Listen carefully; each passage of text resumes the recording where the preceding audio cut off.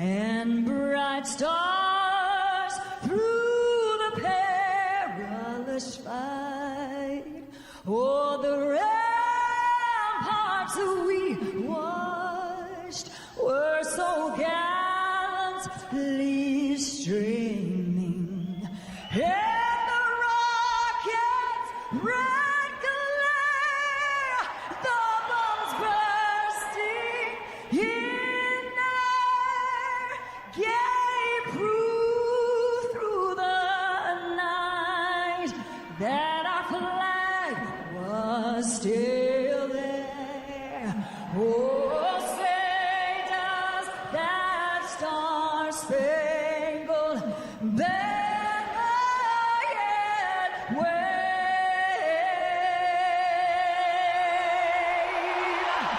Oh, the land of the free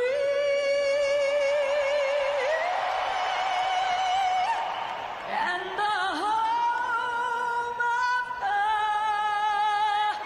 brave. This is ESPN 1025 The Game. From the Hillside Medical Game Studios, WPRT FM Pegram, WPUC HD2 Laverne, Robbie and Rex Road, Chase, Willy, and D-Mase. Stowing and Company. Nashville's best sports talk, 1025 and 1063 Terang, it's a high fly ball. We got pass rushers. Awesome game 7. Checkered flag in the air. The Game. A Cromwell Media Station. Now let's see if we can bring them to life, all right? Bringing you entertainment and informative sports talk during your workday. Smart, funny, classy, and I like him a lot. This is Chase, Willy, and D-Mase with Chase McCabe, Willy Donick, Mason, touchdown, Tennessee. and former NFL wide receiver Derek Mason on Nashville's best sports talk, 1025 and 1063 The Game, and on the Game Nashville app. This is a new level of geek you got going on here. Happy Labor Day. Welcome in Chase, Willy, and D-Mase, 1025, 1063 The Game. We're streaming on the Game Nashville app. Chase McCabe, Willy Donick, Derek Mason, Nick Keyser here with you today. Yes, you may be off, but we're here to talk sports and hang out with you on this Monday. A wild weekend of college football gets everything started, but first we have controversy here in the studio. Derek Mason is heated. Yes, very much so. I was always taught that when you come into a place, and especially if it's not your place, you frequent it, yes, but it's not your place. If there's something in that place, leave it there. Don't touch it. Leave it there, especially when you have 3 televisions in a room. You're supposed to at least have 3 remotes, right? That's right. Come in here, and this is a sports show, so you want the remote so you can turn on Sports Center and have sports on as you're doing your show. You just want to watch Maury. Yeah, and I got to watch Maury Povich as well. But the remote that we're looking for the television is gone. What's up with that? And it's like, I know Joe and Robbie didn't do it because they probably were looking for it. So, again, when there's a remote in here, shows, even our show, leave the damn remote on the table. Stop moving stuff. Okay, yes, I am that older guy saying leave stuff alone. Is it up there? There's like 5 remotes. Exactly. Hang on. If this was my pops or somebody else, they would have used some other choice words in regards to the remotes. I'm just going to say, once we find this remote, because this remote doesn't work on all other televisions. It only works to the television to my left. Yeah. Okay? Everybody's left. It works well. It's underneath Chase, but everybody else is left, Willie and I's. Remotes in here, leave them alone. If you don't want to watch the television, turn it off, set the remote to the side. Do not put it in your pocket. Do not take it out this room. Leave it on the table. It's not your remote. You didn't pay for the remote. You didn't pay for the television. You didn't pay for this room. You didn't pay for anything in this building. I love it. Leave it alone. Matter of fact, I'm going to put a GPS on it next time I find it, okay? So whoever takes it, move it, I will catch you. Derek Mason, pissed off for greatness. Man, today. it's just sometimes it's the little things that just like irk you. When you come to work and you feel good about work and you got a lot to talk about, you with the two guys and y'all just about to talk sports. No. And then all of a sudden you can't find the remote. Can't find the remote. Gosh. We got to know if breaking news is happening. Exactly, because the way we usually do it is we have football on one channel, and then Willie likes to have his baseball on. And whatever's going on. Exactly. If there's a game on, we've been having the U.S. Open tennis matches. The Little League games were on for the World Series. We got to have multiple screens here. Now we can't even do that. See, my policy is I just blame somebody that's not here, can't defend themselves. So I blame someone that we used to work with that probably isn't working today. Well, see, here's who we're talking. You know who I'm talking about. Okay, so here's what's going to happen, all right? We're going to get a tracking device on this remote, and D-Mase is going to be like Javier Bardem in No Country for Old Men. He's going to have that tracker. He's going to have that little 1980s thing. It's going to be beep, I'm going to find it. beep, and he's going to close in on that guy, and he's going to come in, and he's going to confront that guy. Oh, yeah. Like Where's Javier. the remote? Where is the remote? It's somewhere in here. All right. So, Well, now that that's there we out go. of the way, Yes. let's start with the wildness that was last night. Florida State, LSU. Oh, my goodness. What a freaking game. I mean, That was crazy. It's not that it was like this greatest football game of all time. It was just like all the stuff that you dream that like, what if this happened? It actually happened. Yeah. Right. I feel sad. I felt bad for the LSU kid, and then I felt bad for the Florida State kid that fumbled the ball. I don't know if it's his fault or the quarterback's fault, or was he not paying attention? I don't know. Did he thought he was supposed to get the handoff? But how many times did you see someone fumble at the 1 yard line? Oh, man. I mean, at the 1 yard line, you're going up 2 touchdowns and you fumble. Yeah. Okay, so let's start with LSU. Let's start with the neighbor's kid, because obviously, if we're going to ask anybody about returning punts and fielding a catch, it's you, and Derek Mason. So he muffs it twice. To that point, there were two turnovers in the game, and he had both of them on a muffed punt. What is going through your mind? You see the ball in the air. He's called for the fair catch. So if it's me, I'm thinking he knows that he can't get hit, and if he does get hit, it's going to be a penalty because he's called for the fair catch. But I was watching his eyes, and he kept looking down and looking at the defender coming at him and not watching the ball. Well, he was thinking about the other situations and muffs that he had, and he wasn't solely concentrating on catching the football. He was thinking too much about muffing the football as he did before. In situations like that, man, and because everybody knows it now, and I guarantee you those guys that were coming down the field, they were yelling and screaming. And he just lost all concentration of the ball. I blame the head coach. I mean, situation like that, if the guy has done that a few times, you got to take him out the game, man. You have to. Not to say that you won't ever put him back in that situation again, but it's almost like a pitcher. If he's having a few bad innings toward the end, it's not like you're not going to use him again, but you pull him. You're like, okay, you've had your day. Let's get you out of here. I don't want to make this day any worse than what it is. It's not like we're not going to use you again, because we are. You're in a rotation. But right now, we're going to pull you. In situations like that, I think sometimes the coach has to, sort of pull the guy and say, listen, you are a guy, you're our guy, but, come on out, let another guy catch. You know what was funny? That poor kid. Yeah. He felt so bad. He looked like he wanted to he put his head face down in the turf. It looked like he just didn't want to get up. His teammates had to come over and say, okay, you've got to go over to the sideline now. I know you're bummed out. We're sort of sad for you, but can you please come over here so we can continue the game? And then they panned to the fans. Like, this is the opening week of the season. And you have these people with a classic look. I love how the TV cameras just find those people in just total disbelief. Like, jaw completely dropped onto the ground, and just this, like, it looked like the world has just ended.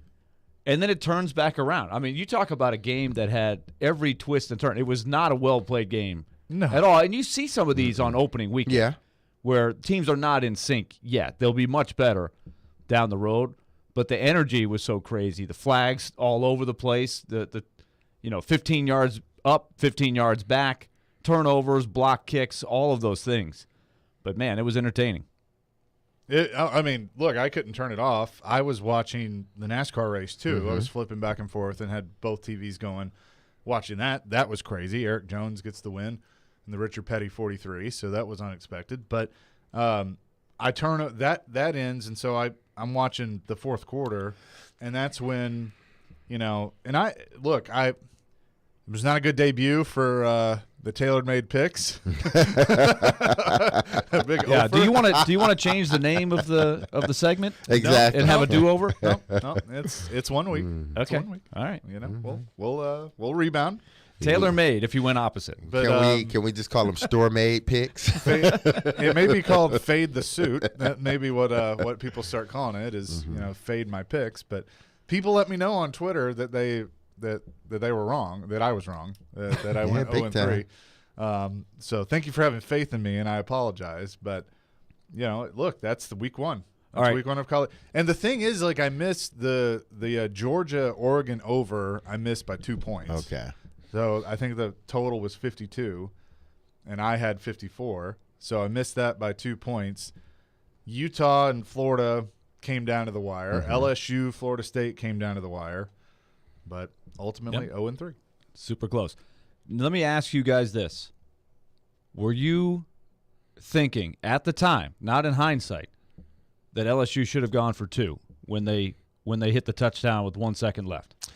Nah, because I think at that moment you go for 1 and you play for overtime. But remember, they had a kick. They'd already had a messed up kick. Yeah.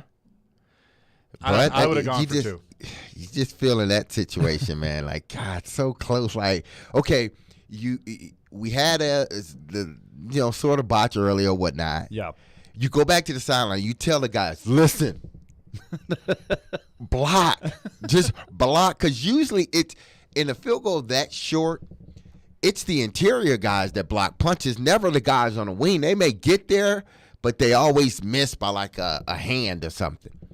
So your concentration should be the interior. Everybody interior. I don't care what you do. Do not let anyone crease the gaps. And what happened? They creased the left side, which would have been the defense right side, but the left side of the offensive line. I also think, too, it should have kicked. I feel like the guy should have gotten the kick up higher, quicker. Yeah. Like, you should not be able to block the extra point. It's almost like a pop shot. You've got to get elevation on that thing. It looked like a low kick. It was a blockable kick. Give the guy full credit for getting there, but I think the kicker's got some responsibility there.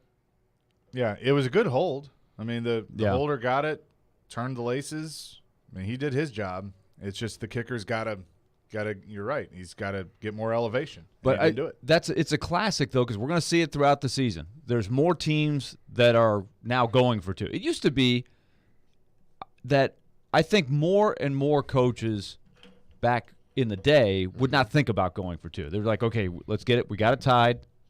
Kick the extra point. Now, more and more people are saying to themselves, the percentages might be in our favor here. LSU, I'm sure they were so fortunate to have gotten tied after almost losing about 4 times. Mm-hmm. And they go 99 yards. And so you're thinking, if we can get it to overtime, who's the team that's happier to be in overtime? It's probably LSU.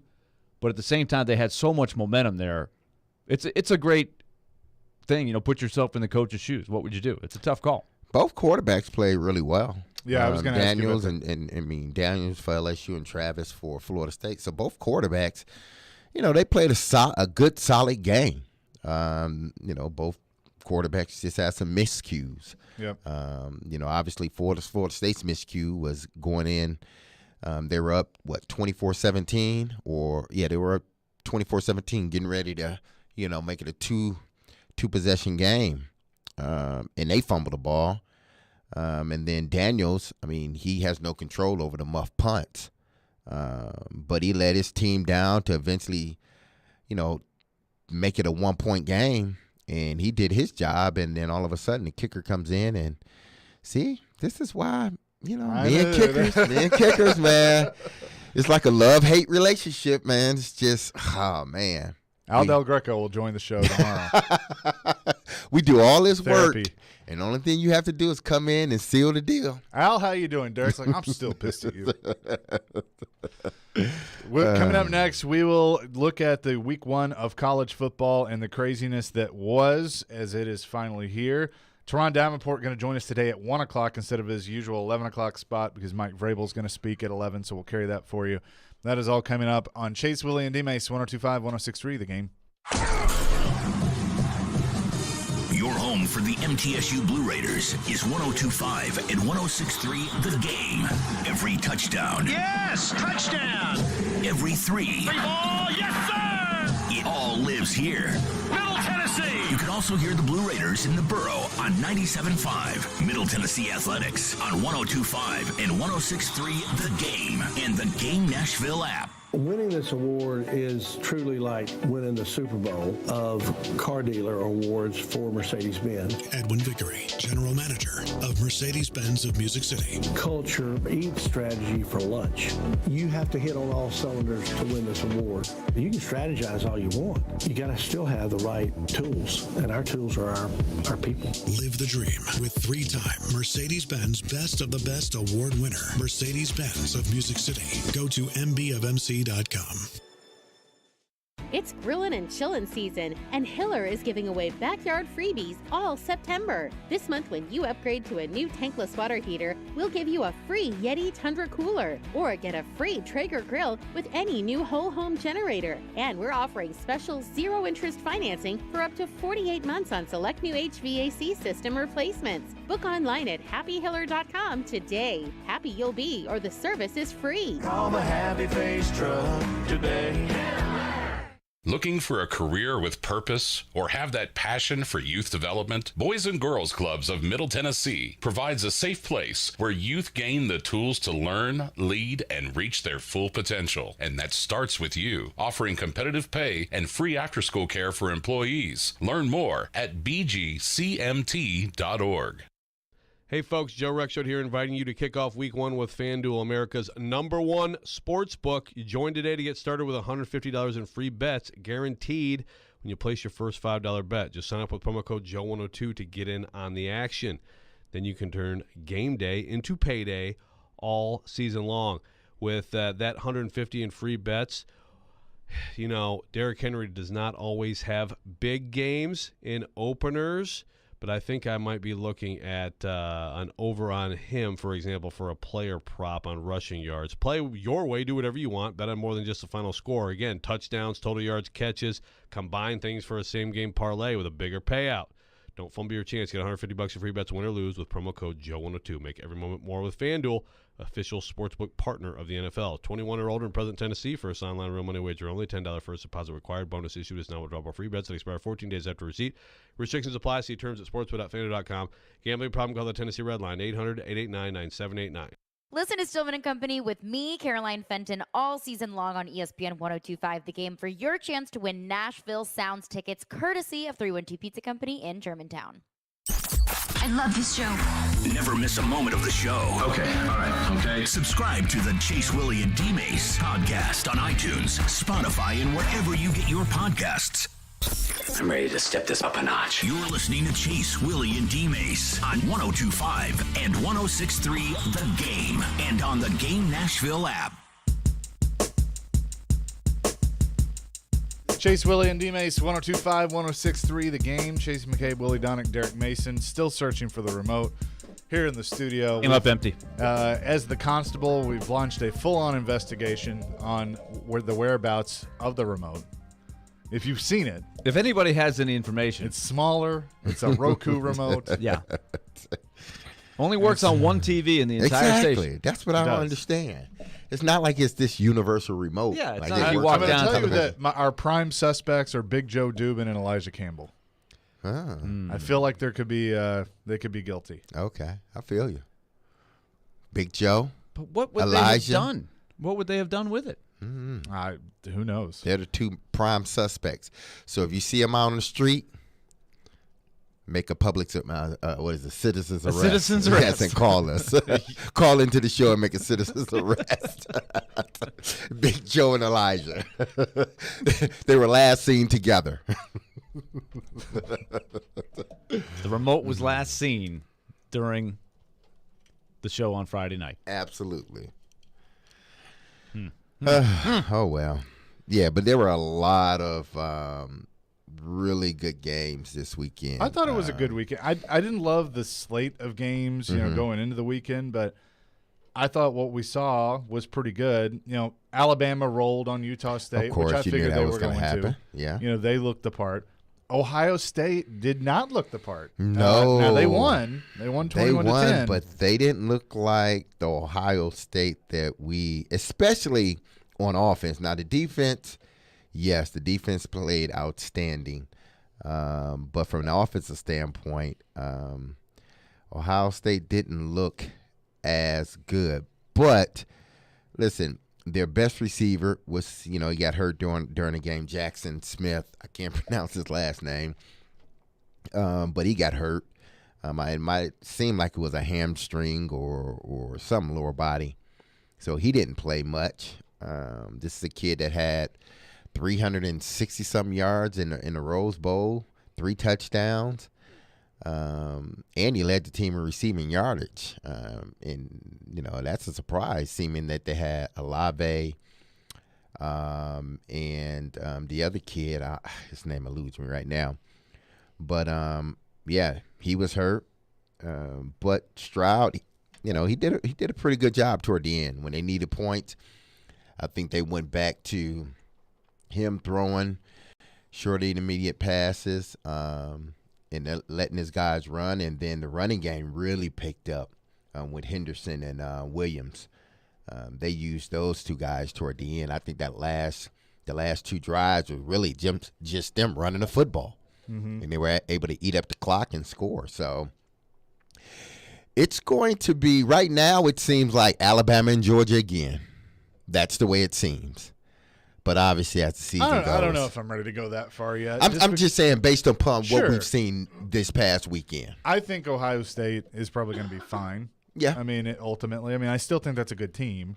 It's so, and you know this, Derek, it's so hard to tell from week one. Yeah.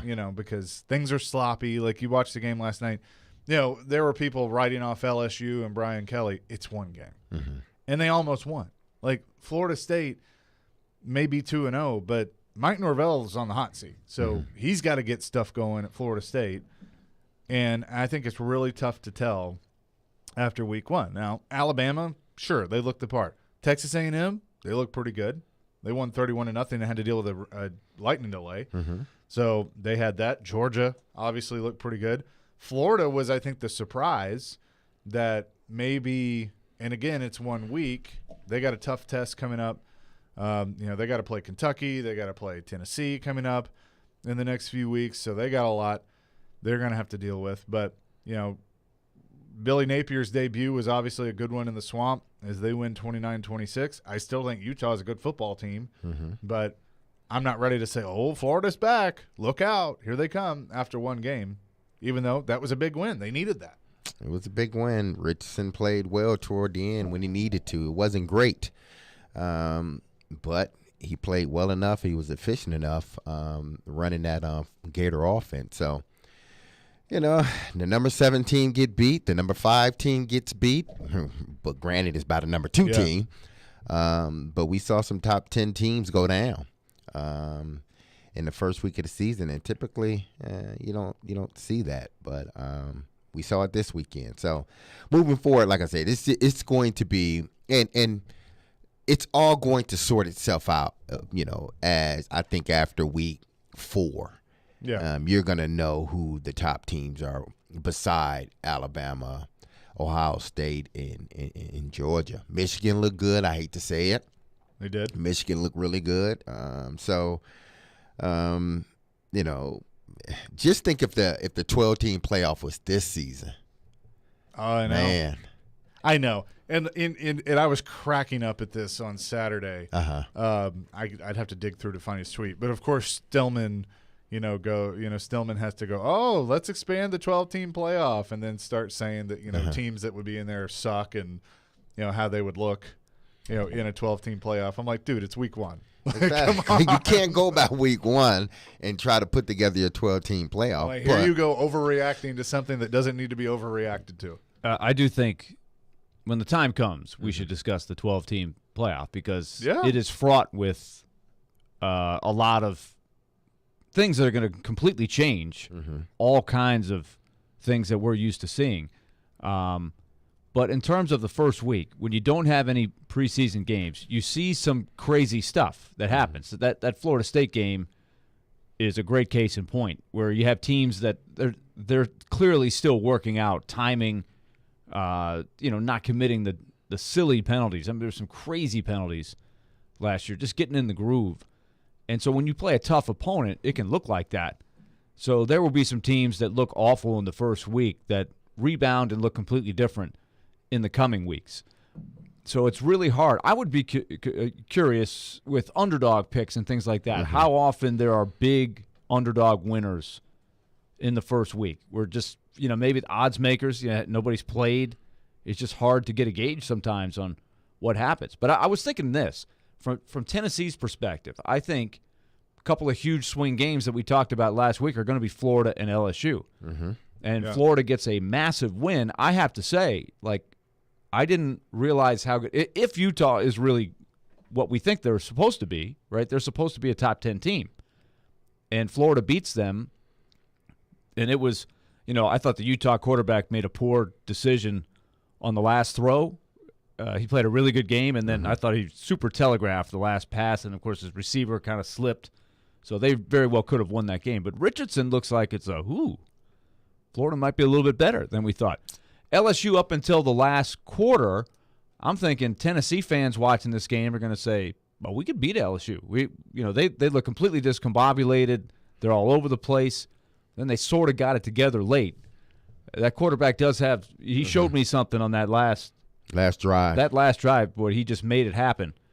But I'll tell you, I come out of there, though, by the end of the night saying – there's a lot that has to happen with a lot of these teams getting better. The teams that get better every week are the teams that are going to make it ultimately. Well, the big test is Tennessee this week. I thought Tennessee looked really good in their opener. They did exactly what they were supposed to do. Hooker played extremely well.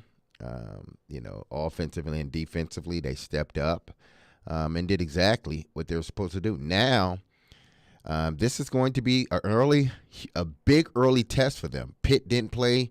They barely got out of the first game, with the W. How do they react off of that big emotional win last week, this week against the Vols? And how do the Vols continue to build on what they did last week, knowing that they have a much better opponent ahead of them, an opponent that some may think may be a little bit better than the Vols, from top to bottom. But this opportunity Tennessee has to show that at least at the beginning of the season that they're for real. They should win this. Win what? They said Pittsburgh. That's going to be tough. Well, and before you jump on me, Coach Willy. You love that should. Let me finish. They should win at Pittsburgh. However, I do think Pittsburgh may be a little bit better than I had thought they were. I think they need to win it more than anything. Because for Tennessee to kind of quiet some people, I think they're going to end up in the top 25 this week because Cincinnati's probably going to fall out and there's going to be some movement. So they should be in the top 25. They really need to go in and not necessarily dominate, but they need to win this game. But they're favored by what, 4, 3? Yeah. So that's not a should. That's not a should line. If you're a 10-point favorite, that's a should beat them. Okay, fine. I'm telling you, it's a top 25 team on the road. You're saying they should win. They should. I think they're a better team. I think you're raising the bar. I would cringe if I were Josh Heupel listening to you say Look, that. I drank some orange Kool-Aid this weekend. Was it real good? Might have had some screwball in it, but But I would say Pittsburgh, Florida, LSU, 3 games that, huge. To be honest, they could win all 3. They could lose all 3. Yeah, they definitely could. Real quick, the drunkest game of the weekend was North Carolina App State. That was absolutely wild. Yeah, it's hard to say that Florida LSU was not the drunkest because that was pretty drunk. Florida State, yeah. Yeah, but you're right. Tell me, in the history of college football, a team that has scored 40 in a quarter and loses. Nah, I've never seen that happen. At least not in the modern age. I mean, App State puts up 40 in the fourth quarter. UNC put up 22 in the fourth quarter. There were 62 points scored in the fourth quarter. Unbelievable. Man, typically when you score 40 points, you win. In a quarter, at least. Yeah, right. Yeah. So North Carolina goes to 2-0, wins 63-61 in Boone at App State. Just absolutely nuts. We're up and running here on a Monday on Labor Day. Coming up next, let's talk about the 12-team playoff and the expansion there. That news coming out on Friday, what that means moving forward. And we're also going to continue to try and find the remote. And I know none of you care about that. That's whatever. It's Chase, Willy, and D-Mase, 102.5-106.3 The Game. But first, Willy, tell us about Lone Pronto. I think people care about us. I think they want to see us happy. And so they're hoping that we find that remote. But we'll find out. I want to tell you about Lone Pronto because they're doing a lot of great work. They're doing work with us right now. We're doing some work with them in the Donick household. And we believe in their system. They've been great to us, and they've helped so many home buyers and homeowners right now with great mortgage rates. They've got 30-year fixed APRs in the 4s, 15-year APRs that start with a 3. And with those high home values right now, if you're a homeowner, lots of people are refinancing now, getting cash out to do what they need to do with the money, whether it's pay off high-interest credit cards, car loans, second mortgages, anything that you need that money for. They can get it to you, and they can get it to you with a good, digital, streamlined, super fast process with virtually zero paperwork and no hassle. So call and ask about their home equity line program that can get you some cash without doing a full refi. Loan Pronto can be reached at 615-499-5780. That's 615-499-5780, or go to loanpronto.com. Equal housing lender, NMLS 166-1781, subject to lender approval. It's finally here. Titans on 3, 1, 2, 3. Game week for the two-tone blue. Talking Titans? What final preparations do Mike Vrabel and company need to make as the Titans get ready to take on the Giants? They're going to really have to elevate their games a little more consistently up front. Why couldn't it be Rashad Weaver really stepping up? I mean, he's looked good in the preseason. He looked good in camp. Keep it locked here for Nashville's best Titans talk. 102.5 and 106.3 The Game. Titans touchdown. And the Game Nashville app. Lift it, load it, grade it, grind it, move it, haul it, rig it, dig it, Crane Works, Rental Works, yeah. The big dog's got it. Crane Works, the Southeast leader for crane and equipment rental, is looking for the best in the business to fill positions as qualified operators, truck drivers, and mechanics. Crane Works provides superior customer service and a superior work environment. Start lifting Nashville to new heights and apply today at craneworks.com/careers. That's craneworks.com/careers. In a world where human interaction seems to be reduced to chats and clicks and emails, where transactions are measured only by speed, where corporate policies overrule common sense, sometimes you just want to go old school. Welcome to Genesis Diamonds, a refreshing experience where personal relationships and authentic interaction are the norm, not the exception. At Genesis, you're here celebrating something awesome in your life, and we want to know all about it. We want to hear your story, listen to your requests, and be a meaningful part of whatever occasion this is. A proposal, an anniversary, a birthday, graduation, push gift, sweet 16. If it's important to you, it's important to us. So we don't care how long it takes. We're not paid on commission, and we're not beholden to some corporate rule book. We just want to help you get what you want to make it into a special memory. So take a break from modern shopping and go old school with us at Genesis. Let's start a real relationship that you can count on for life. Genesis Diamonds, Green Hills, and Cool Springs. Happy Labor Day to the workers of Middle Tennessee. The world runs on your contributions, and you all deserve respect, recognition, and a day to relax. The folks at R&S Flooring hope you have a great Labor Day weekend. Who do you call when you need a new floor? R&S Wood Flooring. Join us on the Tuesday edition of Robbie and Rex Road. Caroline Fenton drops by. We'll recap a wild weekend of college football. Continue to look ahead to Titans and Giants coming up in week 1 as well. 6 a.m., Robbie and Rex Road here on 102.5, 106.3 The Game. this is Philip Forsberg. You're listening to Nashville's best sports talk, ESPN 102.5 The Game.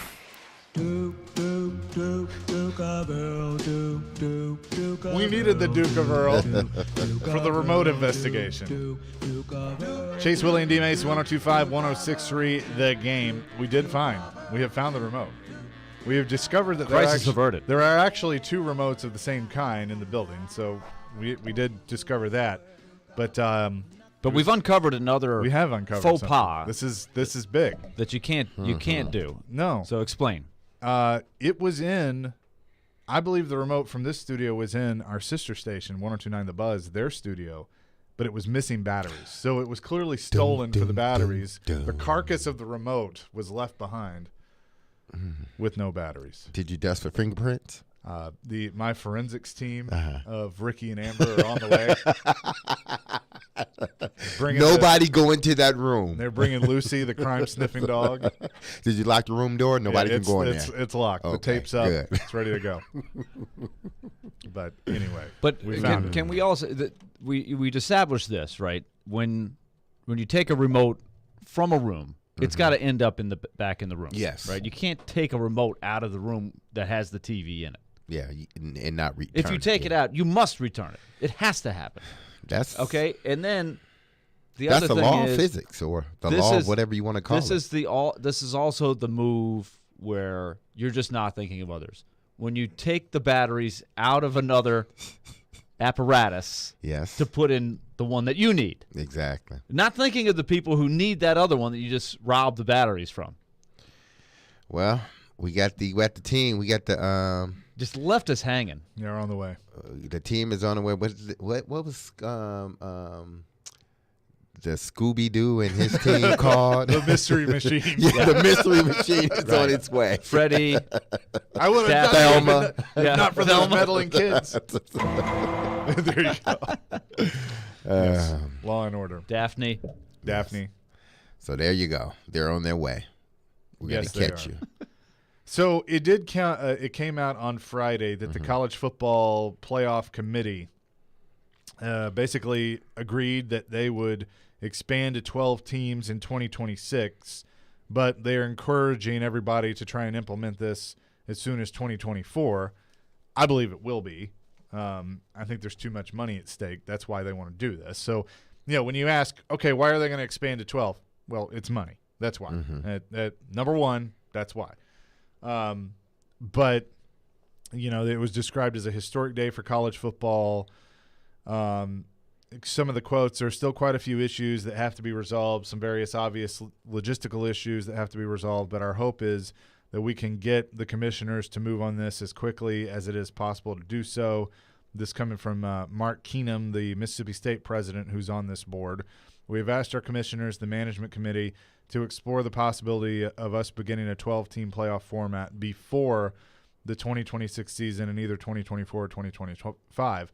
I think it's going to happen before then because that's when all this conference realignment is going to, everything pretty much is going to be realigned by 2025. I think 2024 they're going to try and get this done as quickly as they can and then go to it. Now, what does this mean for Notre Dame?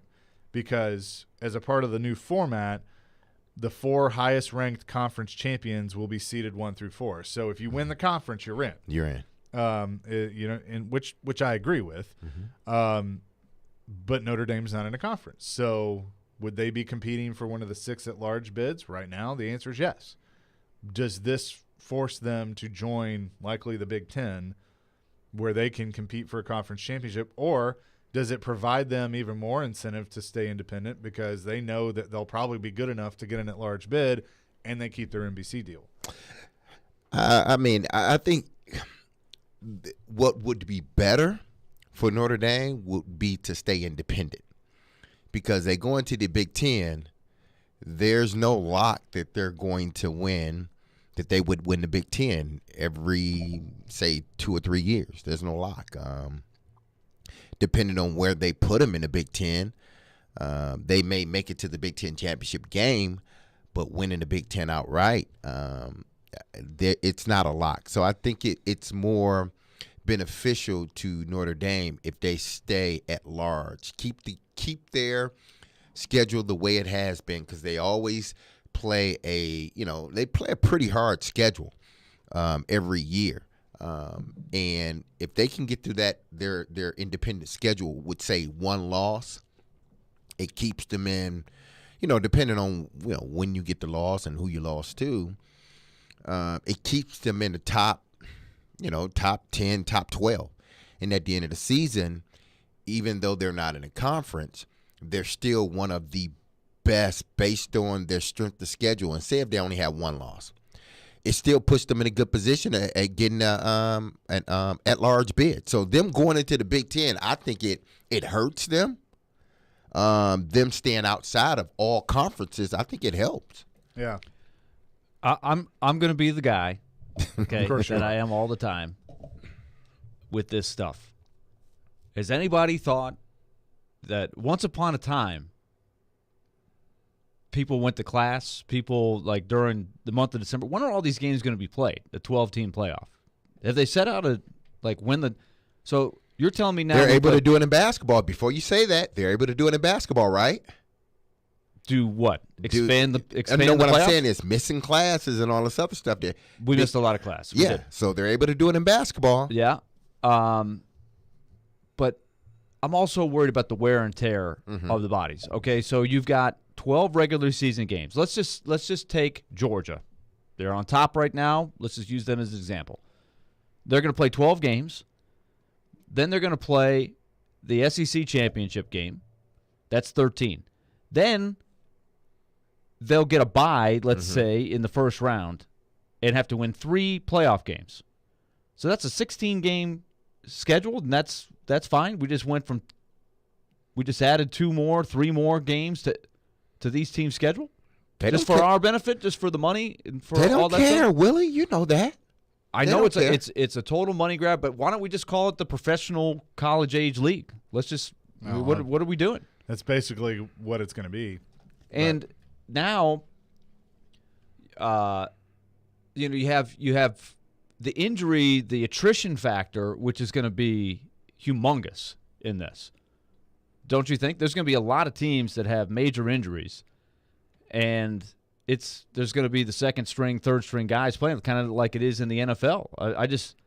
I worry about that. And then the other part of this that is going to be huge is selecting the at-large teams. If you think it's been hard to this point, and you combine it with what the NCAA basketball selection committee goes through with the last several teams, I will contend that spots 10, 11, 12, there will be 10 teams that will have an argument for those. So it will be a nasty process to get people in there. There's going to be a lot of politics. There's going to be a lot of resumes that look the same. We're 8-4, but we played a really tough schedule. We beat these guys and these guys. We went on the road this many times. And then Team B over here at 9-3, saying we had a better record. We beat you head to head. There's going to be a mess when it comes to that. So along those lines, coming up next, I want to address what you just said, and also ask if there's some regret from some people of letting it get to this point. I'll explain that. Coming up next, it's Chase, Willy, and D-Mase, 102.5, 106.3 The Game. Let's put the green flag in the air and turn them loose. Nashville's home for NASCAR. He's going to try to make a big move here. It's brought to you by the Nashville Fairgrounds Speedway. We are your racing station. ESPN 102.5 and 106.3 The Game. And the Game Nashville app. From the Fox 17 News Code Red Weather Center. I'm Fox 17 Code Red meteorologist Greg Bobus. High temperatures today a little below average in the middle 80s. Still humid, though, and the chance for a few pop-up showers and thunderstorms this afternoon. Into this evening, no severe weather expected throughout the entire day. Brought to you by Hiller Plumbing, Heating, Cooling, and Electrical. Call the happy face truck today. It's Family Leisure's 30th annual Labor Day sale. End of summer clearance items like pools and rafts and pool toys to our new indoor products like massage chairs and theater seating. Save up to 40% off on all new patio furniture. Save up to 70% on display model and discontinued items. Family Leisure has truckloads of spas arriving daily. There are even some scratch and dent spas on sale and ready for immediate delivery. Home theater seating, 3-piece sets start at only $9.99. That's Family Leisure's Labor Day sale, going on now at both huge locations, Franklin and Antioch. Hey, it's Hutton. Guys, do you need an annual health exam? I recommend going to Low T Center to get your complete health assessment. They will check all of your levels, not just your T level. In most cases, it's completely covered by your health insurance. And if you don't have insurance, it's less than $100 for a full lab panel and an office visit with their medical provider to give you a complete health assessment. Low T Center specializes in men's health, making it quick and easy, even verifying your insurance. Go to lowtcenter.com now to book online. Low T Center, reinventing men's healthcare. Hey guys, Jeremy here, General Manager at Blend Bar with Davidoff Cigars. We are the go-to spot in Nashville for the best old-fashioned, a nice relaxing cigar, and lots of high-end spirits and wine. Are cigars not your thing? No problem. We have the best ventilation system in the industry that provides a fresh, clean atmosphere for you and your friends. We are here to provide you a trendy, upscale experience in the heart of downtown. Check us out at 508 Church Street. Blend Bar with Davidoff Cigars. Luxury redefined. Robbie Stanley. They get a lead in that game and just totally close the door. Joe Rexrode. If he plays next year, it's disastrous. Robbie and Rexrode. Mornings from 6 to 10 on Nashville's best sports talk. ESPN 102.5 and 106.3 The Game. And on the Game Nashville app. This is Chase, Willy, and D-Mase on 102.5 and 106.3 The Game. And on the Game Nashville app. Chase, Willy, and D-Mase live here on Labor Day. You can weigh in on our phone and text line driven by WilsonCountyHyundai.com, 615-737-1025. We're broadcasting live from the Hillside Medical Games studio. Chase McCabe, Willy Donick, Derek Mason with you. Caroline Fenton going to join us at noon. We're going to make sure she's okay after LSU's We got to check on her. We're giving her till noon to recover. And that's smart. When I asked her to come on, she said, quote, "I'm dead inside." So, end quote. That's where she's at right So now. this will be hopefully therapeutic. Yes. We're going to try to help her through. I hope so. But talking about the college football playoff, they're going to expand to 12. Mm-hmm. And there's a couple of things that I wanted to kind of get my thoughts on. Number one, how much regret do you think that the Big 12, the Pac-12, and maybe to a lesser extent the ACC have right now? And the reason that I bring that up is, you know, Kevin Warren with the Big Ten, Greg Sankey with the SEC, they were pushing this last summer that they wanted to expand. Mm-hmm. And they got shot down. Well, then what ended up happening? You had a huge flurry of teams leaving the three conferences that shot it down, and thus realignment started.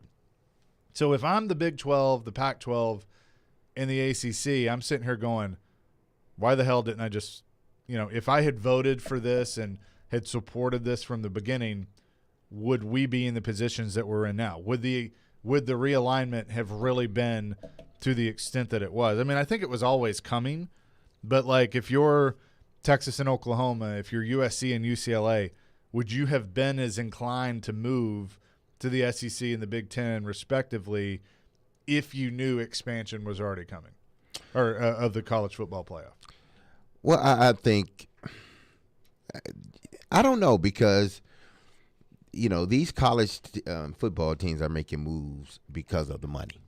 Because right. That's why they're expanding. The SEC and the Big Ten are getting more television dollars than any other conference around. So those teams were looking to move because if we move, we get more money over here as opposed to the conference they're in, whether it be the Big 12 or the Pac-12. If they would have expanded last year to 12 teams, I don't know if they would have moved. I don't know if they wouldn't have. Because it still boils down to how much money are we getting as a conference, not necessarily how much money. Once we get into the playoffs, are we getting? How much are we getting as a conference? Because if we're getting online with close to what the Big Ten and SEC is getting, then it's cool for me to stay in my conference because we still get the money and we get the exposure of being now in a 12-team playoff for the national championship. So they can have their cake and eat it too, in a sense of that. So, had it been a 12-team playoff last year, maybe these teams would have thought about staying. But I think in the big scheme of things, if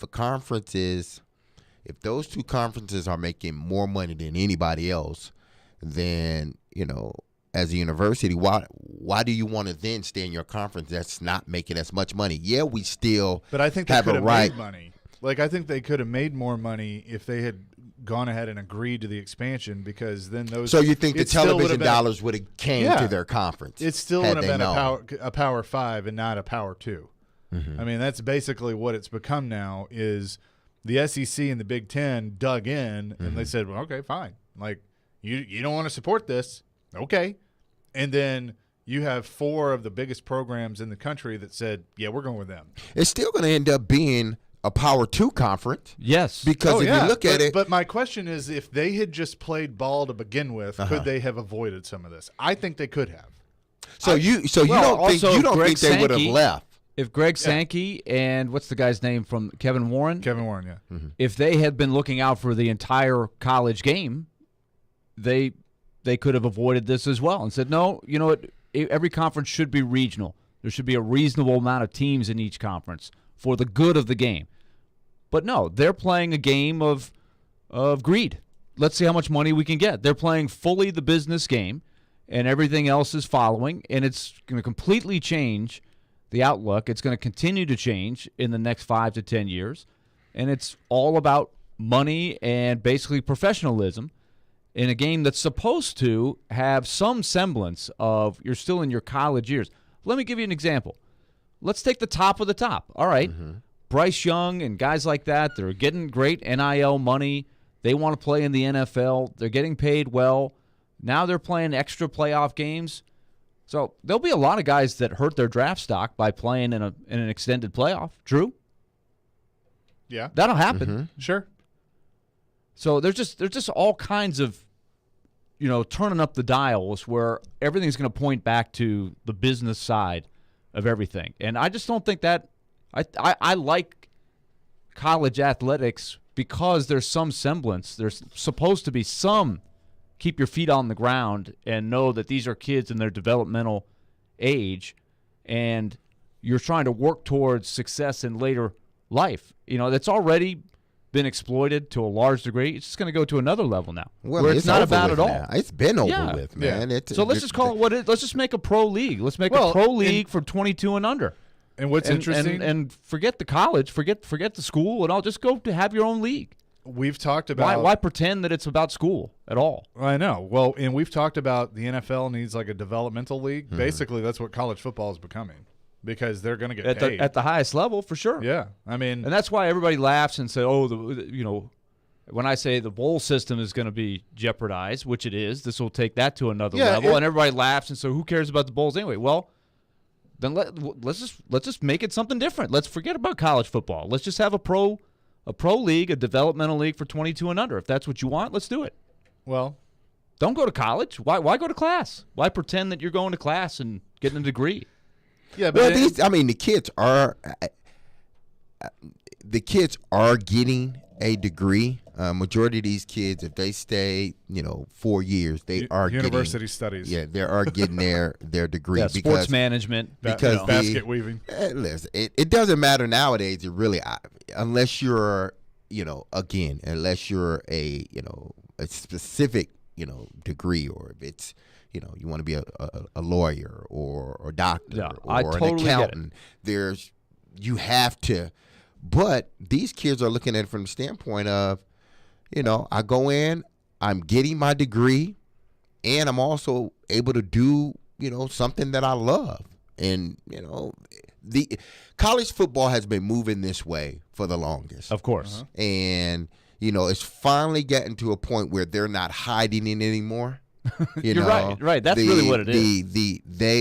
the good job that the NCAA did was, I don't know when it happened, and that happened some years ago, was, okay, these kids, now you get penalized if you don't keep your graduation rate at a certain, number. Because before it wasn't. There was no number. Kids were leaving after their third year, not, getting their degree, or they would go 4 and not get their degree for whatever reason. But then the NCAA said, well, we got to have some type of guidelines. Right, the APR. Exactly. So we put that in place. These kids, you have to reach this number every year in order, I don't know if they get to stay fined. eligible. There would be penalties if you don't have. Had they not had that in place, it would have been horrible now. Oh, you're right. But what has happened as the result? Let's be honest. It was already, like you said, it's already happening. Yeah. But just they set it up to make the classes easier, to have the school have, convenience. Everything is laid out for you. The tutors and everything, which hopefully is helping some people.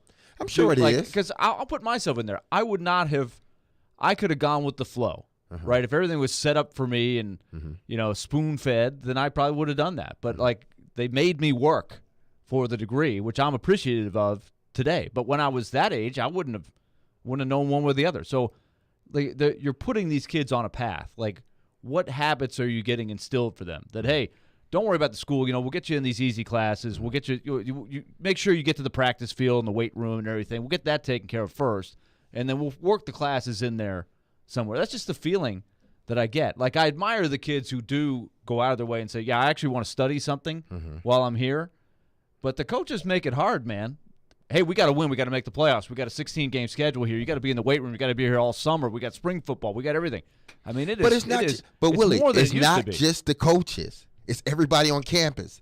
These men and women are there for a specific reason. It's when you get a scholarship, you are there one, to honor that scholarship, and then 2, go to class. Okay? That's men and women. That's men and women. Yeah. That's just how you're there to honor the scholarship and then go to class. So this thing has been going down this path for the longest. Now they're just doing it in the open, and everybody knows about it, and they do not care. So whether it's a 12-team playoff, 8-team playoff, 16-team playoff, which there's a potential it can go even higher than 12, because, there might be some teams arguing. Well, we should have got in. We should have got in. There's still going to be a big argument. That's going to be huge. Exactly, because the SEC and the Big Ten are still going to get at least 2 to 3 per conference. Oh, at least. Well, and that's what Greg Sankey did. And here's what's going to happen a lot when you have the Big Two, right? A Big Ten, and especially an SEC. I can just hear the argument. We know it's coming. Let's say Auburn, 7-5, brutal schedule in the SEC West. Strength of schedule is nasty. Couple of really big wins. You're telling me that Auburn doesn't think they're better than a 9-3 team or a 10-2 team from the Pac-12? They can't get in. They lost 5 games, man. They can't get in. I can't let them in. I don't care how good you think you are. Okay, let's say 8-4. Whatever. Say a 2-loss team. Let's say 8-4 with a head-to-head win over the best team in the Pac-10. And then there's a team in the Pac-10 like Utah that's sitting there going, hey, well, we won the Pac-10, or, we finished second in the Pac-10, and we were 9-3. We're 2 games better than this. But everybody's going to know that Auburn's better. So, okay, in this situation, so who do you take? If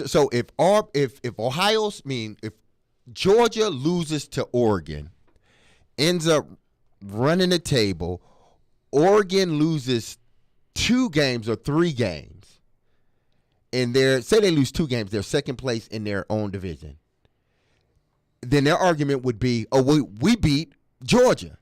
Right.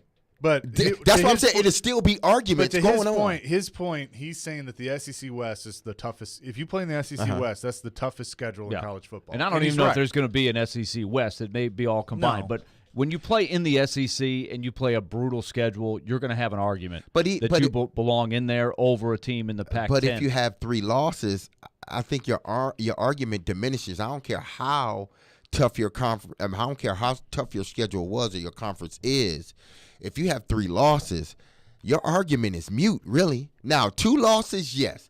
But if you have 3 losses, your argument is mute. It really is.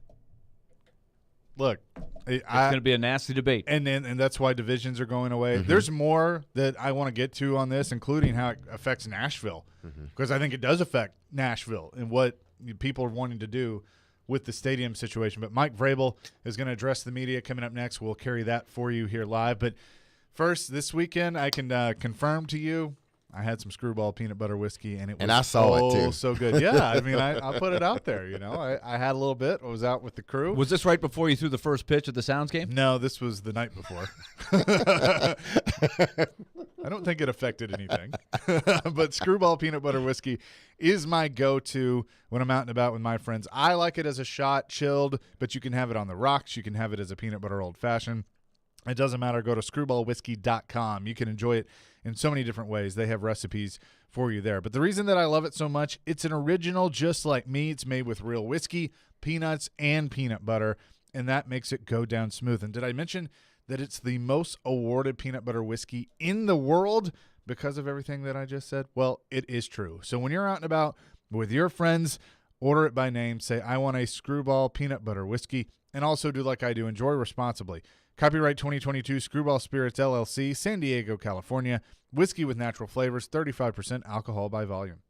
ElectronicExpress.com. We make it happen.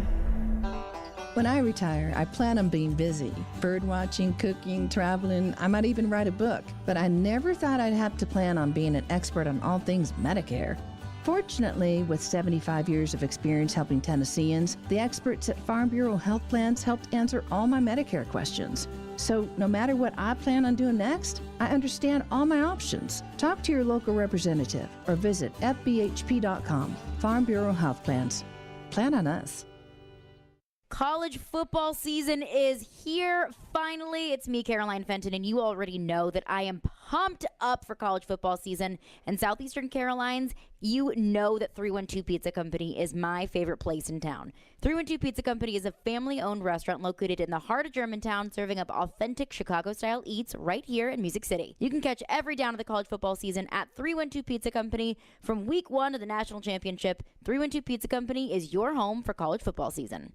It's time for another Kubota Field event hosted by Coleman Tractor of Nashville. Our biggest sales event of the year takes place on Thursday, September 15th at the Nashville Gun Club during the Shooting Hunger Sporting Clays Fun Shoot. Don't miss this perfect opportunity to demo tractors, zero-turn mowers, utility vehicles, and more. Take advantage of Kubota's competitive financing offers. Receive a coupon for up to $250. Plus, enter to win an Orca cooler. Try it and buy it at Nashville Gun Club during the Shooting Hunger Sporting Clays Fun Shoot for Coleman Tractor of Nashville's Kubota Field event, Thursday, September 15th. The event kicks off at 7:30 a.m. We gather together in communities across the nation to remember and honor, to celebrate and support, to light the night. We are LLS, and when we walk, cancer runs. Find your local event at lightthenight.org. We are Cromwell Media, WPRT-FM Pegram, WPUC HD2 Laverne, 97.5 Murfreesboro, 106.3 Williamson County, ESPN, 102.5 The Game. Now let's see if we can bring them to life, all right? Bringing you entertainment and informative sports talk during your workday. Smart, funny, classy, and I like him a lot. This is Chase, Willy, and D-Mase with Chase McCabe, Willy Donick, Mason, touchdown, Tennessee, and former NFL wide receiver Derek Mason on Nashville's best sports talk, 102.5 and 106.3 The Game, and on the Game Nashville app. This is a new level of geek you got going on here. Let's head over to St. Thomas Sports Park and hear from Titans head coach Mike Vrabel. Sack the quarterback, have some impactful plays. So, we'll see where Weave is, and hopefully, he can help us. How about Bud Dupree? What does this put on him to kind of step up and help out for make up for the loss? Well, I mean, I think that there's high expectations for a lot of those guys, and certainly Bud would be a part of that. So, I don't think Bud's going to play any harder or try to be any more productive with an injury. I hope that they're all aiming to do that. One of the newest guys in the group. What do you like about him? What do you tell a new guy coming into the room? Well, try to pay attention and focus, and there'll be some things that we do similar to to places he's been. Coming from Pittsburgh, there'll be some things that we'll do differently. I know he's been meeting a lot and trying to get caught up to speed, and we'll see where he fits in defensively and in special teams. What do you guys like about him, Mike? And do you remember, I guess, playing against him last year? Well, we'd evaluated him coming out. Probably gives us a little flexibility there with maybe the body type and the skill set. Doing some different things than maybe Weave or David has kind of done. So we'll see what it looks like here in the next couple of days. Not more get to stay around with Gordon over the last 3 days. They've met. We're excited to add some of these guys to our roster here. Josh being one of those guys. Had some great interactions with him so far. His professionalism. He seems like he's excited to be here. And we'll see where he is as we get to the end of the week. Prepare for this attack. How much do you look at Buffalo, and how much does, I guess, different personnel change your expectations of what they'll do? Well, I think that there's a base. I'm sure there's things that Brian will want to do that has been brought with him from different places, Alabama, Buffalo, New England. Certainly the influence that Mike's had being in Kansas City. So these guys have been around good offenses. We'll have to be ready for everything. It's the opening week. Mike, go back to when you guys brought in Brewer. How important were the endorsements you got on him from your friends who were there with him at Texas State? Well, I think that's a large part of it. I think we saw certainly try to have a vision for the player to see where he could help us. Having Stretch, have been there, and and Everett and those coaches that we knew. I think it was a no-brainer really for us to try to add him to our roster after the draft. What is he now compared with then as a player? I think he's got just a greater understanding of kind of our system and what we're trying to do. I think his versatility is still there. But probably the depth of what they were doing offensively wasn't, probably the same here as far as run game and scheme and things like that I think he's got a very good understanding of. Availability being as big a quality as it is, how much do you guys factor in Gordon's lack of availability over the course of his career? Well, those are things that, really are out of our control. I think we'll look at how he handles, each day. And if he is, maybe we would anticipate him being available to us. But I wouldn't look at anything in the past. And we're excited to work with him and see how he develops within our offense. What did Saquon Barkley show you? Well, you just, you look at the explosiveness, the speed. Everybody's at the point of attack. We understand the strength in which he runs at. I hope that we don't have too many, one-on-one tackles. I hope that there's some more guys at the football when he has it. They've got other guys that are good with the football. Tony, Robinson. The quarterback is going to have it. They've run him in the past. He can run, and he will run. So, those are all guys that we're going to have to be able to make sure tackling will be, critical like it is every week. But, I think in this first week that just, our fundamentals really show out. What have you seen from Adore in your film study watching the Giants? Good and off coverage, and, he matches. And, again, it's been a small sampling here in preseason. And fundamentals. How hard is that week one? Guys hadn't played a lot of them in a long time. What can you do on the practice field? Well, that's why we practice. I hope that it isn't. Those are things that we're practicing, all the time in training camp. That's what you do to get ready for the season. What are the elements of Gordon's game that you guys like bringing him in? I think he's big. I think he can. He's got a great catch radius, showing athleticism. I don't think anybody was happy with the performance in week one last year. Do you take anything from that experience in terms of how you've handled the last couple weeks or this week to try and make it different? Just hope that we can play and coach better. We turned the ball over, didn't do a very good job taking care of the football. Couldn't really, stop them much, and it just, we got beat. All through camp, your players were much more available, though, than a year ago. Doesn't that go into the preparation and how you feel going into this game? Yeah, I mean, I think that we're healthier now. I mean, we'll see. I mean, that this is just the first week, and we kind of see who's there, and then make decisions on the 48-man roster as we work through the week. Thank you, guys. Have a good week. There you go, Mike Vrabel, Titans head coach, addressing the media. A couple things there. Obviously, Josh Gordon, you knew that was going to come up with him signing to the practice squad. Vrabel saying that they'll see where he's at a week's in. Leaves it open-ended. If they feel like he's up to speed working with Rob Moore, which is obviously a good person to work with, then there's a chance he suits up against the Giants. But his pass came up.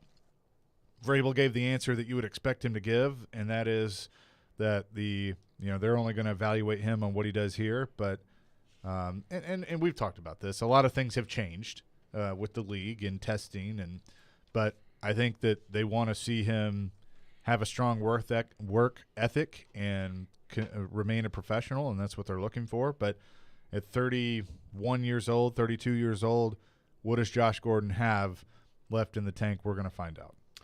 Well, one thing he doesn't have is tread on the tires because he's just been so in and out of the league for personal reasons and then, last year he didn't play much in Kansas City. I don't think he's had any, and I could be wrong on this, I don't think he has had any major injuries since he's been in the NFL. So the tread is not there. He had a knee. He might have had a knee in the first couple of years, but he hasn't played. He hasn't played a lot of football for a guy that's 31 years old, 31 years old, and we know why. So getting him in your system, putting him on a practice squad, see how well he picks up the offense. Because, again, I said this last week, he was in a camp, so he's in condition. He's in football condition. He's ready to go from that aspect, but it's just from the mental aspect. How fast can he pick up the playbook in order to help this Tennessee Titan football team? Because, now that Racy McMath is out, they have that big body, wide catch radius guy that can get down the field. They don't have him anymore. So if he can pick up, 40% of this passing offense, that would be a big boost for the Titans. But then not only does he have to pick it up, he has to go out and perform if and when he does make the active roster. I always try to do this, read the language. We don't see body language. Mm-hmm. We try to listen to Mike Vrabel's voice and try to gauge how interested he is in the questions. He got several on Josh Gordon. I was just trying to read into, do we really think that he thinks that he could be in there? Mm-hmm. Or was he just sort of playing along with the questions, knew they were coming? I just wonder how much there is a real sense of, we really liked what we saw in the tryout, and we think this guy could actually help us week one. It's hard to know. I'll be really curious to see if he's in the game plan in week one. To me, it would have to be 50-50 at best. He hasn't been there at all. It's easy to fall in love with what he once was. Yeah, they name. They went through this with Eric Decker and Eric Moulds and Andre Johnson. They've had some guys that have come in that wow you with Julio Jones. What they did. Julio Jones. Oh my gosh, did we the all-name team? Yeah, they have an all-name team of guys that were once great players that have not been once they got here. Randy Moss. Mm-hmm. But you could put, that's a pretty good list right there, by the way. Yeah, Moss, Moulds, Andre Johnson, Julio. We're talking Hall of Fame. Eric Decker. Yeah. Which he's not Hall of Fame. Yeah, but Eric Decker had some huge seasons before he got here. And now you add Josh Gordon. There's to the probably list. a couple more in there. But Yancey Thigpen, kind of. Yeah. Carl Pickens. Pickens is one. But if you look at the receiver group right now on the active roster, Woods, Burks, Kyle Phillips, Westbrook-Akine, Cody Hollister, you have to ask yourself, if you're Vrabel and Robinson, Does Josh Gordon help you week 1? Well, I think we all agree. The first 4 look pretty set with Phillips, Burks, Woods, Westbrook-Ikhine, right? That should be the 4 that rotate. And they love Hollister. Hollister's been around for a while. but you don't need 5. Am I right, Derek? Like no, that 5th one comes especially in. when they run a lot of 2 tight ends. I'm talking you run enough 2 tight ends. Like if you're running the run and shoot, then you need 5, 6. But running the offense the Titans run, I just don't see where you need more than 4 unless you're spotting the 5th guy. And so if you're spotting the 5th guy who's the deep threat, that's where I can see Gordon coming in there some. Well, they rotate these guys so much, which I don't get, but it is what it is. They rotate these guys so much that, they're all going to get sort of significant playing time. So I would assume that if Josh Gordon figures out the offense, he will just be another guy in that rotation. Yeah.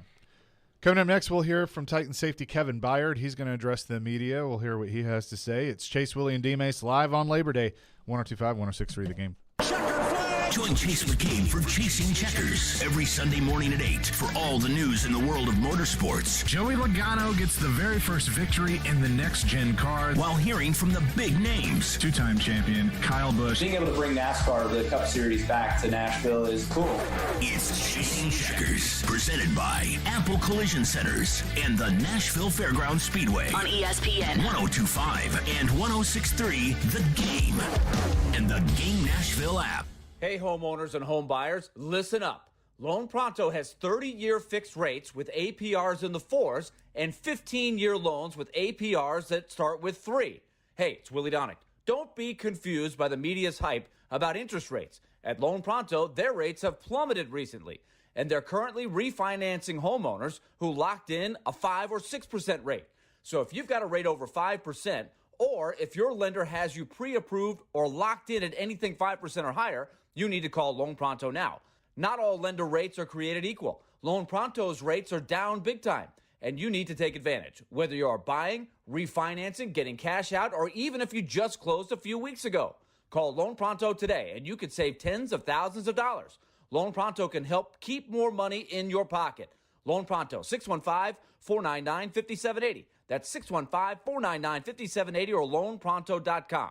Equal housing lender, NMLS 166-1781, subject to lender approval. There are jewelry stores, and then there's Genesis Diamonds, the cutting-edge industry leader, the pioneer. It's no secret that jewelry stores across America watch what Genesis is doing. Genesis was the first to offer a free lifetime warranty, the first to offer a 110% diamond upgrade guarantee, the first to offer aggressive long-term zero-interest financing. And Genesis is always on the cutting edge in design and fashion. The styles other jewelers say are new and exciting were new and exciting for us 4 years ago. Genesis has the fashion-forward brands other stores aren't even allowed to carry. It's no wonder you see jewelers from other cities coming to Genesis to see what we're all about, and even buy their wives' jewelry from us. For selection, quality, service, warranties, and guarantees, Genesis leads. Others follow. So for diamonds, engagement rings, exclusive designer jewelry for any occasion, don't compromise. Come to the jeweler that sets the industry standards year after year. Genesis Diamonds and pre-owned Rolexes, Green Hills and Cool Springs. Hey, it's Jared from my official sportsbook app, the FanDuel Sportsbook app. Kick off week 1 with FanDuel, America's #1 sportsbook. Join today to get started with $150 in free bets guaranteed when you place your first $5 bet. Just sign up with the promo code JGM to get in on all the action. Then you can turn game day into payday all season long. Tons of great bets to make for week 1, and I think right now everybody feels pretty good about the Titans against the Giants. You can even combine your bets for a chance at a bigger payout with a same-game parlay. Don't fumble your chance to get $150 in free bets, win or lose, with the promo code JGM, and make every moment more with FanDuel, an official sports book partner of the National Football League. 21 and older and present in Tennessee. First online real money wager only. $10 first deposit required. Bonus issued as non-withdrawable free bets that expire 14 days after receipt. Restrictions apply. See terms at sportsbook.fanduel.com. Gambling problem? Call the Tennessee Red Line 1-800-889-9789. It's on. It's happening. Remember, you can watch us on YouTube, Facebook, Twitch, and Twitter. Get out of the way, I'm watching the game. Presented by the law offices of Amanda Gentry. I'm ready to step this up a notch. You're listening to Chase, Willy, and D-Mase on 102.5 and 106.3 The Game and on the Game Nashville app. Back here, Chase, Willy, and D-Mase here on a Labor Day, 102.5, 106.3 The Game. Let's head back over to St. Thomas Sports Park. Hear from Titan safety Kevin Byard. I mean, it's just unfortunate, and I'm always going to be reaching out to him, make sure that he's good mentally. How does the team respond after that, Kevin? How does the team kind of reset itself or reload after such a significant injury? Yeah, I mean, like I said, I mean, it's kind of crazy, but as an organization, you have to keep pushing forward, and, you know, we always preach over here next man mentality, but it's a reality, and it's going to be tested right now. Obviously, Weaver, who's having a really good preseason, 2 really good preseasons. I know he's looking forward to his opportunity to get out, looking forward to his chance to get an opportunity to go out there and make some plays. Ola came here from Pittsburgh, looking for more opportunities, other than being a special teams player. He's going to get his chance as well. So within a loss of Harold opens up opportunities for other guys. So that's just how we have to operate it. And we're not going to be looking, and I'm not going to ask, or the coach is not going to ask these guys to be more than who they are or try to replace Harold's productions, to go out there and be you. And I think that'll be good enough. Did having the weekend off right after something like that, do you think it helps let everybody reset, know what the situation is as they come back in now? I mean, I would hope so. I mean, we don't know about to hit the practice field right now. I would hope so. I hope the guys, especially some of our outside linebackers who's going to be getting an opportunity, has took this weekend to kind of understand the magnitude and understand that, hey, very unfortunate what happened, but I have an opportunity to go out here and make a name for myself as well. So, and that's what this league is all about. As much as Harold has played in terms of snaps the last few years, it's probably not one guy who can step in and do everything he did, right? I mean, guy had 12 sacks last year. I think it's going to be not unrealistic, but I think it's going to be hard to ask these guys to put up Harold's production or whatever. Obviously, we want them to. Obviously, I want Weaver to have 20 sacks this year, or Ola, whatever it may be. But like I said, a guy like Harold, the production he's had, the durability he's had, it's going to be harder to replicate that or replace it. So we're just going to ask these guys to go out there and go have fun and take advantage of their opportunities. Also, Kevin, the way he hops around, stacks, drops, it's awfully versatile guy, yeah? Yeah, I mean, like I said, Harold can play, you know, our base personnel, our sub personnel. He's able to drop in coverage and also rush the passer. So that's very valuable for a guy like him, and that's why he got paid and got the contract that he got. Definitely happy that he got that contract right before he got hurt. But, yeah, so like I said, it's going to be tough to try to ask these guys to replicate it, but, you know, it's going to take a team effort. How much different is the mood, maybe the field coming in here today at the start of game week? Honestly, the mood hasn't been that bad. Obviously, last week when it happened oh, yeah. Season, everything's behind. I'm juiced up, honestly. I've been waiting for this for a couple weeks. Obviously, training camp, you're trying to stay in that training camp mode, but over this weekend, being able to reflect, spend some time with family, just telling my family it's time for me to kick in the mode. You know, I'm not going to be taking too many calls and texts and all this. If you got any issues, kind of just, you know, give it to my wife and she'll pass it along. But, yeah, I'm just super excited. The season's about to start, and we got the Giants coming up here week 1, so I'm excited. KB, even without Harold, what is maybe this front capable of? Even though you guys are losing such a key guy, you still have some guys up front. No, I still think we're capable of great things, and we're going to be expecting great things from this front seven or just from this defense period. So as an organization, we have to continue to move forward, and there's going to be a next man up mentality. But, you know, and I hate to say it, but just because Harold went out does not mean that we're going to be, you know, looking at ourselves like, hey, we're not going to be able to be the type of team or the type of defense that we were capable of. We're going to expect, and we've always expected, for backups to play like starters. So that's going to be the expectation going forward. You had a little scout team at the beginning of your career, and how hard was it to say, like, I'm running this card, how am I going to make an impression doing exactly what's mapped out for me? Yeah, my rookie year, I was definitely on a scout team defense, and honestly, you read the card, but for me personally, I was going out there trying to make plays. I mean, sometimes they'll tell us during certain situations like, hey, don't pick the ball off and stuff like that, but I really wasn't caring about that. I was trying to go out there and get better myself, and I made a couple picks against Marcus when I was on scout team. So, and I think it was about, like, obviously you want to take care of guys, but, you know, being on the scout team or practice squad, this is your only real opportunity to make a name for yourself and show the coaches that, hey, I'm ready to play, I want to step up. So I tell the young guys, go out there and make plays. Like, don't go out there and be timid and do exactly what the card says. Or I'm not telling you to to go against what the coach say, but hey, your film is your resume, so go out there and put some good stuff on film. How do you guys play better this year in the opener than you did a year ago? How to say it again? How do you play better this year in the opener than you did a year ago? Don't do what we did last year, I'll tell you that. I mean, this is two totally different offenses. Arizona was definitely a tempo offense. They did some things that we're not used to. In Kyler Murray, they did a really great job with their receivers making plays. So I think for this game right here, obviously, and I've talked about it in the locker room last week, I think it's going to start with 26. We're going to have to stop the run, but also stop a lot of the QB runs as well. I mean, Daniel Jones is very similar to Josh Allen. He's not as big as him, but he's broken 80-yard runs. This guy can really run, especially when you get in the red zone. We think we're going to have some QB run game, short yardage, things like that. We're going to have to be great tacklers, obviously with Saquon, but also with Tony and that rookie Robinson. I think he's a pretty good receiver who was at Kentucky. I think he's going to be real good. A lot of shifty guys, really good route runners.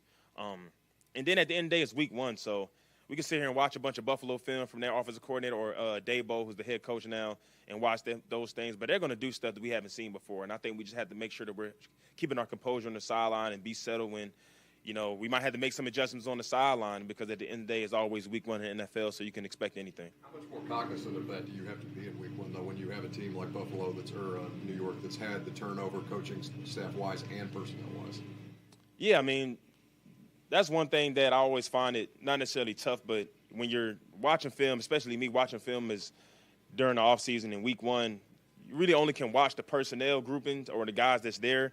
But as far as the offense, you have to watch old clips of, Buffalo and all these other teams. And the same thing on the offense. I think they're defensive coordinators from Baltimore, so they're watching Baltimore film. Because like I said, I mean, you don't really have a menu or as far as this team or what they did last year. So I'm big on watching personnel first and foremost, but as we come together as a team, we're going to watch a lot of Buffalo stuff. We've been watching Buffalo stuff as well, and some of the stuff that they carried over in the preseason. So, I mean, that's the beauty of week 1. You never really know what you're going to do. I honestly think that it's going to be more about us trusting the stuff that we do. We're not going to go out there necessarily thinking about, hey, let's be prepared for everything. It's like, as a defense, I feel like we have to look at ourselves like it's offense. Like, we're going to go out there and attack. We're not just going to go out there and sit back and wait to see what they're going to do. Then we react. Then we're going to attack the entire game and try to set the tempo and set the tone. With so much newness, like, how much of a filling out period do you have in that opening game? Yeah, it's going to be a little bit, especially early in the game. Because, like I said, you know what they did in Buffalo, but you have to see if what they did in Buffalo is going to exactly match what they do week 1 in the first couple of drives. We know offensive coordinators are going to have, like, their first 15, first 20 plays scripted. So I'm expecting anything within those first 15. Then usually after that, plays start to repeat themselves. I know with Buffalo, like, they ran a lot of 3-level concepts, especially early in the game, and they repeated themselves towards the end of the game. So that's going to be the biggest thing is we're – getting off the field in these first 2 or 3 drives, really getting to the sideline, looking at the tablet, seeing the formation, seeing the route combinations that they're running, and understanding, hey, we get in the second half, more than likely these players are going to repeat themselves. You tackle so little in practice. How hard is it to be confident in your fundamentals week 1? You just got to trust it. Just having faith, you know what I'm saying? Like, not tackling the preseason, because I played in the preseason last year, and I think that was I liked it. Obviously, coach will make a decision on who plays and who not, but I like going out there in the preseason just a little bit, just like you said, to make tackles and actually feel some contact early in the season. But like I said, we worked a lot of drills, open field tackle drills, making sure that you're moving your feet, doing different things like that, not diving off the diving board, stuff that Brave says all the time. And just go out there and play football. Just go out there and have fun and understand that you might miss some tackles. It is what it is, but the type of effort that we play with, we're going to be running around hunting, trying to get to the ball. When's the last time you thought about Cincinnati? Say it again? When's the last time you thought about Cincinnati? Probably every time y'all ask me about it. I don't really think about it. You ask me about it, maybe meet somebody on the street, they say something about it, or my family or anything like that. But as personally, I don't really think about it that much. No problem. All right. There you go, Kevin Byard addressing the media. Stop asking about Cincinnati.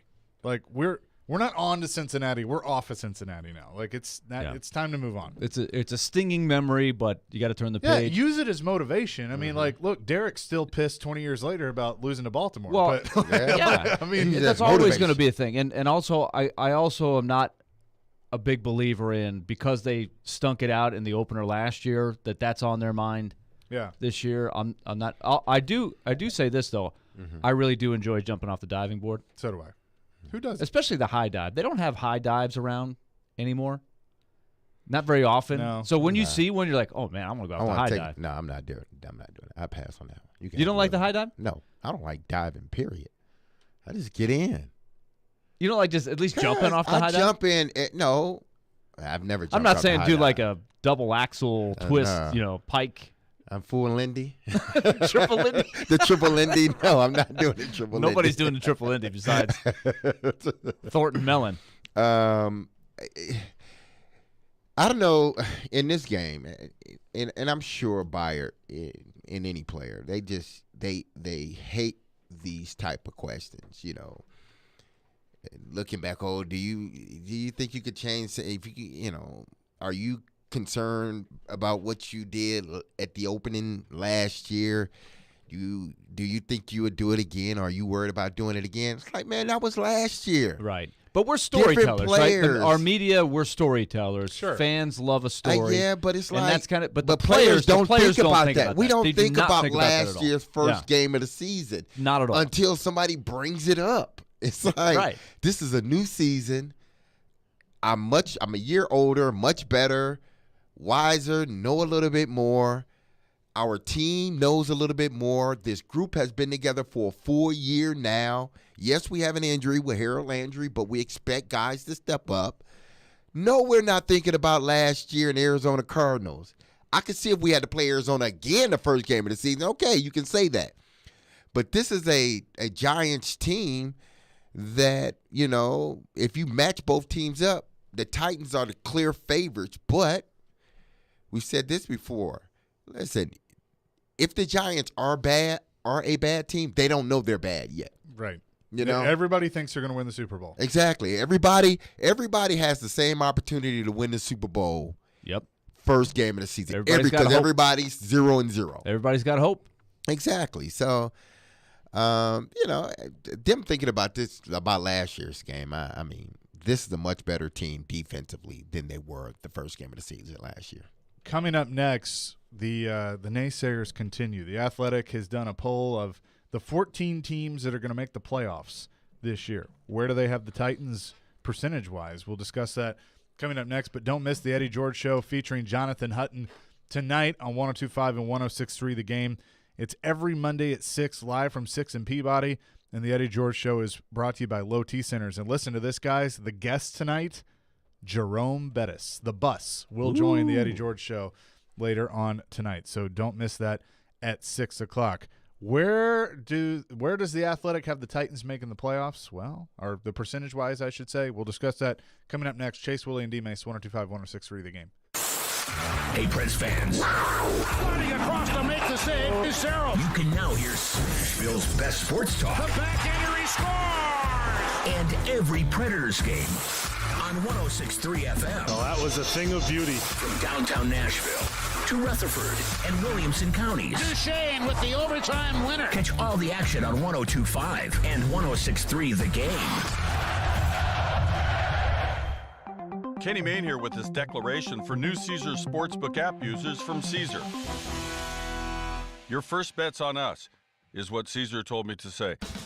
That means if you don't win, you get up to $1,250 back as a free bet. Download the Caesar Sportsbook app and sign up with the code RADIOFULL. Open to new users in Tennessee who are 21 or older. Qualifying bet loses. Bet amount returned as a credit. Must use within 14 days. See Caesar.com/promos for full terms. Gambling problem? Call or text the Tennessee Red Line at 1-800-889-9789. In 1972, a Nashville family business story began when Bill and Beverly Finley founded Volunteer Hose and Gasket. 3 generations have grown the business into the local industry leader supplying just about anything to anybody, from the largest of contractors to your neighbor that mows his own yard. Over 1 million items in stock: belts, belting accessories, gaskets, gauges, hose fittings, hydraulics, industrial hoses, lubricants, sealing products, tubing, fire protection, and more. All at volunteerhose.net. If Volunteer Hose and Gasket doesn't have it, then you probably don't need it. Call them at 615-242-0461. Paul Feinbaum here for the Southeast leader for cranes and equipment rental, Craneworks. The Craneworks team in Nashville, Birmingham, and Mobile is ready to make your next construction or maintenance project a big success. Give Craneworks a call for your next lift, machinery moving, or rigging project. And don't forget, RentalWorks has a full line of rental equipment for jobs both big and small, and now offering qualified operators for all equipment, including aerial and earth-moving equipment. Call Craneworks at 877-282-LIFT or visit them on the web at craneworks.com.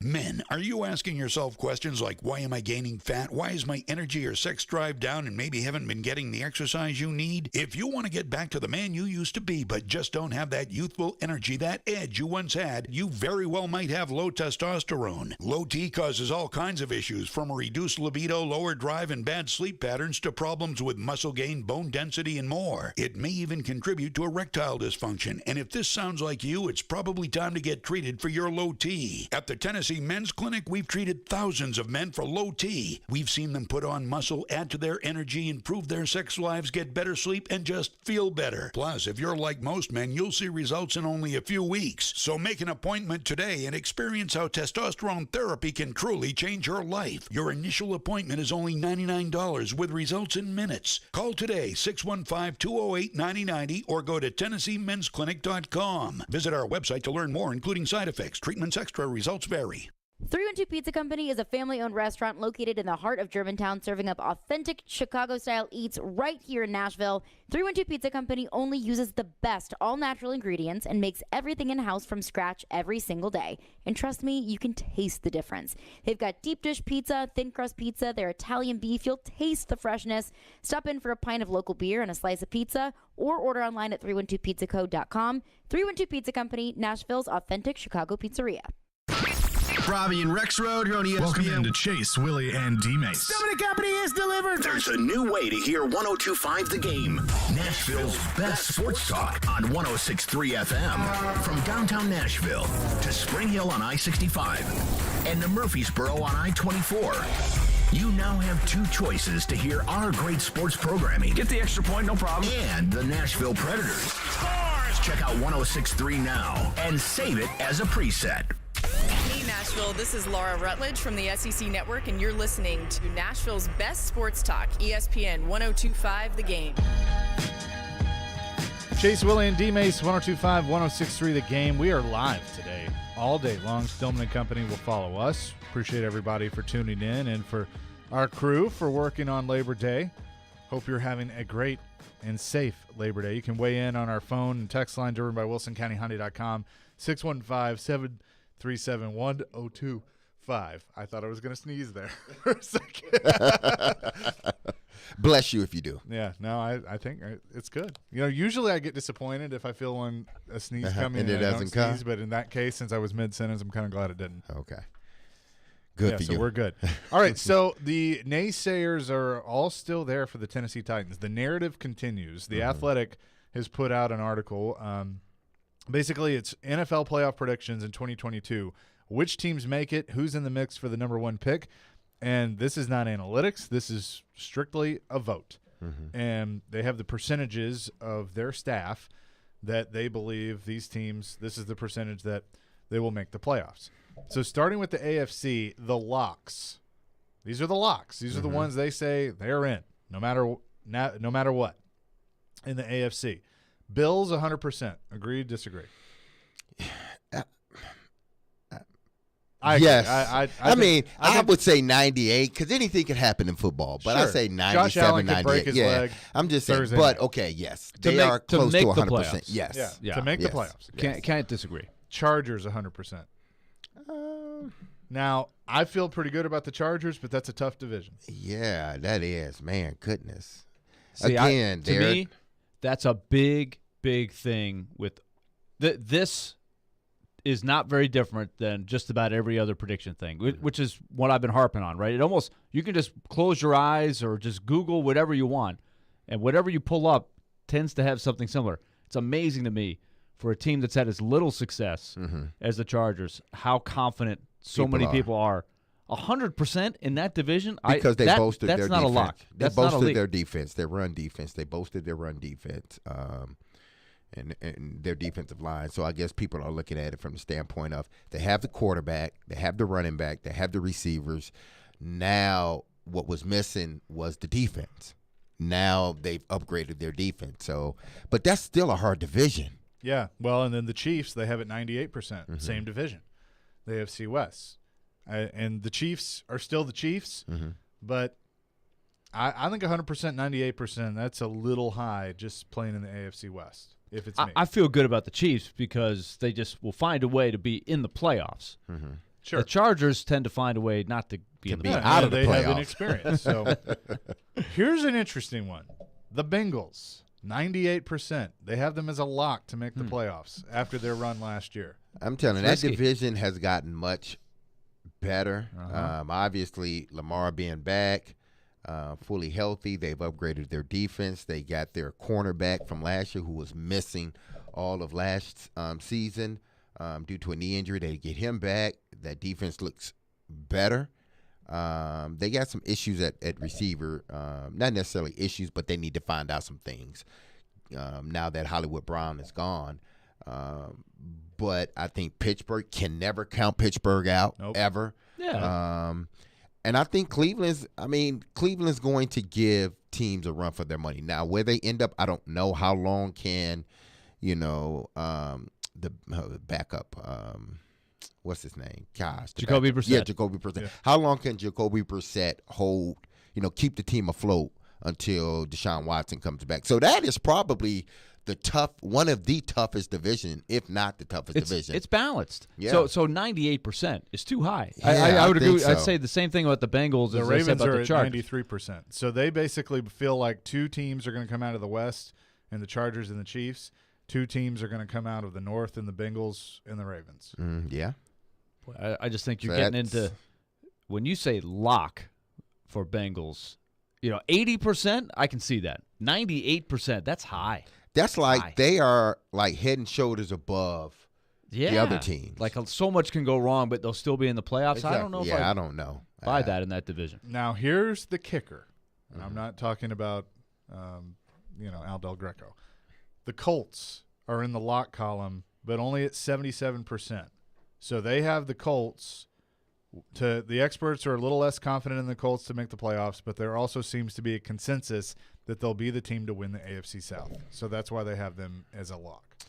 Okay, this one was confusing to me a little. It perplexed me a little bit because I'm trying to figure out. I know now that Harold Landry is not going to be on this team for this season because of the injury. I know they lost A.J. Brown. But I go back to if you had to pick a head coach, Frank Wright and Vrabel, who are they picking? If they just say if they said rank your head coaches, I'm almost sure that Vrabel would be higher than Frank Wright. Again, I go back to Vrabel. Regardless of which Vrabel has been able to take this team. And I don't understand why people are so worried this year, because Vrabel has shown year in and year out that I'm going to get this team to play. They're going to play for me no matter who's in there. They're going to play for me. I don't see how that all of a sudden just dropped. Now I went, to PFF and I read some of their stuff because they ranked all 32 teams too. And I looked at some of their, what they say is Tennessee's strength and what some of their weaknesses are, and what Indy's strength and weaknesses are, and I'm pretty sure that's what these writers are sort of thinking about themselves. It's not necessarily the head coach; it's the players. But to me, Vrabel has proven that he's going to get guys to play for him, no matter who it is. So I don't know why. Indy is 77, and we'll get to the Titans because they're much lower than Indy. That leads but I can't see why it's that much of a difference in some people's mind. When the Titans have been owning this division the last exactly. I know. Well, that's the whole thing, because they have the Titans on the bubble, but they're the top team on the bubble, but only a 37% chance to make the playoffs, followed by the Raiders at 30, the Patriots at 30, the Broncos at 26. So it falls in line with one of those with teams, everything else, where it's the Titans are looked upon, despite winning the division the last 2 years and having 6 straight winning seasons, they're considered about a 500 team in the prognostic, making the playoffs 37% of the time. So 6 out of every 10 times you run it, they're not going to make the playoffs. But if you go by this ranking, Derek referenced Pro Football Focus. Titans are 19th. It just falls in line. So that's a totally different way of looking at your prediction.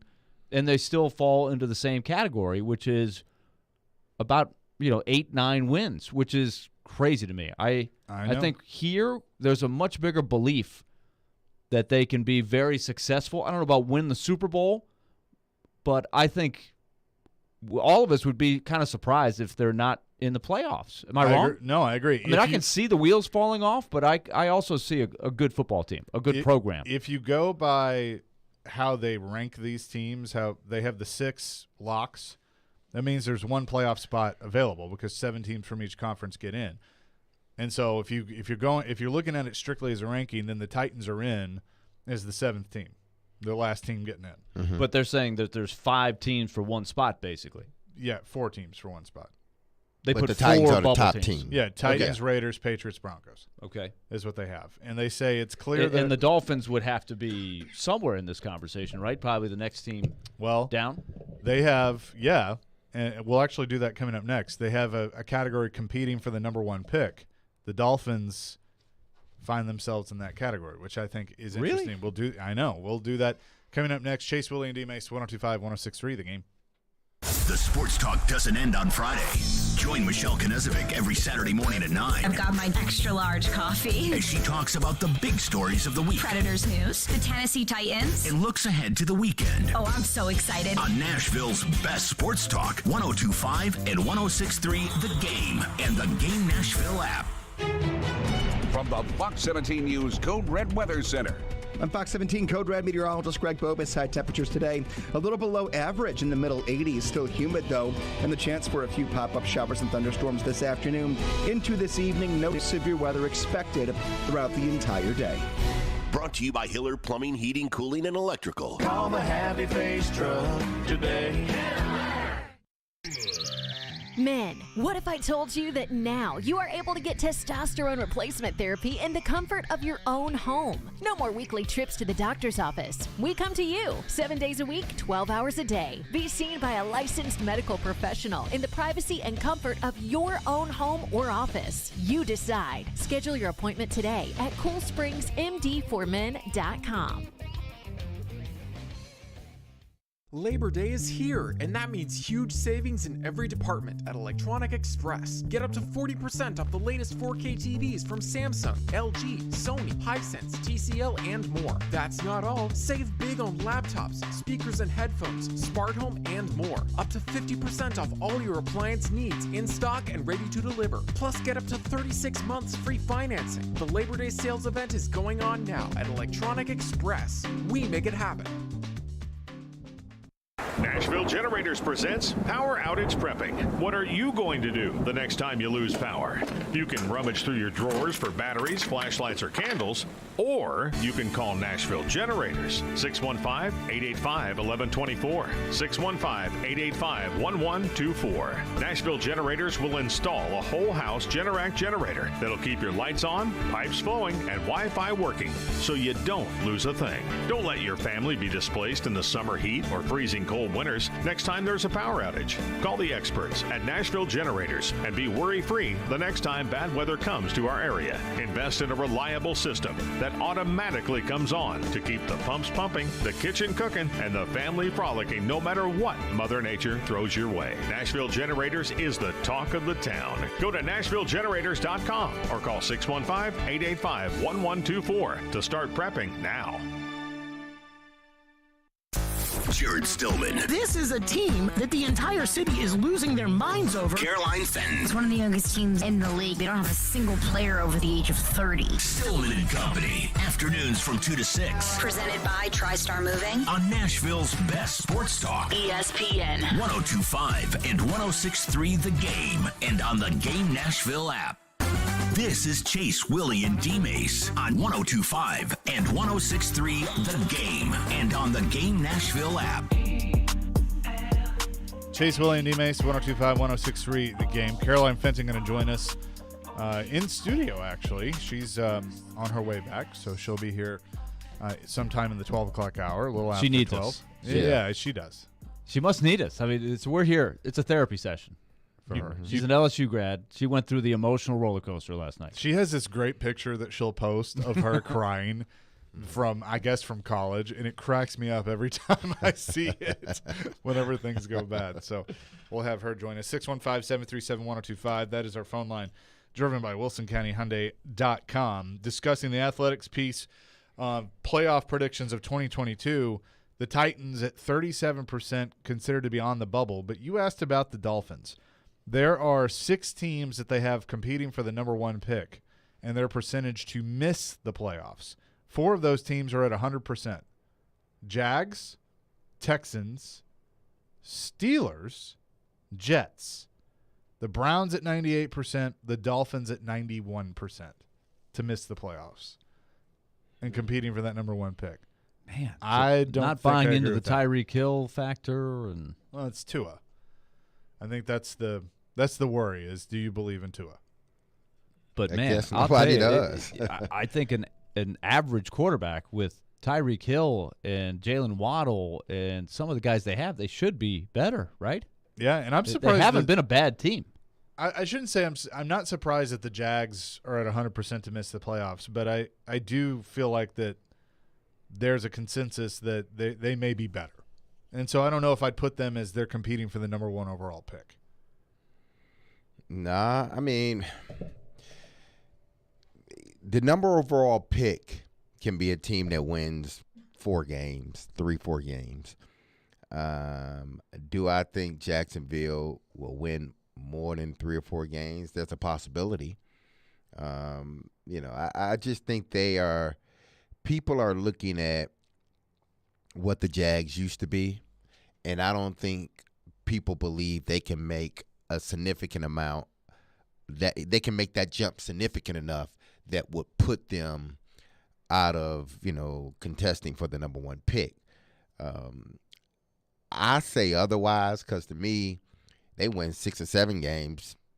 That's, more than doubled, I believe, their win total of last year. Sure. Again, I've always said, will Jacksonville make the playoffs? I don't think. Will they win the division? But they're going to make it hard for everybody else. So I don't think they're going to have the number 1 pick this year. No. They may be a top 10 pick team, yes. But the number 1 pick, no. Making the playoffs, nah, they're not. I would do that say either. competing for the number 1 pick realistically would probably be the Texans. I mean, as crazy as this may sound, it could be the Seahawks because they don't have a quarterback. Yeah, I Bears. think they kind of like it to work out that way. It wouldn't be all that bad. Yeah, I mean, I think that could be a possibility. I think the Jets. The Bears. Yeah, maybe. Now, what's interesting when you look at the NFC, so they have it as the Giants, the division Jets. winners, basically the percentage of them to make the playoffs, and then and who they perceive as the division winners. Packers, Bucks at 100%, Rams at 98%, Cowboys at 95%. Now, I don't know if I'm willing to go 100% for the Bucks, even though the Saints would probably be their closest competition. Well, remember I asked you guys the question last week, and I thought that the Bucks and the Packers seem to be getting predicted to win their division just because nobody can really have the guts to pick anybody else in those divisions. Fighting for a wild card in the NFC, Eagles 79%, 49ers 77%, Vikings at 54%, Cardinals at 44%, Saints at 30% to make the playoffs. You're looking at this list right here. And this list, you can honestly flip it in a sense. Because, I mean, the Packers have their issue, their issues. The Buccaneers, we know they have their issues. The Rams, I mean, Matt Stafford is dealing with an injury. This team has, are they going to be – are they still that hungry team now that they've won a championship? Yeah. The Cowboys are always the Cowboys. You never know what you're going to get with the Cowboys. They can, be really good, but then also they can make you just run your head into a wall. Philly can overtake that division. Philly can beat the Cowboys. That's the interesting team to me is how do you feel about Philly compared to Dallas? Well, I think I can make a case that Philly could win that division. Exactly. The 49ers can beat the Rams. Well, but here's the thing. I think the Eagles and the 49ers, it's the same. You're going to ask the same question about both of them. Mm-hmm. Can the quarterback win the big games? Can the quarterback make the big throws when the chips are down and they got to win the game and the quarterback's got to march them downfield? Can Jalen Hurts do it for the Eagles? Can Trey Lance do it for the 49ers? Well, the answer is we just don't know. Yeah. I think Philadelphia they feel in their mind they've put enough around Jalen Hurts that he can get the job done. They both bolstered their defense. They've upgraded their offense. So they believe they put the pieces in place so that Jalen Hurts can do that. The 49ers on the other hand, I don't know because obviously bringing back Deebo Samuel was their number one concern. They got some pretty good receivers, though. Deebo Samuel, Brandon Ayuk. But did they upgrade their offense that much? Because still this team relied so heavily on their defense. True. So did they upgrade their offense that much? But I still do believe, this is going to be week in, week out battle for the Rams and the 49ers. Yeah. And then the Vikings. I don't know what you don't know what you're going to give with the Vikings. I don't trust Kirk Cousins. That's been my issue. I do think they've gotten better. They cleaned house, got a new GM, new head coach. Even though I didn't really put all of their issues on Mike Zimmer, but they cleaned house and people. I think there are people that are optimistic about the Vikings. I got to see it to believe it. Yeah, me too. I like Kirk Cousins, Michigan State grad. I love him. Go green, go white. But for some reason, that whole thing just seems to go wrong for them. It goes wrong for them later in the season for some strange reason. The Vikings are more so, to me, like the Cleveland Browns with Baker Mayfield. It's like they can come out and they can like stack game on top of game on top of game and find themselves in first place in their division, or they can come out and blow 3 in a row and find themselves at the bottom of the division. That's just where the Vikings are. They can wow you. It wouldn't surprise me if I looked in the middle of the season and the Minnesota Vikings were either leading the division or one game behind the lead. Yeah. It wouldn't surprise me. But then again, it wouldn't surprise me, too, if they were at the bottom of the division. Right. That's the thing. You don't know. Competing for the number one pick in the NFC, they have Falcons, Commanders, Giants at 100% to miss the playoffs. Panthers at 98%. I don't know if I agree with that. Bears at 95%. Seahawks at 93%. And the Detroit Lions at 91% to miss the playoffs. Even though you talk to some people, and they actually note this in the article, the one surprising team to see on this list is the Lions. Our expert don't give Detroit much of a shot to compete in the NFC North or to make the playoffs. But I think there are people around the league that kind of look at the Lions that they like playing for Dan Campbell. He's a little crazy in a press conference, but they play hard for him, and that team's a little bit better. Their offensive line is much better. The rookie graded out extremely high. It's Jared Goff. Sewell, I believe that's the right tackle. He graded pretty high after his rookie season. They're building this offensive line. They, got some players via the draft. I know their number one pick, Williams, he can't play because of the knee injury. He's still rehabbing. But they have guys in other positions that they believe in. They believe they've upgraded their defense. The defense with the kid out of Michigan. Exactly. They believe they've upgraded their defense, especially at the end position with is it I forget the kid's name. Hutchinson, yeah, Aiden Hutchinson. Yeah. So they feel that they have a good but young team. So being a Detroit native, I do hope they don't have the number one pick. But I mean, hey, that division is tough with Green Bay and Minnesota, and then them. That's leaving out Chicago, but Chicago's not going to be. Many don't think they're going to be a good team either. I just know this. I'm ready for our 10 questions on the Titans. It's coming. I am ready to make You tell me what predictions. day you want them ready. Because after today, Wednesday's the day. Okay, perfect. Now, but do y'all agree? Okay, getting back to the Titans quickly before we go to break, and maybe we can answer this after the break. But do y'all agree in regards to their weaknesses? I've always said that I didn't trust their secondary. Yep. Not because I don't think they're good. I just don't think they have the experience. Now, it helps when you have the best safety in the National Football League behind you, but you're going to have to play man-to-man coverage sometime during the game. Can these three young corners hold up? And then what are you going to get from your receivers and tight ends? Because this is a whole new slate of receivers with the exception of Nick Westbrook-Akine. Everybody else is new that they're going to count on. Okay, let's answer that coming up next. Caroline's going to join us as well, probably around 12:15-ish. So we'll do that coming up next. Chase, Willy, and D-Mase live on Labor Day, 102.5, 106.3 The Game. You watch the game. Shot on the score. Philip Tomasino on the power play. We talk the game. I think the Predators have significantly upgraded with him in the top 6. We are the game. Nashville's best sports talk, 102.5 and 106.3 The Game and the Game Nashville app. ElectronicExpress.com. We make it happen.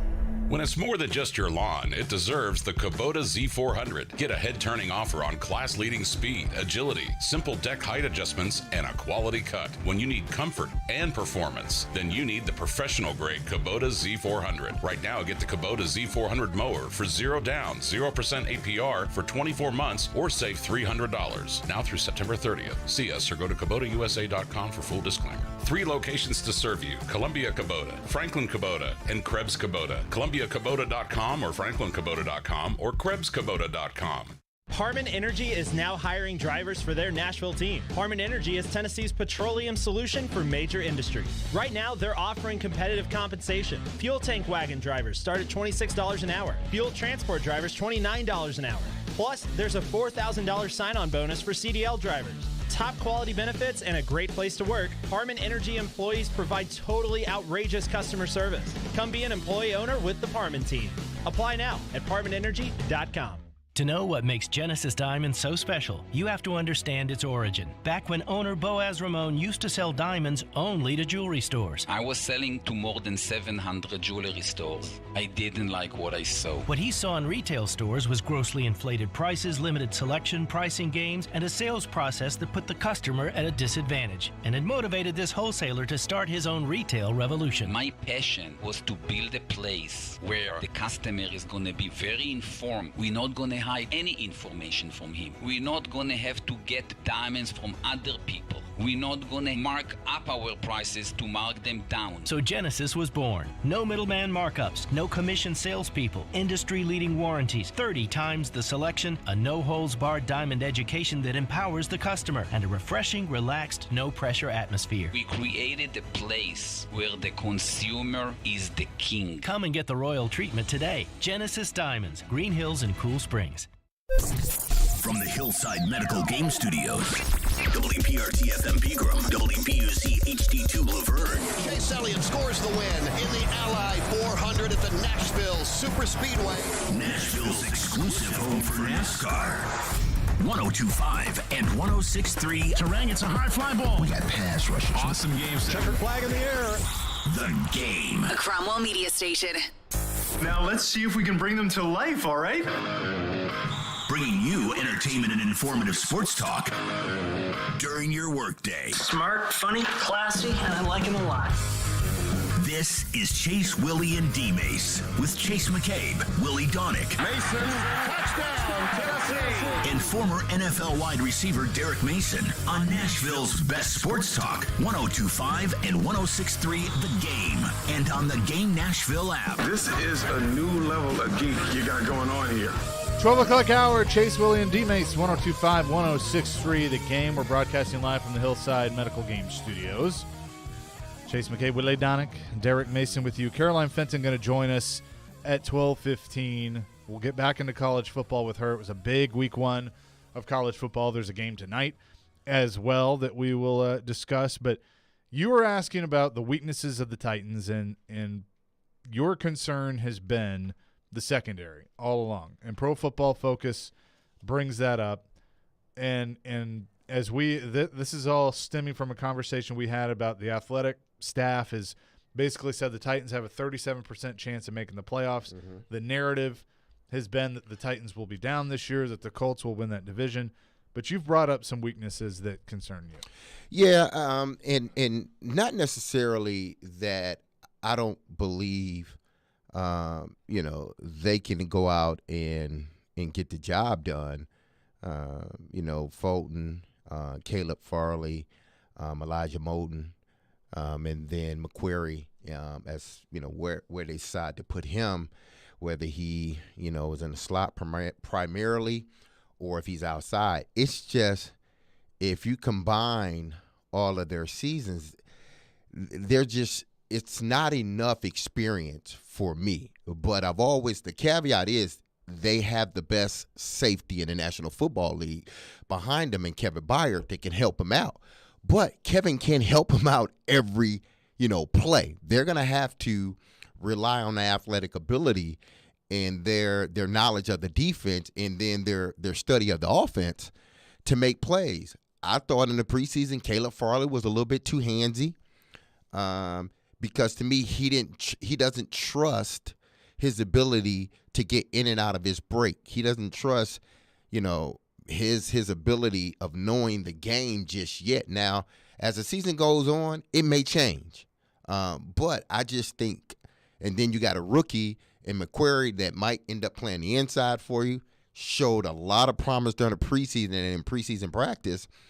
But preseason is different from the regular season. And then Fulton and Moulton, those guys, they played last year, but still they didn't log in enough. There's not enough log-in minutes for me in that respect. So I think they are a good group, but it's an inexperienced group, and then losing Harold Landry and then having to replace all of their pass catchers from last season, Willie. The only pass catcher back is Nick Westbrook-Akine. And I like him a lot as a pass catcher. But now, Tannehill hasn't gotten any experience with these guys in game because there was no way they were going to play Tannehill during the preseason. Got work with them in the practices, but it's different. So to me, that's still a question mark. The receivers, not that I don't think they can play, just them knowing the quarterback and the quarterback knowing them. And then the secondary, again, because they don't have the experience. As far as the secondary, I do think that those that are watching up close probably have that circled as the key to the defense because everything else looks set. Even despite the injury to Landry, I still feel like they can have a good pass rush up front, although that's a blow. You can't replace a guy like Landry. But you have to hope that every team is going to deal with something like that. I heard Mike Vrabel today in his press conference say that he feels like they're healthier than they were last year to start the season. They were dealing with a lot of stuff going into the opener last year. That being said, from afar, I think it's much more about, hey, they don't have – if you read a paragraph, right, of a Titans preview, if you're only boiling it down to a paragraph, you are likely to see no A.J. Brown, no Julio Jones, replaced both.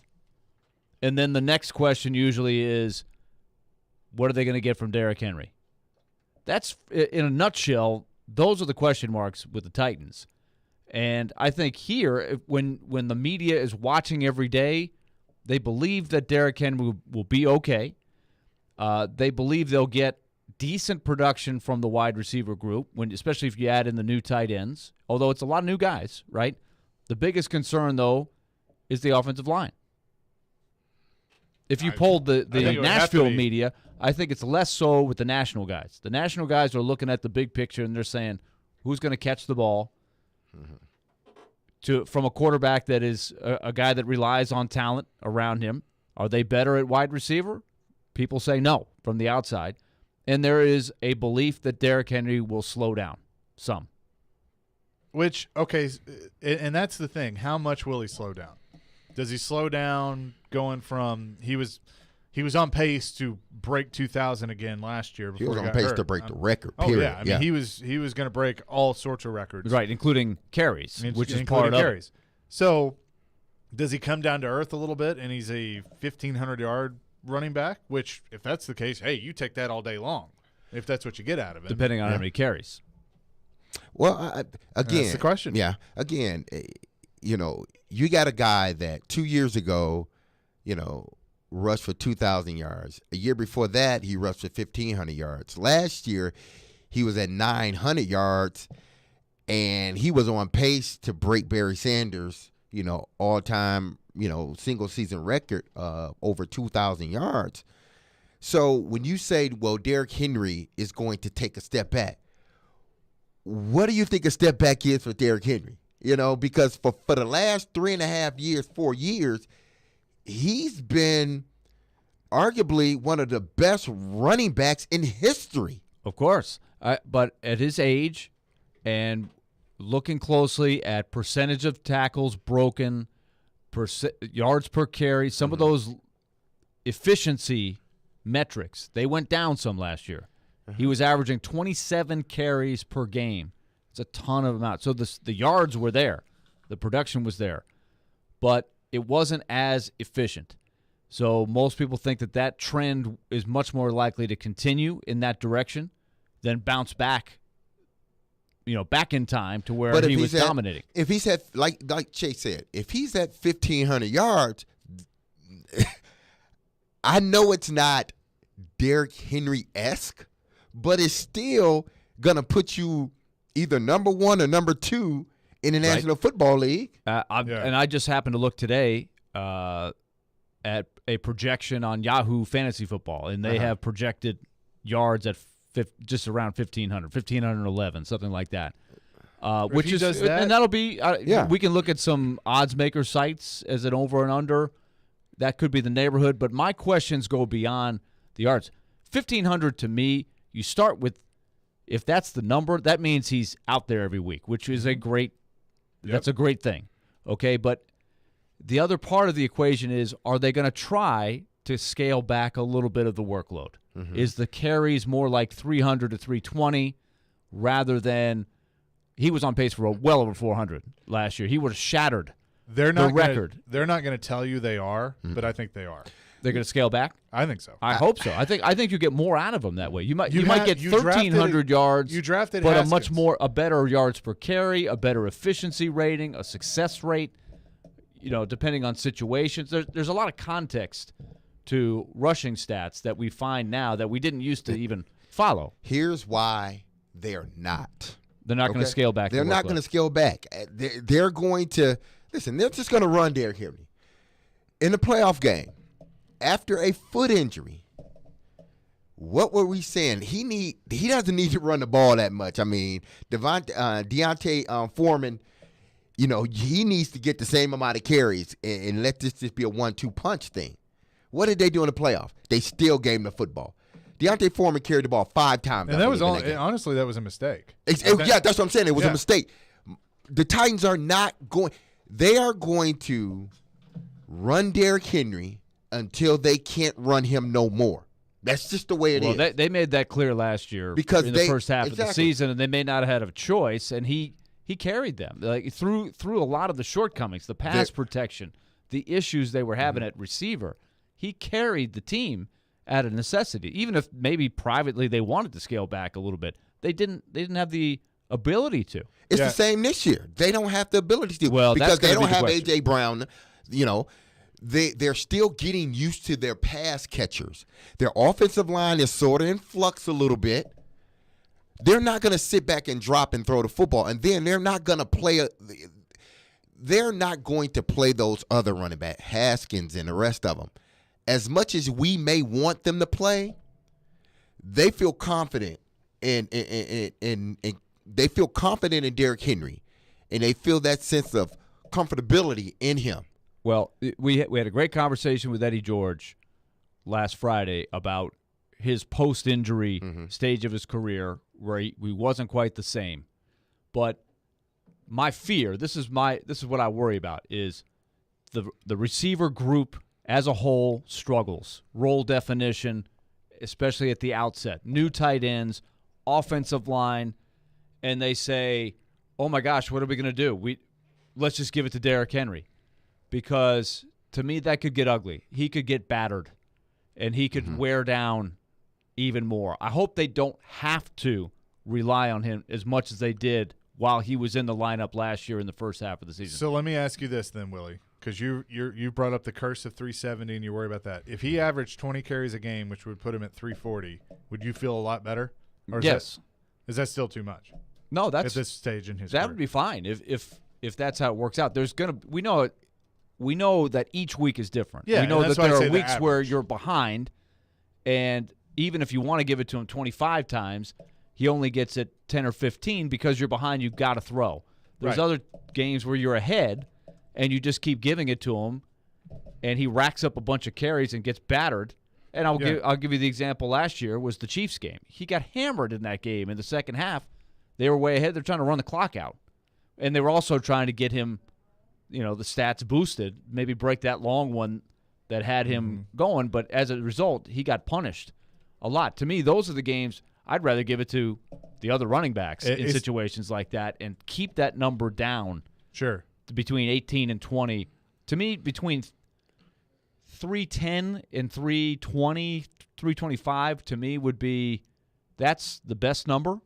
But we all know that, and Mike Vrabel will be the first to say, like, when you get into the battle, right, and who do you want to have the ball down the stretch at the king time? We know it's the king, right? So that's how you end up going, oh, man, we ended up giving it to him 28 times? Jeez, I was hoping to not have to do it that often. But he's the king. Coming up next, we will get back into college football. Caroline Fenton of Stillman & Company is going to join us in studio. That's all next. Chase, Willy, and D-Mase, 102.5, 106.3, The Game.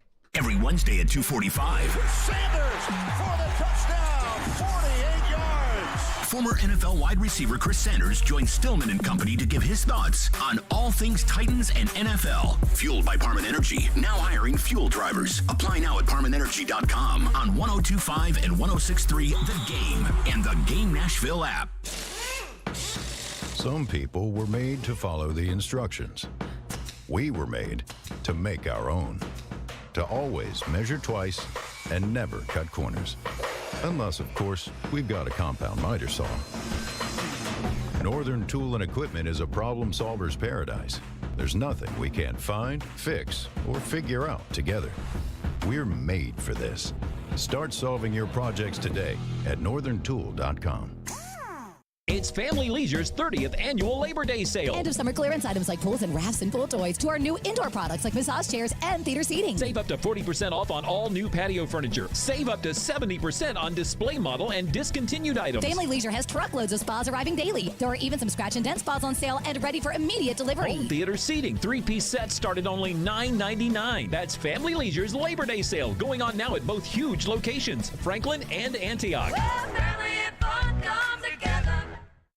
If you missed the latest from Stillman & Company, delivered by TriStar Moving. Corey Curtis is with us news too. The Harold Landry injury, I noticed in the sports books it didn't really swing at all as far as the AFC South is concerned. The Titans are still plus 170. The Colts are still minus 125. How does it swing the division for you? It doesn't, because I have to see that Matt Ryan can still play. I think Matt Ryan will be okay, but that's all Matt Ryan's been for the last few years. When the Titans played him in, 2019, 2020, and he had Julio and Calvin Ridley and Austin Hooper and Devontae Freeman, he was okay. And he had weapons. The guy hasn't been elite for a while. I don't think trading him to the Colts suddenly makes him elite. It makes him older with a worse receiving core. All right? That's it. And he's not mobile, by the way. He's a statue. Tune in Stillman & Company with Jared Stillman. Weekday afternoons from 2 to 6. On ESPN. 102.5 The Game and the Game Nashville app. Start of the NFL season is finally here, folks. The best place to practice your touchdown dance is on FanDuel, America's #1 sportsbook. Joe Rexford here to let you know that FanDuel's kicking off week 1 with a no-sweat bet for everybody. Doesn't matter if you're a new customer or if you already have an account. You're going to get free bets back if you don't win. Just log in and see for yourself. Real quick one locally here. If that Titans line against the Giants stays under a touchdown, I think that's an easy one. You can, of course, do that with any game. You can go well beyond that with player and game props, and you can bunch up some bets for the same game parlay. Bigger payouts, small bet. If you're new to FanDuel Sportsbook, sign up for promo code Joe102 to get started. Again, promo code Joe102. Either way, celebrate the return of football season with a no-sweat bet during Week 1. Make every moment more with FanDuel, an official sports betting partner of the NFL. You must be 21 or older and present in Tennessee. Refund issued is now available for free bets that expire 14 days after receipt. Max refund $5 unless otherwise specified. Restrictions apply. See terms at sportsbet.fanduel.com. Gambling problem? Call the Tennessee Red Line, 800-889-9789. We want to hear from you. Thanks for taking the call. Join the conversation. Call or text at 615-737-1025. Driven by WilsonCountyHyundai.com. I'm ready to step this up a notch. You're listening to Chase, Willy, and D-Mase on 102.5 and 106.3 The Game and on the Game Nashville app. To send us to overtime.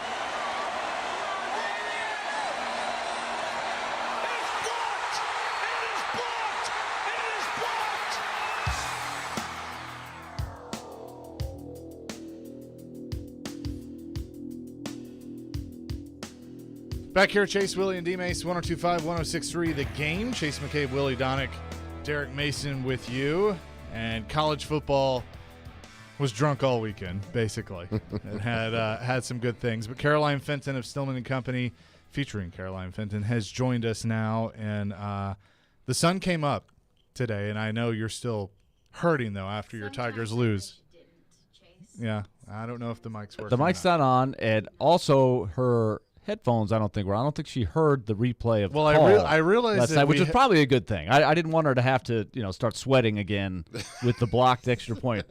You just heard the George Tessitore, it is blocked. I was in the airport this morning flying back to Nashville, and it's early in the morning. I'm barely awake. I am still pissed, and I will not get over it. And the first thing that I see on the TV as I walk through security are highlights from the LSU Florida State game last night, and I thought, I can't catch a freaking break. And it's not just a loss, because I like I just mentioned, I didn't expect LSU to win 10 games this year. I didn't expect it all to be pretty, because if anyone hasn't kept up with LSU football the past 2 years, it has not been pretty. Ever since the national championship, it's been pretty atrocious. So I didn't expect things to be all rosy, but I also didn't expect things to be that bad. I mean, the entire reason why Brian Kelly was brought into LSU was to clean up Coach O's mess, was to clean up all of the disorganization and the dysfunction and the lack of discipline that Coach O left in his wake. And that's exactly what Brian Kelly is. He's disciplined, he's sophisticated, he's organized. He's a great dancer. Oh. Is he, though? And I'm so ready to get past all of that, the Southern accent and the dancing. And ever since all that happened, I've said, can he just win some games just so we can get over this whole foghorn leghorn shtick? And now it's even worse because you lose in fashion like that. But I mean, just seeing how undisciplined and sloppy and disorganized and not ready LSU looked last night made me think, why is Brian Kelly even here? The sole reason you were brought into this team was to turn things around, and game one, we didn't see it. Well, you did mention, beside all of that, because we started talking about individual play before we got on air. Yeah. And you said, the LSU Twitter board was just going crazy and sort of pointing all some of the negative energy toward the quarterback. And from my eyes, the quarterback wasn't necessarily the reason you lost. Oh, no. No. I don't point fingers at Jaden Daniels at all. And sure, in the first half, I absolutely would have loved to see him throw a little bit more. I saw a lot in Jaden Daniels last night, what we saw from Malik Willis in that first preseason game against the Ravens. He'd drop back and instantly just dart off running because when he didn't see his first read there. And I said, okay, I want to see him throw the ball more. You got 4 NFL caliber receivers to throw to. Give yourself some time. Calm down, breathe, sit back in the pocket, go through your progressions. And his first instinct was just to run. So that was one thing that I look at to Jaden Daniels, say that's something that you can improve upon. But that offensive line was atrocious. I mean, they weren't stopping anything all game long. So in a way, I really don't blame Jaden Daniels for darting off. I don't blame Jaden Daniels for not feeling comfortable throwing the ball because he was getting eaten alive. Jaden Daniels last night was really LSU's biggest saving grace because so many people were calling for Garrett Nussmeier, who, is the second quarterback in command. Brian Kelly said he wanted to use kind of a 2-quarterback system between Jaden Daniels and Garrett Nussmeier. So many people were saying, bring in Garrett Nussmeier, who isn't as talented of a runner as Jaden Daniels, but has a bigger arm. And I said, I don't care how good of an arm you have, and I don't care how accurate of a passer you are. Garrett Nussmeier doesn't have the leg ability or the leg strength to be able to escape the pressure that Jaden Daniels was seeing. So, yeah, maybe he'd be able to make a few more completions than Jaden Daniels would be, but he'd be on the ground half the game. Jaden Daniels was able to keep a lot of those drives alive with his legs, so I don't blame him. I think there were a lot of misconceptions about that game last night, Kayshon Boutte being one of them. So many wide receiver for LSU, and so many things I saw on Twitter was, Kayshon Boutte needs to get out of there. He wants to transfer. He's pissed off. He's being wasted, so on and so forth. And, I say that Jaden Daniels should have thrown the ball a little bit more, so they're not completely incorrect. But Kayshon Boutte was targeted 6 times last night, and he didn't get his first completion until the end of the third quarter. He had 2 receptions and 6 targets for 20 yards. He was wide open for a touchdown. Jaden Daniels targeted him, and his head was down. He wasn't looking at the ball. That's on Kayshon Boutte. That's not on Jaden Daniels or the offensive scheme. He dropped 3 or 4 passes off the top of my head. That's not on the offensive scheme or Jaden Daniels. That's on him. So everyone's saying that Kayshon Boutte should be upset in this system, that's not fair. That was on him. His performance last night was on him. Okay, so this is really good for you, Caroline. We're letting you vent. You're getting it all out of your system here. It's been pent up, and it really has not been pent up. I just don't know how much grieving I can do over the next few days until Saturday. I mean, the whole studio is smoke filled right now. The smoke's coming off the top of her head here. But this is what's great, though. I mean, of course, from the outside, when we don't have a dog in the hunt, we're watching this madness go on for both teams. I'm really. sure it was a blast if you weren't, if you weren't emotionally invested. I'm sure it was a great time. And don't we love the camera shots, the zoom ins on the two teams? Like when Florida State fumbles the ball at the one, you got their fans just exasperated with their jaws dropped, hands over their heads, throwing their hats and stuff. And then it just flips back going the other way, right, with the LSU. So where were you in all this? Did you stay safe? We saw your tweet of you in tears. Oh, yeah, an emotional roller coaster. Yes. Well, that's a photo. I tweet out pretty much every devastating LSU loss, which unfortunately over the past few years I've been using increasingly more so. But that was a photo of me my senior year at LSU. It was our last home game as students. So it was like an emotional time. I was so sad. It was my last game at LSU. So now I just use that as Twitter clout and also as a reason to just grieve a little bit.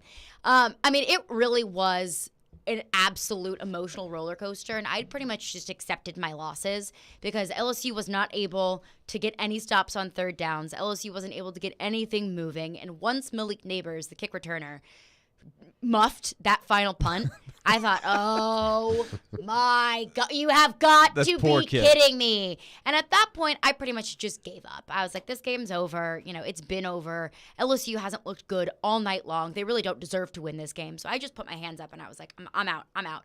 And at that point, I was just sitting on the couch just with this stoic face of like shock and sadness. And then Florida State fumbles at the 1 yard line.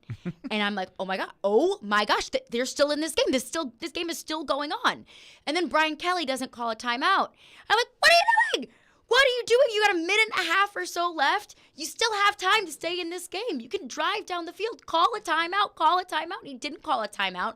So I'm yelling. I'm screaming. I'm sad and also excited and happy. And they were able to move the ball downfield, score the touchdown. And I'm like, oh my gosh, it's they're coming back. This is the most LSU thing ever. They play like crap all game long, and they're gonna pull a win out of it. And then of course the emotional roller coaster.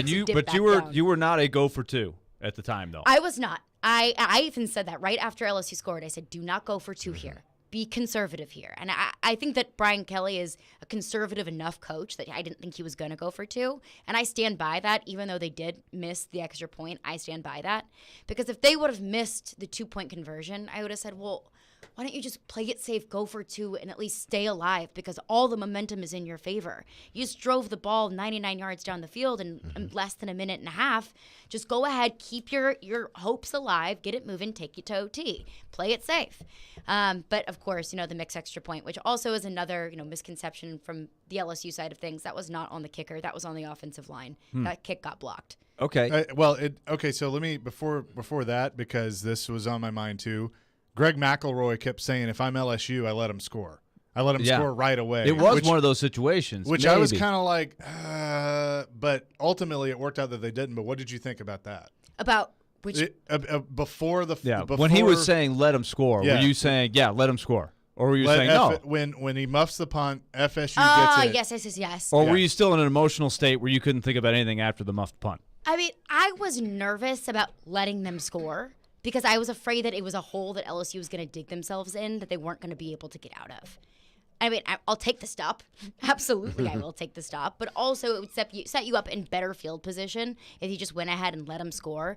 But the way that LSU wasn't able to get the ball moving and the way that Florida State just kept gaining momentum offensively, I was kind of anti-let them score just because I thought you cannot recover from this. I have one last question for the panel here. The rule that LSU benefited from, I didn't know what the rule was, right? The guy goes down. Stopping the clock. The clock stops, which I thought they should have had 2 seconds, really, when his knee hit down at about the 4. Then he falls out of bounds. So initially he got the call, out of bounds with 1 second. And he got a first down on the play. They had a long conversation, the referees. So I think the referees themselves were sitting there going, what's the rule? Because I thought that they would get the ball set for play, the whistle would start, and then the clock would start. So I'm thinking maybe if they have 2 seconds, they could still spike it, regroup, and run a play with 1 second. Or I was thinking, worst case, on the whistle, you got to snap it and run a chaotic play. But as it turned out, they got plenty of time. Florida State even called a timeout because they weren't going to be able to put LSU in a situation. LSU benefited, really. Oh, absolutely. From a bad call where the guy, if they rule him knee down with 2 seconds left, they're scrambling up to the line of scrimmage. And they're going to have to try to spike the ball. Right. And if there's 1 second left, I'm not sure they get a playoff. It doesn't give you a lot of wiggle room. I'm not sure they even get a playoff. So they kind of screwed up, but the replay system worked to their favor. So I'm not sure that rule is the right rule. So they there. replayed the play. They did a replay, and they determined that they got the call wrong, that his knee was down inbounds.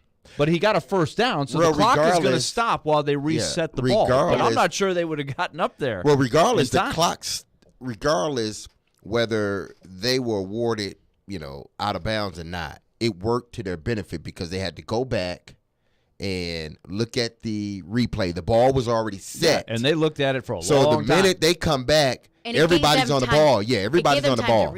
Exactly. Yeah, so Brian Kelly could have taken his team to the other end zone and run some practice plays. Right. He had that much time. Exactly. And the referee comes on at the end of it and says, by rule, LSU will have one play. So what the heck does that mean? One play? That means they blew the call. Yeah, but so I don't understand. I'd like to know more. There shouldn't have from been a a rules play. expert on that. There shouldn't have been even a the play guy ran. that they had in the booth, I don't think was 100% clear on why. It wasn't confusing. I to be completely honest with you, I didn't know what was going on. I didn't know the ins and outs of the rule of inbounds, out of bounds, 2 seconds versus 1 second. I really honestly had no idea what was going on there, but I was confused about that play before. I want to say LSU was at midfield, and then Jaden Daniels completes a pass to Mason Taylor, the tight end, and I said, "Why are you throwing the ball 20 yards in front of you? Throw the ball in the end zone. What are you doing?" So I think LSU very much so got a gift from the refs there, from a silly play call to begin with. Just go ahead and air it out, send it to the end zone instead of making a safe pass and hoping that you can run it in. Just go ahead and throw it in. But I do think that they ultimately got a gift there, a gift. And after just an awful call earlier in the game when LSU. It was called a touchdown, and then they called him short, and then LSU ran a really quick next play,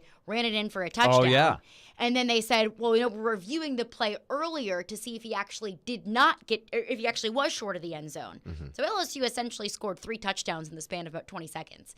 So it was kind of, refs on their side in one situation and refs not on their side in the other, but ultimately ended up scoring. It was a wacky opening act on a Sunday night. So it was a drunk game, for sure.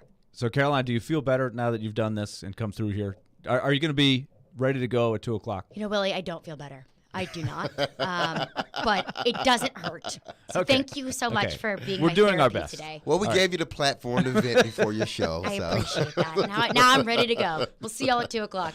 All right, that's Caroline Fenton. She'll be on with Jared today. We are live throughout Labor Day today here on 102.5 The Game.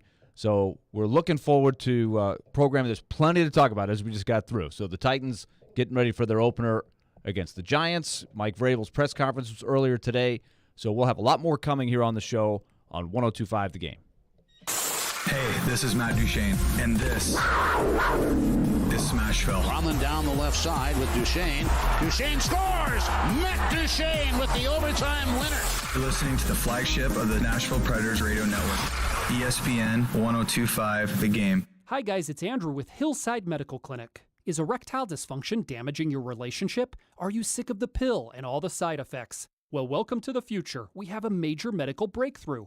Hillside Medical Clinic uses the most advanced form of wave therapy. Backed by 60 clinical studies, our technology uses pressure waves to repair and open up blood vessels. We've helped countless men get rid of their ED. But what is the true end result? Their relationship, even their lives, improve drastically. If you're ready to regain your love life, call us right now, and not only will the assessment and ultrasound be free, we'll also give you a gift that produces immediate results in the bedroom. It almost never fails. This is worth $550, and it's free to callers right now. 615-576-5000. That's 615-576-5000. Put a stop to your erectile dysfunction and experience what I call the happiness ripple effect. Call Hillside Medical Clinic now, 615-576-5000.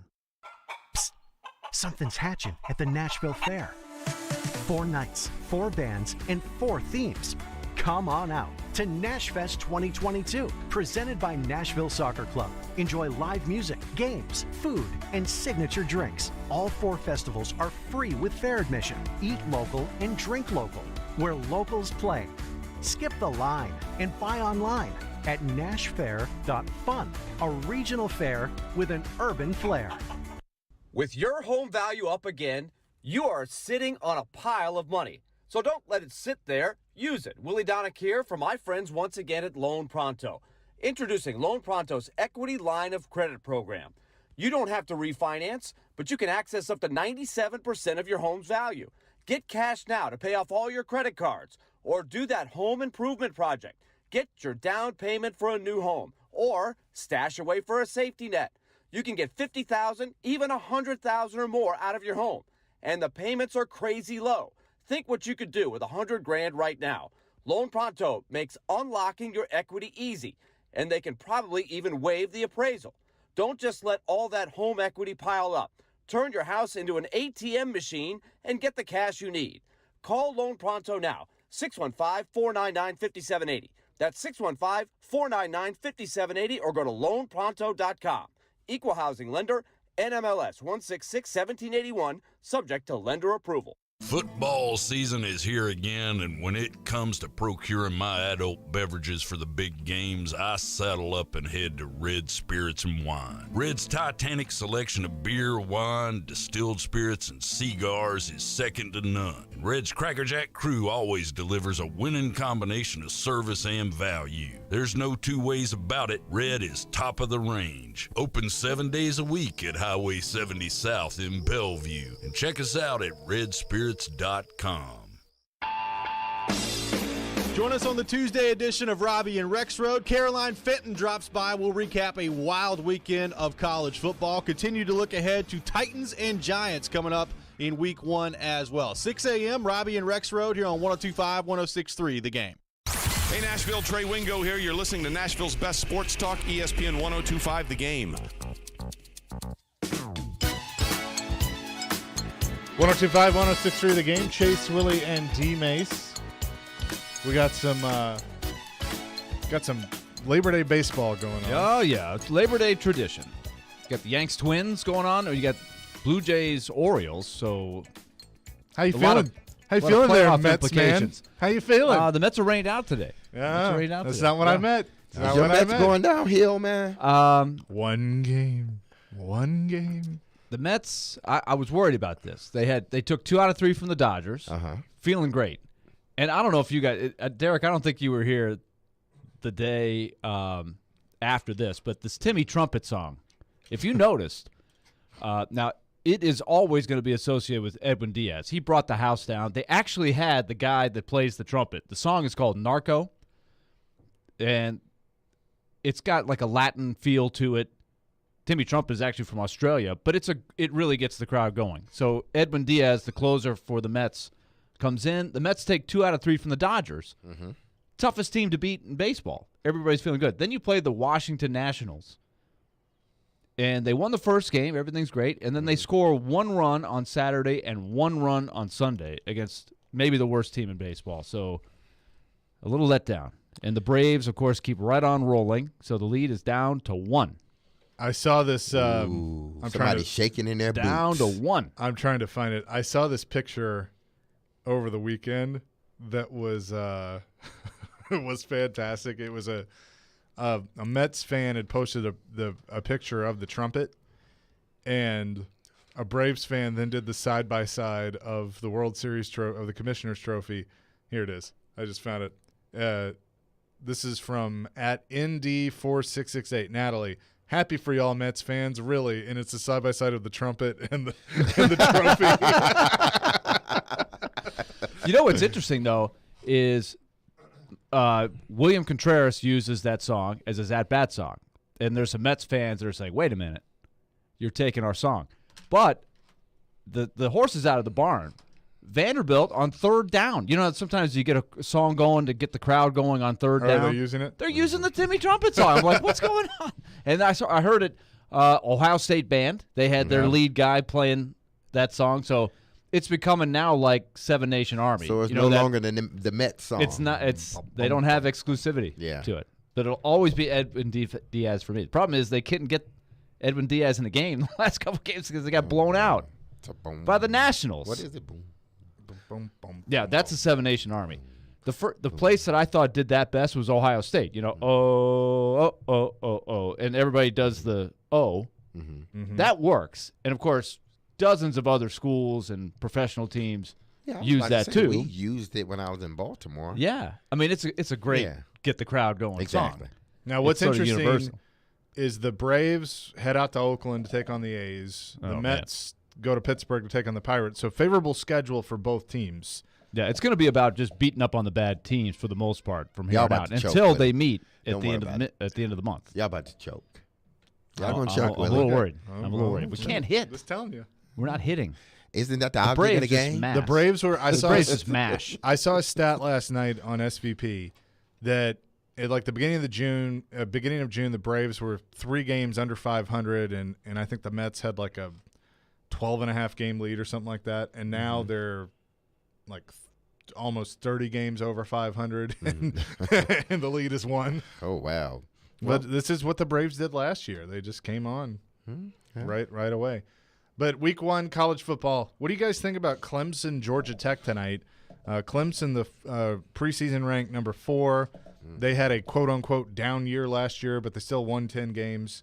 But we're not in the college football playoff.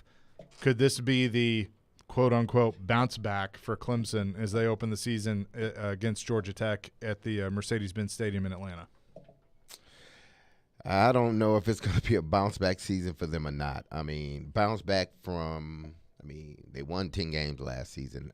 Bounce back to them being a perennial, powerhouse as they have been, in recent years.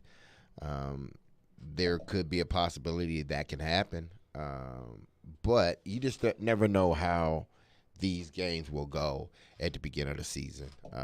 We saw Ohio State struggle, but obviously that was against the number 5 team in the country. We saw Florida, pull out an upset this weekend over Utah. So these early games, but then we've seen the top teams dominate: Michigan, Alabama, Georgia. So Clemson, tough task, but this is one of these games that if the feeling in the locker room and on campus is Clemson is back, then this is the game they gotta win this game to start off the season. They're a big favorite. They ought to win. I think this. But it has to be a win. Like it has to be one of those decisive UT wins. Like you just walk in the house or Alabama, you just walk in and it's not even a contest. Because I think that when you have a little bit of an off year and you've been a powerhouse, and remember for decades there was a term called Clemsoning. Yeah. And Dabo changed that. Dabo changed it. It took a generation. I remember when I was a kid, they won a national championship kind of out of nowhere. I didn't know anything about Clemson. I was like 10 or 11 years old. I was like, wait a minute.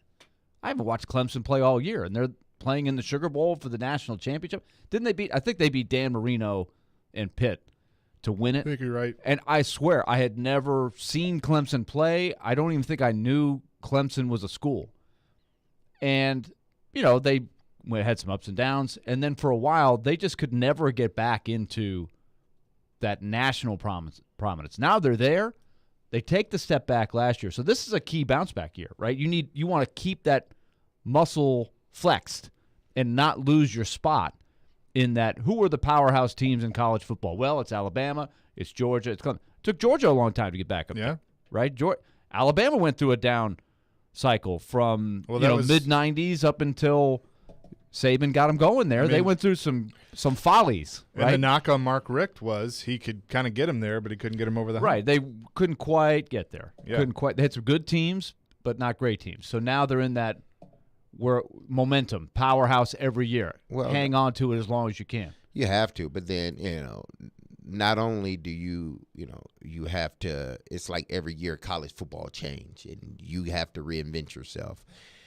But also, they lost both of their coordinators, Elliott and Venables, offensive, defensive coordinators. So how does a team replace both of their coordinators in one off season? So, this will be a test in a sense of how does these two coordinators, how do they go about game planning for the first game, and are they doing some of the things that the old coordinators did, and how do you call plays and all this other stuff? So, yeah, they have a lot of things that are working for them, but then they have a few things that are working against them. Coming up next, I want to get back into the college football playoff expansion and how it could create a sense of urgency for the city of Nashville. Do that coming up next. 102.5, 106.3 The Game. 2, 3, 4, look. High school football is here.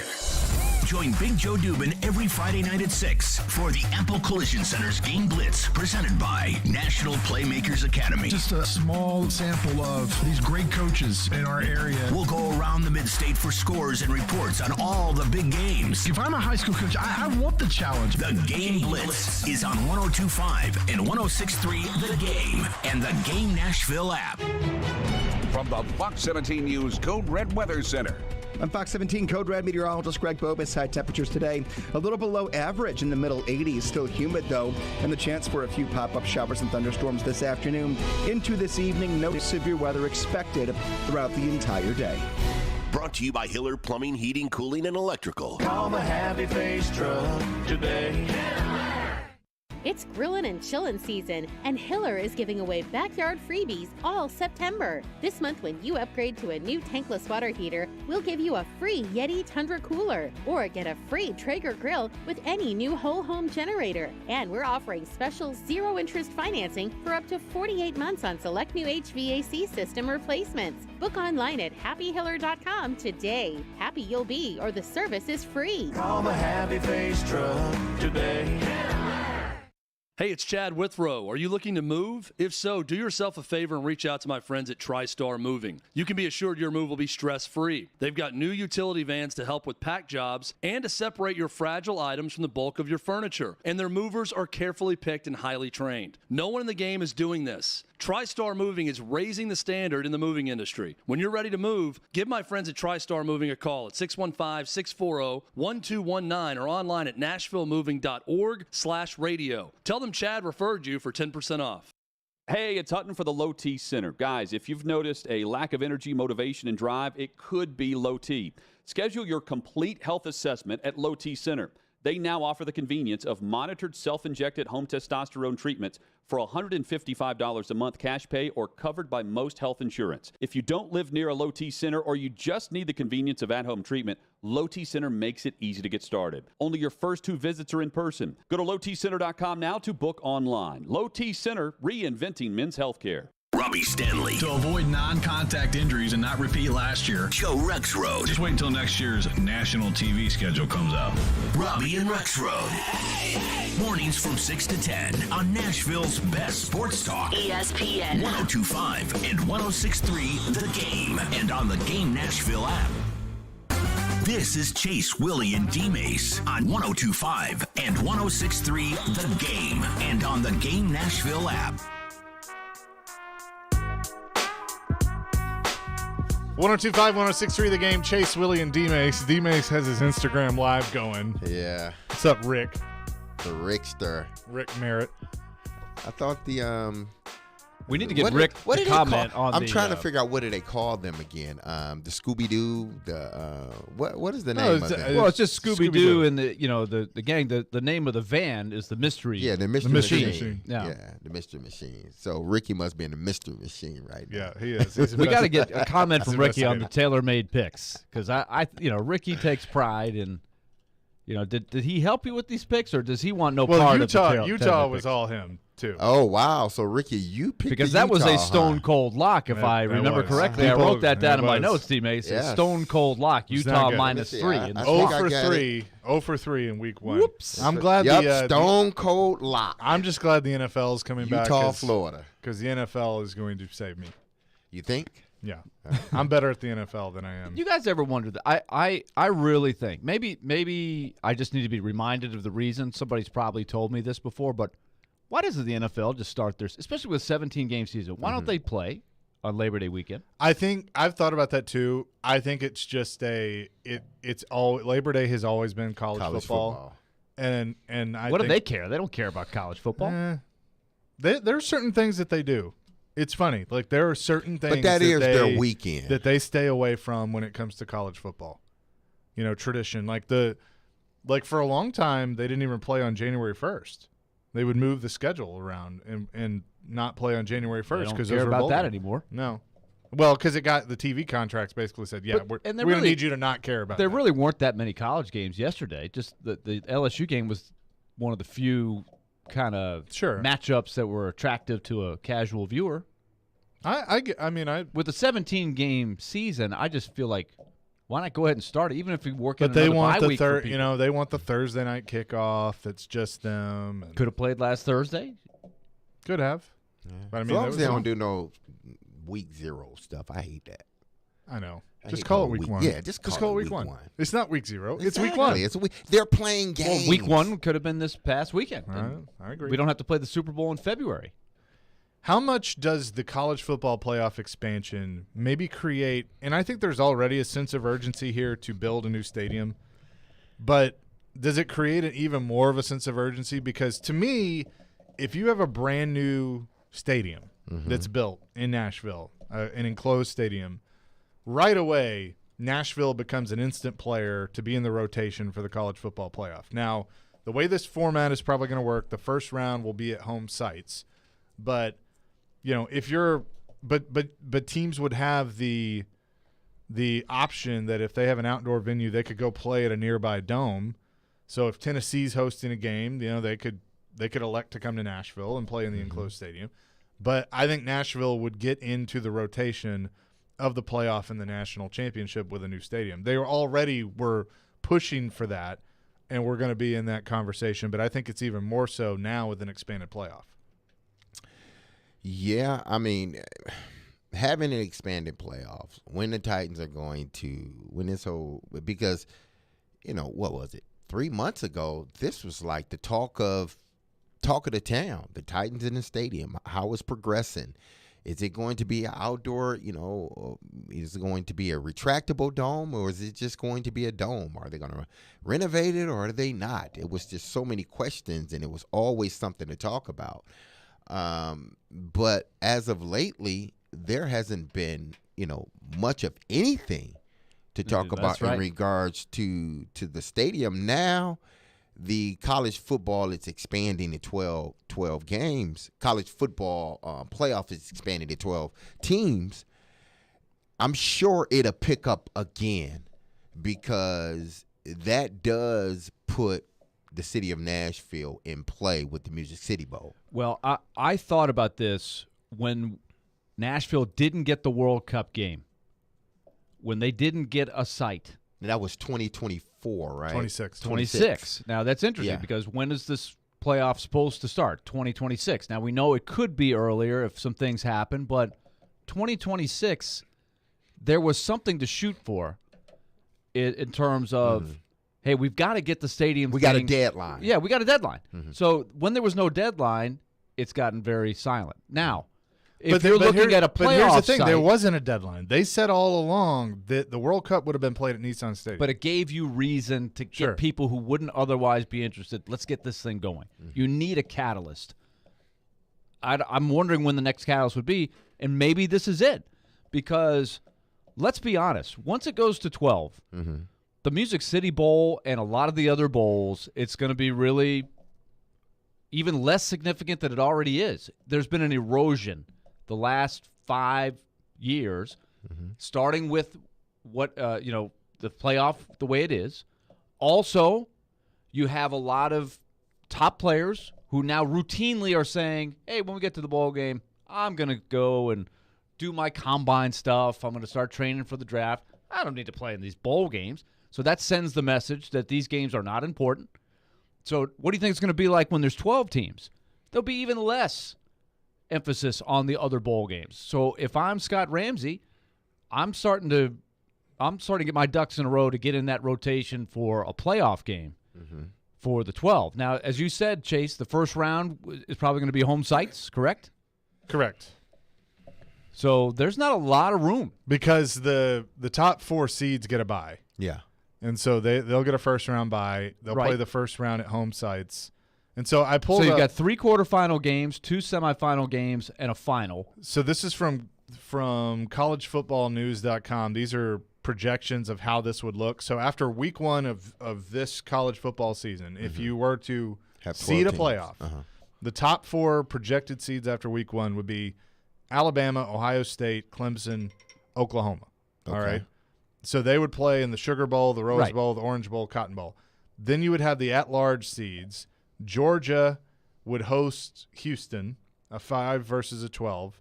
Michigan would host. Why Houston?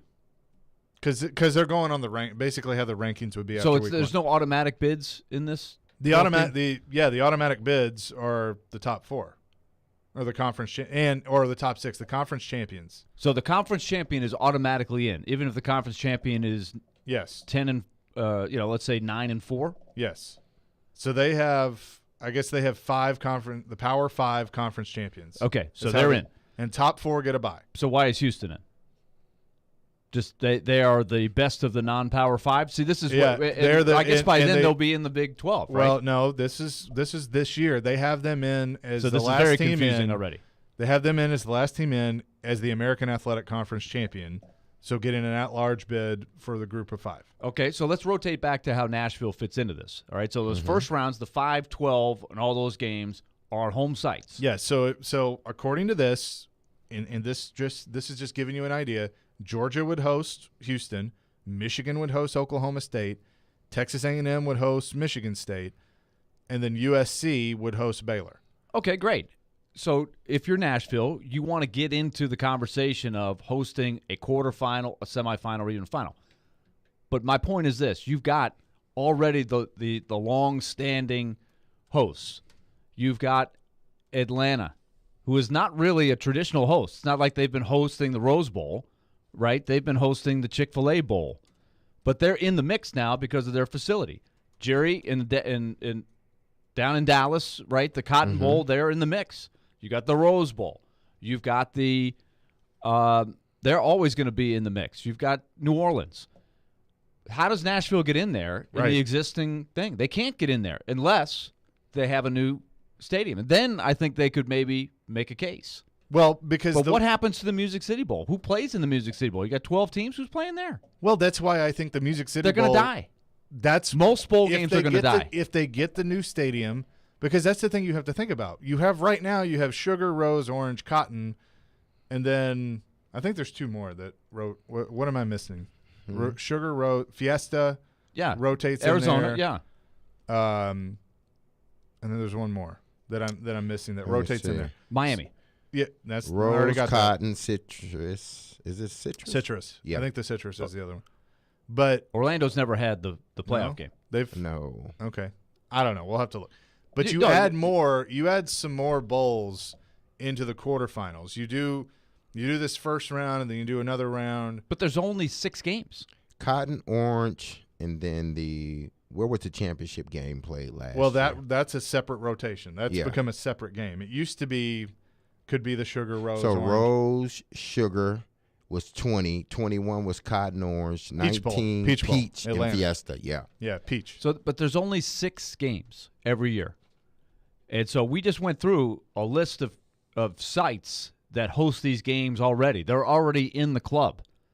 Dallas with the Cotton Bowl, Atlanta with the Mercedes-Benz, the Rose Bowl, obviously, the Sugar Bowl, obviously, the Orange Bowl, obviously, and then out in Arizona, the Fiesta. So that's 6 right there. But here's what's funny. So Nashville's got to break into this club, and you're not breaking in with Nissan Stadium. No, you're going to have to build a whole new stadium. And so it's either that or you're having a Music City Bowl that don't involve the first 12 teams. You got 12 teams that are in the playoffs. They're not playing in another bowl game. There's not a consolation game unless you want to do that. Fans going to be interested in that? I don't think so. No. So that takes that top 12 out of the mix for every other bowl game. So these bowl games already at the top are going to be compromised. But if you were and Nashville, that's where the Music City Bowl is now. But they're going to have a lot less attractive matchups. But maybe. But the Music City Bowl hasn't been getting the top 12 anyway. I mean, it's been but there's a trickle down. That's understand. What I'm saying. I understand. They've been getting good matchups for sure. They have a good place, and they have moved up over the years. They've done a great job with what they've had to work with. When they first started in 1998, I was thinking, how are they going to get into this bad mix? Alabama but team? They've done a very good job of marketing, moving up the chain, doing the things you've got to do, and they rank way ahead of a lot of the lower tier bowl games. But that's all going to change, and so you don't want to get caught in between. I'm not in the playoff, and now I've got a lousy bowl matchup. And that's where a lot of these bowl games are going to be. Coming up next, we'll get back into the Titans. Teron Davenport will join us as Willie needs to fix his mic. 102.5, 106.3 The Game. You watch the game. Tannehill, he can run, and he does. Touchdown. We talked the game. I think this is Vrabel giving Tannehill more authority over the team. We are the game. Nashville's best sports talk. 102.5 and 106.3 The Game and the Game Nashville app. ElectronicExpress.com. We make it happen. Bob's Steak and Chop House is a renowned award-winning steakhouse in major cities across the U.S. Nashville is lucky to have a location here in downtown at the Omni Nashville Hotel. Fine dining is brought to a new level at Bob's with awards like the Wine Spectator Award 4 years in a row, TripAdvisor Certificate of Excellence 5 years in a row, and Open Tables Diner's Choice Award 6 years in a row. Fine dining at its best. Bob's Steak and Chop House, open Wednesday through Saturday, 5 to 10 p.m. in the Omni Nashville Hotel. Complimentary valet parking is always available. Are you looking for Tennessee-grown and crafted THC, CBD, Delta 8, Delta 9 products? Then float on over to OunceOfHope.com. On top of the widest selection of luxury edibles and smokables, their customer service team is high quality and prepared to help select the right cannabis product for your needs. Their knowledgeable team will have you flying high with a smile. That's OunceOfHope.com, made locally in Memphis. Ounce of Hope is Memphis Flyers' best cannabis shop 2 years in a row. Legal THC delivered to your door. OunceOfHope.com. Need a new tractor, zero-turn mower, utility vehicle? Try it and buy it at Coleman Tractor of Nashville's Kubota Field Event, Thursday, September 15th at Nashville Gun Club during the Shooting Hunger Sporting Clays Fun Shoot at one of Coleman Tractor's biggest sales events of the year. Demo, subcompact, compact, utility tractors, and more. Ask about competitive financing offers. Get a coupon for up to $250 and enter to win an Orca cooler. Don't miss Coleman Tractor of Nashville's Kubota Field Event, 7:30 a.m. to 4 p.m. on September 15th at Nashville Gun Club during the Shooting Hunger Sporting Clays Fun Shoot. From the Hillside Medical Game Studios, WPRT FM Pegram, WPUC HD2 Laverne, Nashville's exclusive home for the Nashville Predators. 102.5 and 106.3. Terang, it's a high fly ball. We got pass rushers. Awesome game set. Checker flag in the air. The Game. A Cromwell Media Station. Now let's see if we can bring them to life, all right? Bringing you entertainment and informative sports talk during your workday. Smart, funny, classy, and I like him a lot.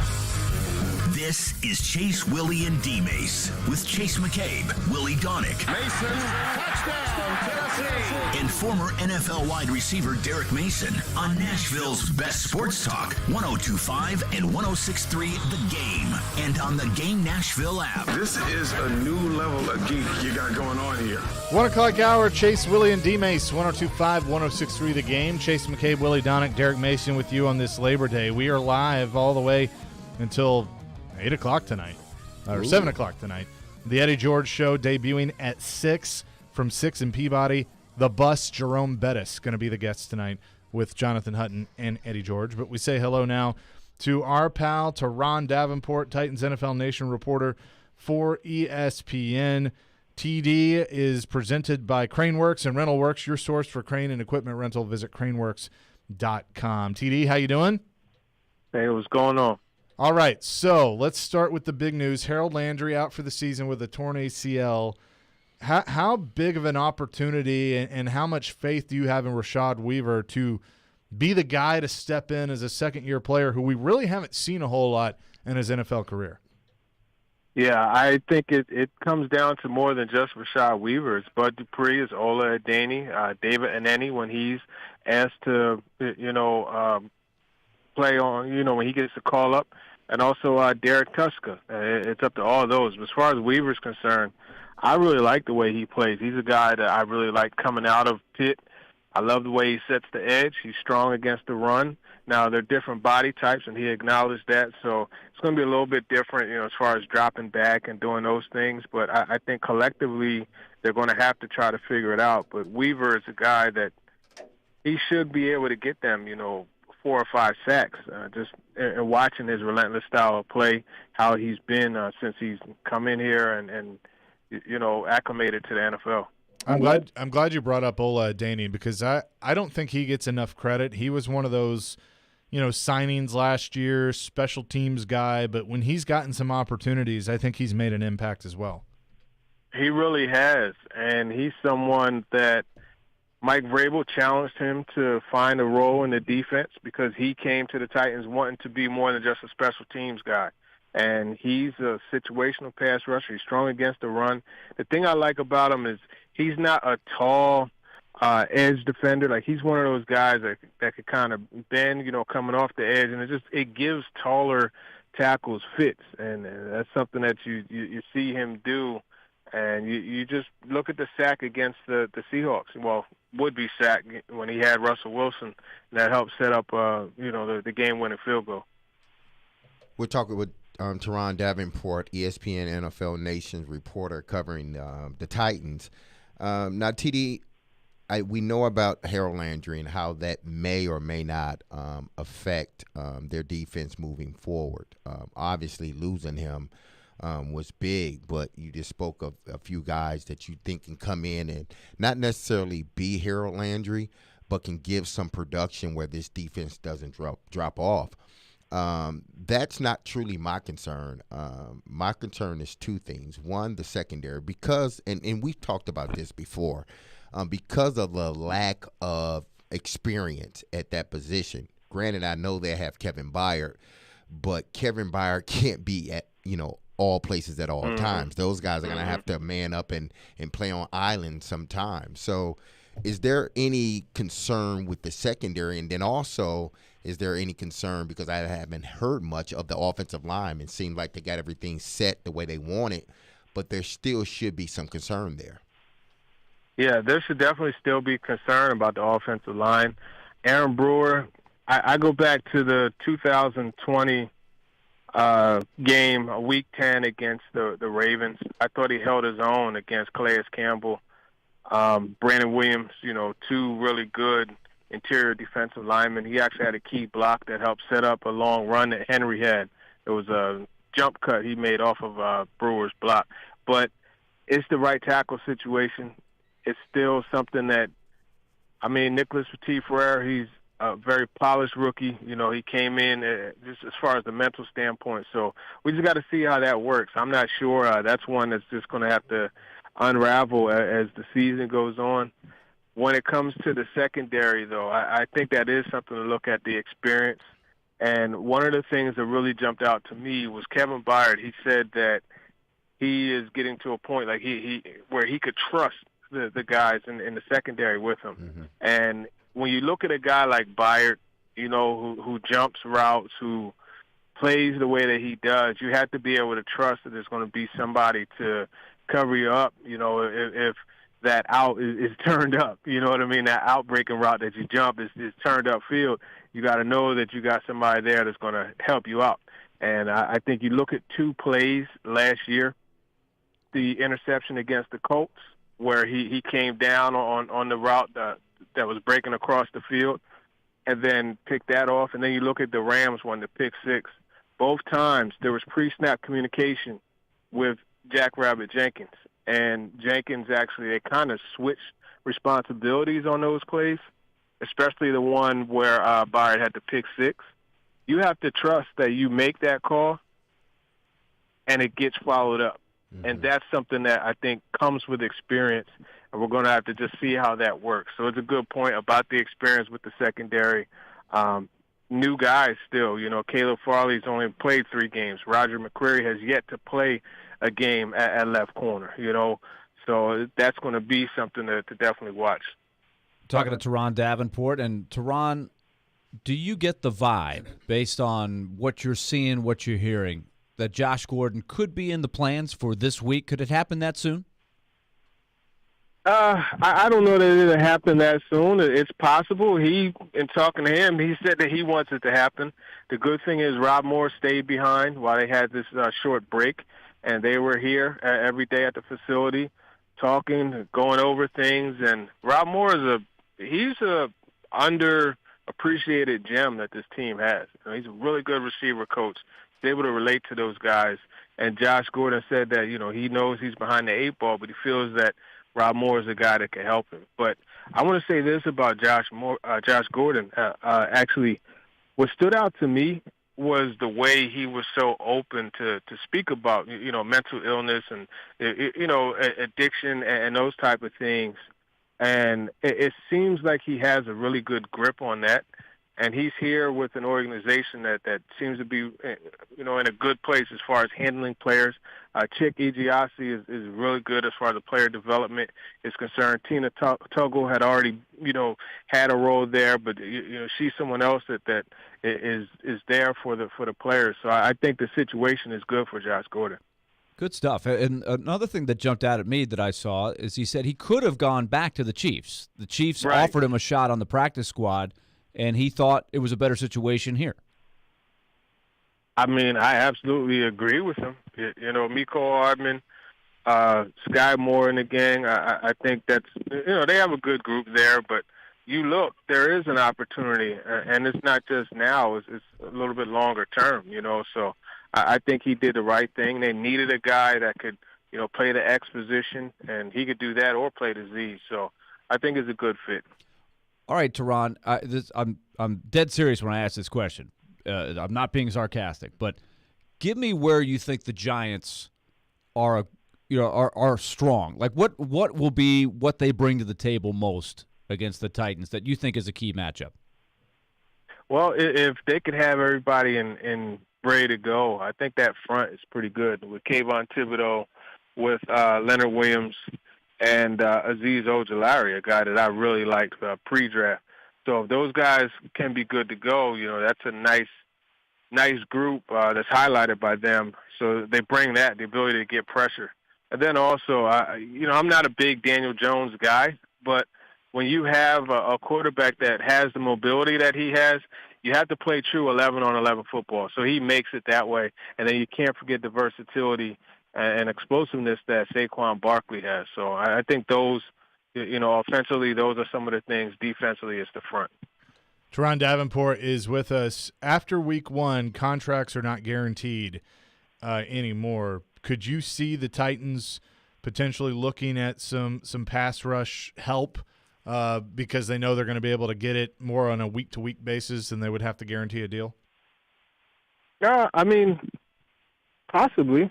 I think, the best option that I could come up with was either Kamoto Toure, who was on the 49ers practice squad, or making a trade for a guy like Robert Quinn or for a guy like Derek Barnett if somehow you could pry those guys away.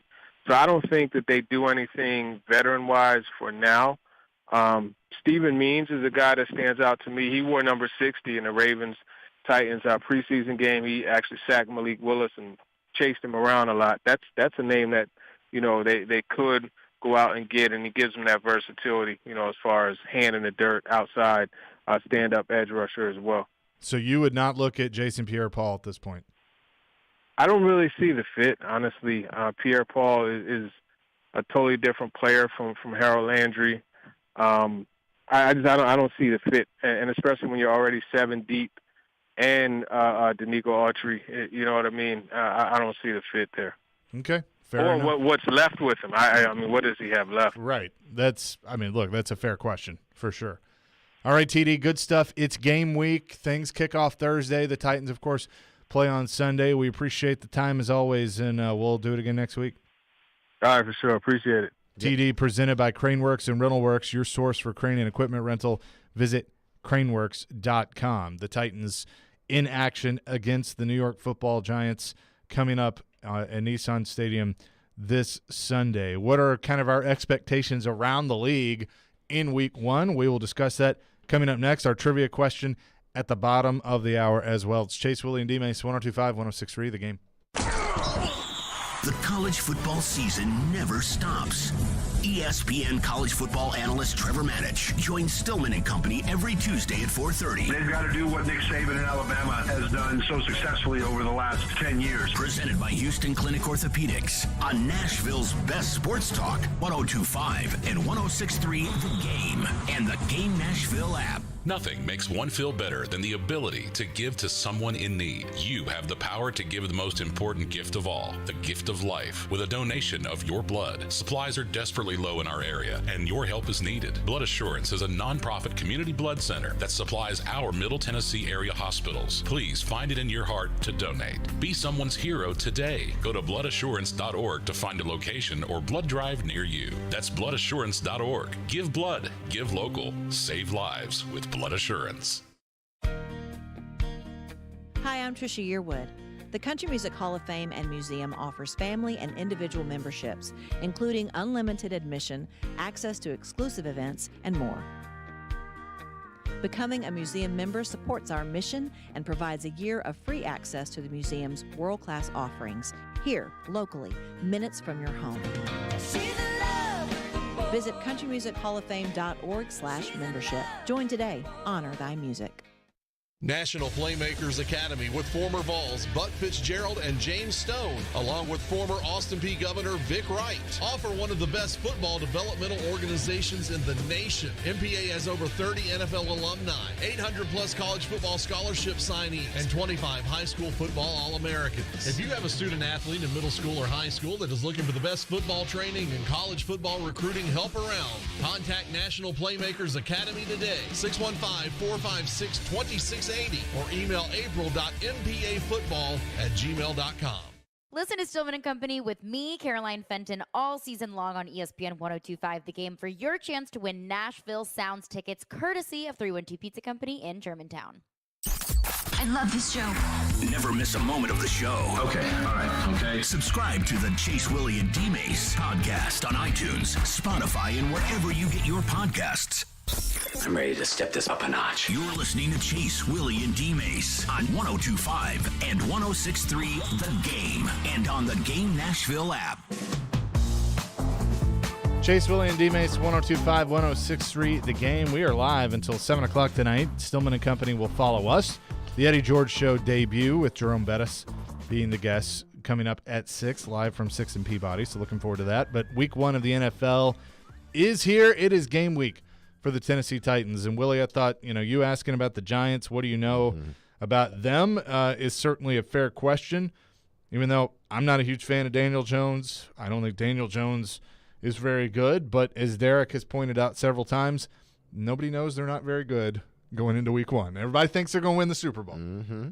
The Titans are favored by 5.5, so that is not some astronomical figure, especially when you consider the game is here. So it goes in line with the general consensus on the Titans, which is that they're not great. I think that is, again, a great motivational tool that Mike Vrabel will use, is the lack of respect, the lack of benefit of the doubt that this team gets. And so I don't think this is an automatic by any stretch because of all that we've said here. And so we're trying to pinpoint exactly what the Giants will bring to the table, because they've been completely a mess, for years now. But I think Teron made a good point. The idea for the Giants, the way they drafted the last couple of years, is to build a really good, formidable defensive front. Mm-hmm. And a couple of those guys have been back. Thibodeau is a key, right? He's a high first-round pick that's got enormous talent. Is he 100%? He got the block by Moss in the preseason game. Mm-hmm. How is he feeling? Ojulari is in there. They already had Leonard Williams. That's a good. It's not a bad. If those guys are there, that's a good test for the Titans' offensive line on opening day to see where you're at. No, I think so too. I mean, and honestly, you want that, because I told you I've got a little Coach Willy in me right now. I'm nervous about this one. The Titans being a 5.5-point favorite need to go in there and take care of business, but we've seen them stub their toe, so to speak, in week 1 several times over the years. Yeah, I mean, the beginning of the first game of the season is always a tricky one, because you come out of preseason not having played many downs or taken many snaps, if at all. And you look at the Titans starters, not many of them have taken snaps, whether it be offense or defense. And then you look at the Giants and what they're trying to do, new coach, trying to put this defense together, don't know what they have truly in Daniel Jones. Saquon Barkley is going to be the Saquon Barkley of his rookie year now or not. So there's a lot really up in the air with the Giants. But, again, this team doesn't know it's bad just yet. And I guarantee you they're coming into this Titan Stadium this weekend and thinking, listen, we have nothing to lose. No one's picking us to win. So let's just go out there and pin our ears back and get after the quarterback and see what we have still in Saquon Barkley. They're going to try to take a lot of the pressure off of Daniel Jones and allow Saquon Barkley to run the football and catch it out the backfield. Barkley is a really interesting case because he's in a huge market. Mm-hmm. He had a lot of success early, had the ACL injury, and he had one of those years last year on a bad team where coming off the ACL, he didn't look the same, right? But it's that old adage of sometimes you're better 2 years removed from the ACL. He is, for all these reasons, he's getting hammered in New York by the media. He's not that good. So this is a prove-it year for him. And so he has got this, I'm going to show you guys kind of attitude. Now we'll see if they've got enough around him to surround him with the ability to have a good season. But he's a guy, what are you going to get? It's a huge X factor. If he's back to where they thought he was before the injury, and if he's anything close to that, he could have a great game.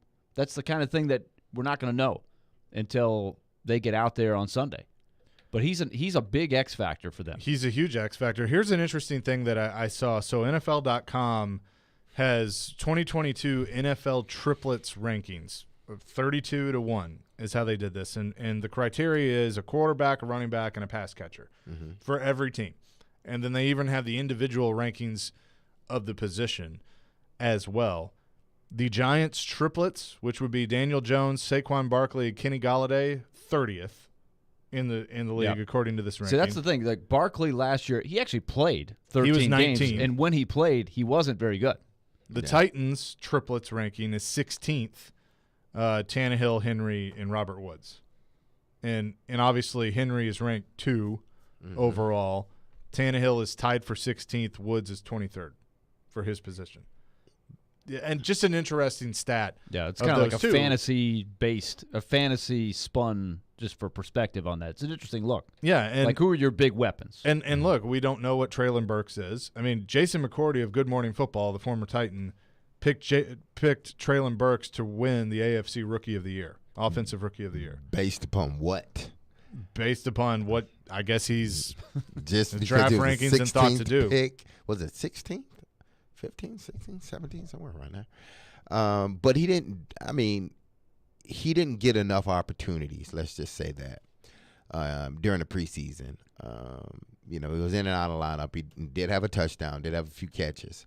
But if he can become Rookie of the Year, obviously that would bolster the Titans' passing game.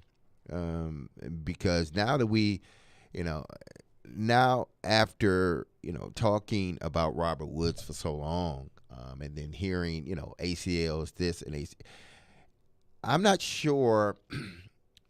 It may take him a while to really get back to what he once was, or close to what he once was. I mean, people look at him and say, well, he's out there practicing, he's making cuts, this and that. It's different. It's totally different when you have to go 17 games and you're getting pushed, beat up, and all this other stuff. I'm sure the knee will hold up, but will he be back where he was? And I think a lot of people are putting a lot of eggs in his basket. I think you're right, and it's in the context of an offense where what are you hanging your hat on? Mm-hmm. You'd like to hang your hat on Derrick Henry, but this is a Derrick Henry coming off of a significant injury. Let's hope that you can hang your hat on him. Mm-hmm. But there is we still haven't seen it. Mm-hmm. His last time we saw him, it was that playoff game where he wasn't quite, he had the rust factor and things like that. So let's hope you got that. It's an unknown with Robert Woods. It's an unknown with Traylon Burks in his role. It's an unknown with the rookie Kyle Phillips. You've got 2 new tight ends in the mix.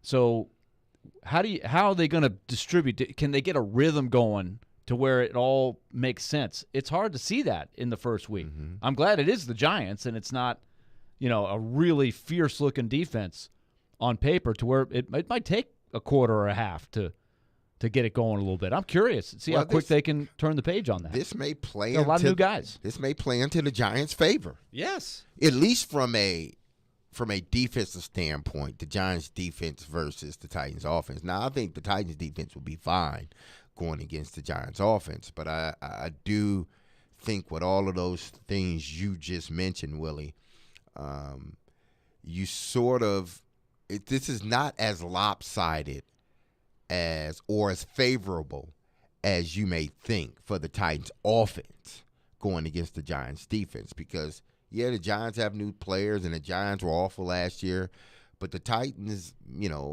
all but one of their pass catchers are the same, Mm-hmm. And then Derrick Henry coming back in an offensive line that is not solidified just yet. You don't know what you got in your offensive line.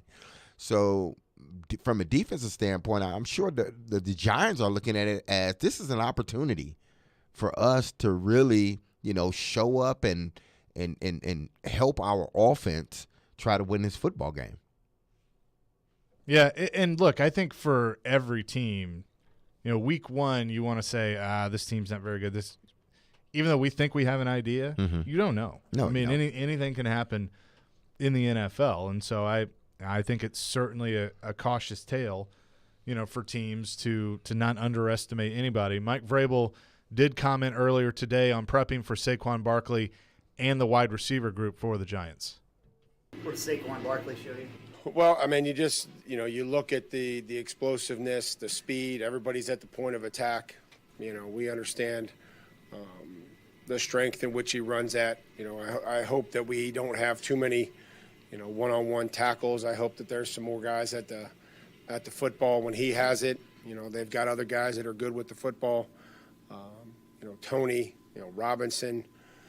The quarterback is going to have it. They've run him in the past. He can run, and he will run. So, those are all guys that we're going to have to be able to make sure tackling will be, critical like it is every week. But, I think in this first week that just, our fundamentals really show out. That's Mike Vrabel on Saquon Barkley. And I mean, that's what you guys were saying. I mean, this is a huge year for him. He's got to step up, and the Titans defensive front, they're going to have to know that he's a weapon, and you have others that can be too. But I don't think Mike Vrabel is going to underestimate anybody because he just doesn't do that. No, he can't.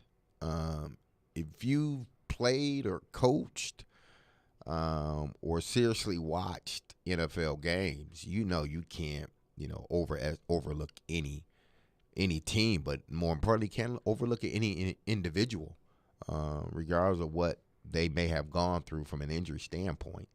So they got to play Saquon Barkley. They got to prepare for him as if he's that Saquon Barkley from, a few years ago that came in and pretty much tore up the league with his ability to not just run but catch the ball out of the backfield. So you got to prepare for that. And then you got to prepare for, like TD said, Daniel Jones having the ability to get outside the pocket, extend plays, run down the field.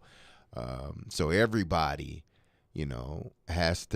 has to be aware of what's going on the field at all times, because once that quarterback breaks outside containment, you got to have all eyes, on the quarterback and on the guy. You got to plaster, make sure that your guy don't get away from you, because he does have that ability to get outside the pocket and run or pass the ball down the field. Coming up next, your chance to win a pair of tickets to see Pilgrimage Festival on September 24th through the 25th. That is our trivia question of the day. We'll also discuss Vandy, 2-0 to start the season. That'll be next. Chase, Willy, and D-Mase, 102.5, 106.3 The Game. ESPN Titans NFL Nation reporter Teron Davenport brings knowledge. 3 touchdowns. He was processing, getting rid of the ball quickly. Passion. Make no mistake about it. He absolutely has to hit the ground running. And expertise on the two-tone blue and the NFL. Join TD every Monday at 11, Thursdays at 3, and Friday morning at 8 for all the latest on your favorite team. Teron Davenport is presented by Craneworks on 102.5 and 106.3 The Game and the Game Nashville app. This segment of ESPN 102.5 The Game is brought to you by Trane Heating and Cooling Systems. Tested, retested, engineered, and re-engineered to keep up with you. We run together. Visit TraneInfo.com to find your local independent Trane dealer. TraneInfo.com. It's hard to stop a train. Ever tried to shop for a diamond online? They all look great on the computer screen, but the fact is, most reputable jewelers like Genesis Diamonds wouldn't touch them with a 10-foot pole. These are the diamonds that nobody wants to buy. We call them the B-quality diamonds. That's Genesis owner Boaz Ramon, who says that even diamonds with the same grade and specs on paper can be very different when you see them up close in person, especially the ones from online dealers. Those diamonds gonna look always cloudy or dirty. It's like you're wearing your glasses and there is fingerprints all over the glass. You just don't understand, or nobody told you that the material that this diamond was cut from was not the best material. Why risk it? At Genesis Diamonds, they screen thousands of diamonds and only choose the best of the best for maximum brilliance, sparkle, and luster. Genesis Diamonds, Green Hills and Cool Springs. I'm Boaz Ramon, and my accent is always on value. Hey, it's Big Joe on the go. Look, I get it. Nobody likes being in a car accident, but when that happens, make it easy on yourself and call Apple Collision Centers so you don't have to stress. They're locally owned with 3 convenient locations in O'Hickory, Hendersonville, and Gallatin. Apple Collision Centers managers combined for 60-plus years experience, and they only recommend original equipment parts on your vehicle. So, if you're in need of a repair today or down the road, just head over to Apple Collision Centers. Stan and his team will take great care of you. Online, applecollisioncenters.com. R&S Flooring wishes you a happy Labor Day. Thanks for not only being great customers, but for doing the work you do to help keep Nashville strong. Have a great Labor Day weekend. Who do you call when you need a new floor? R&S Wood Flooring. This is Loyalty Lab Interview 6. Subject, grandmother's loyalty. Margie, what do you do when your grandson misbehaves? Angels don't misbehave. Here we study the most loyal, like you and... Oh, there goes the lamp. Shouldn't have put it there. Shell and the Fuel Rewards program has our members' backs, too. It's super easy to save on every gallon. Loyal, just like how you acted like that wasn't his fault. Someone should clean that up before he gets hurt. Yes, loyal, just like that. 10 years of FR.com. Terms and conditions apply. Robbie and Rex Road here on ESPN. Welcome into Chase, Willy, and D-Mase. Somebody Company is delivered. There's a new way to hear 102.5 The Game. Nashville's best sports talk on 106.3 FM. From downtown Nashville to Spring Hill on I-65 and to Murfreesboro on I-24. You now have two choices to hear our great sports programming. Get the extra point, no problem. And the Nashville Predators. Scores! Check out 106.3 now and save it as a preset. Hey, Nashville, this is Eli Gold, voice of the Alabama Crimson Tide, and you're listening to Nashville's best sports talk, ESPN 102.5 The Game. 102.5, 106.3 The Game. Chase, Willy, and D-Mase. We're going to have a class about 1980s television shows with Nick Keyser behind the glass. I have heard shake it up. I have heard Magnum PI's theme on this radio station 30 times in the last week. We got to shake it up a little bit. Gotta get some more themes. There's a whole page for TV themes.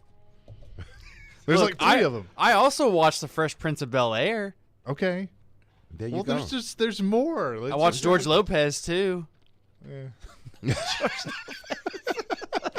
There are more good television show themes, all right? Just out of thin air, George Lopez. Oh, nothing wrong with George. I like George. George was funny Yeah, now. Nick and I just got to expand the library a little bit. Yeah. It's okay. 615-737-1025, our trivia question coming up right now, Willy. Okay, here is the trivia question. It's opening week. We were just talking about the Giants matchup, and you never know what you're going to see opening week. The Titans have certainly had some pretty crazy things happen. How about 2019? Here is today's question, and you can win tickets to the Pilgrimage Festival. Is that right? That's a pretty good show. That is correct. Right there. That's September 24th and 25th. That's pretty big time. Let's see who's listening on Labor Day. 615-737-1025. The Titans open up with the Cleveland Browns in 2019. They won 43-13.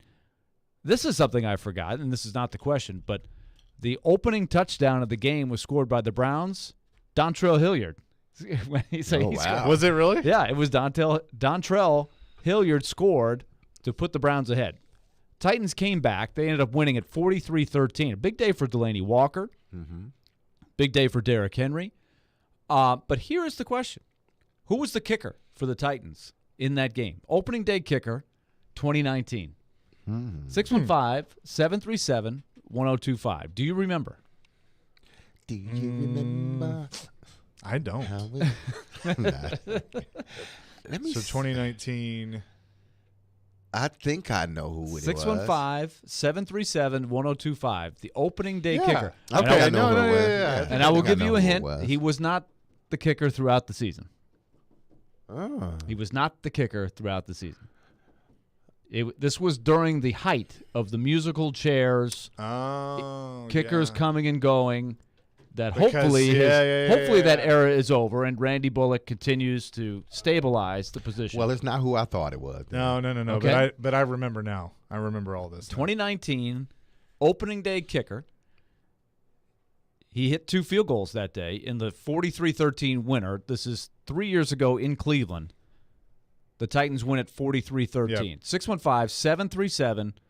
615-737-1025. But it just goes to show you, you never know what you're going to get. There was a lot of hype for the Browns going into that game. Paper Super Bowl champions. Paper champions, Baker Mayfield coming in there. They had a lot of excitement there, and they sort of flopped the entire season. It was who's the former Alabama quarterback that was given the head coaching job by the Browns. He failed miserably. Freddie Kitchens. Kitchens. And he messed up. He wasn't good. So he was gone after that year. So don't have a winner yet. 615-737-1025. Who is the opening day kicker for the Titans in 2019 against the Cleveland Browns? So we'll wait and get a winner for that. But how about the Commodores winning 42-31 against Elon? 21 points scored by Vanderbilt in the first quarter. They end up winning that game. Mike Wright, 6 total touchdowns, which I believe was a record, Vanderbilt record, 4 passing, 2 rushing. He had over 245 yards through the year, rushed for 84 yards as well. A tremendous day for him. Vanderbilt 2-0. Well, they are leading the SEC. Oh, you're looking at the party time on West End. Do you want to take a little picture, a little freeze frame of that screenshot? Okay. They lead the SEC they're 2-0. I watched. They scored the most points in SEC. They scored a lot. And of course, look, they've played 2 cupcakes. They should be 2-0. They are 2-0. I'm looking again for progress from last year to this year. I do think Mike Wright is a guy that when they start playing SEC teams, I do think, especially as a runner, he can give you some explosive plays. I mean, he's against these teams, he can score from literally anywhere on the field. I do think he's making strides as a passer. I think he's going to struggle when they start playing the tough competition in the SEC. I'm hoping he can, even if he does struggle, improve in those areas. It was an interesting game. They had a lightning delay, which, of course, scared off a bunch of people. They had a really small crowd. Like everywhere had that. It was a really small crowd, but they came out to their credit, and they took control of the game. And even into the second half, they scored to go up 35-10, and the game was looking exactly like it should look. But, Derek, you're looking at the box score. Yeah. It got a little concerning at that point. They gave up way too much. Well, they scored on their first 3 drives, which is well, that's great. what I'm saying. But look at down the stretch. You know, they got a little. They're winning the game the way they should be winning it against an FCS kind of team. Elon's not a bad team at their level, but an SEC team should crush them, and it's 35-10. You're thinking, okay, this looks right. But by the end of the game, it's 42-31, and they'd given up a ton of yards, especially passing. And so that's got to concern Clark Lee. Now, let's look ahead. Wake Forest comes in here. Yep, and I got the line. That's for a you. very, very good benchmark to see how they do. Now, Nashville, Vanderbilt has played Wake Forest a bunch of times over the years, a bunch. They're like-minded schools, private schools in a big league, easy travel. And so they are natural non-conference schedulers, right? They call each other a lot, let's play. When Vanderbilt's got it together, they've had some big wins over Wake Forest. I'm thinking of the James Franklin era, where a win over Wake Forest was key to get to a bowl game. Wake Forest, on the other hand, when they're good, they've pummeled Vanderbilt a bunch of times. Wake Forest won 10 games last year. They had a great team for them. So what is the line? The line, as Vandy will face the Claw Fence, Dave Clawson and Wake Forest. I'm seeing it opened at 6. Now I'm seeing anywhere from 8 to 8.5. Wake Forest the favorite. Vanderbilt had a couple of defensive linemen get banged up, which did not help not being able to stop Elon. They had a couple of running backs that didn't play. We'll talk to Coach Lee tomorrow. That'll be a good conversation to have with him. But it is a great opportunity, I think, for Clark Lee. This game last year for them was Stanford. And they hung with Stanford for about a quarter and a half. And then Stanford completely took control of the game and won going away. I want to see where Vanderbilt has made strides to where they can hang with a team like that from another power conference for 4 quarters. I don't know who's going to win. I'd like to see Vanderbilt get that game into the 4th quarter with a chance. That would be this is one of their first true tests. This is a good swing game. But you know that Wake Forest should beat Vanderbilt. Wake Forest is a team that should. Absolutely. They should. Dave Clawson has been there for a while at Wake Forest. He's a good coach. He's coming off a 10-win season. They should have the program advantage where they are. But like I said, if you go through the years, when Vanderbilt is up, they beat Wake Forest when Wake Forest is down. When Wake Forest is up, they are beating Vanderbilt. So right now, you got Vanderbilt still in a building phase. Wake Forest is on a run. Wake Forest should come in here and win. Well, I mean, based upon, Vandy's going to, they've been able to score, 40 points the last 2 games. Will that continue? I don't know. Obviously, the competition gets better as they move on. But they did give up 31 points against Elon. Yeah, and Wake Forest is a little better than Elon. And they don't get pressure on the quarterback. They got 1 sack. That was a big problem. That's, again, and I know that this Commodore team is still coming into phase, but once they get into SEC play, it doesn't. They're going to get crushed in a lot of games. To me, they have. These are like, I'm not going to say these are must-win games for Vandy. These non-conference games, even Wake Forest. This is a game that, yes, Wake Forest is a better program, but Vandy has to find a way to pull this out because looking at their SEC schedule, I mean, maybe 1 game. I think that would be a big, big step if they could win a league game. And I think this Wake Forest game is a good benchmark too. Mm-hmm. You're trying to build back up to a bowl team, right? A team that can win multiple SEC games, take care of your non-conference games, and get to a bowl game. That is the first step for Clark Lee. Now, I remember James Franklin from the get-go. Now, James Franklin had way more talent that he inherited than Clark Lee did. It's not even close. Take a look at the roster.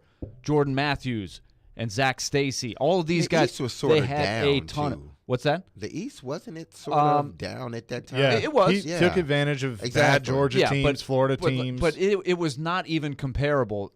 James Franklin inherited from Bobby Johnson. He had NFL guys sitting there on that roster. Clark Lee, I'm not sure had a single one. Not one. And so let's not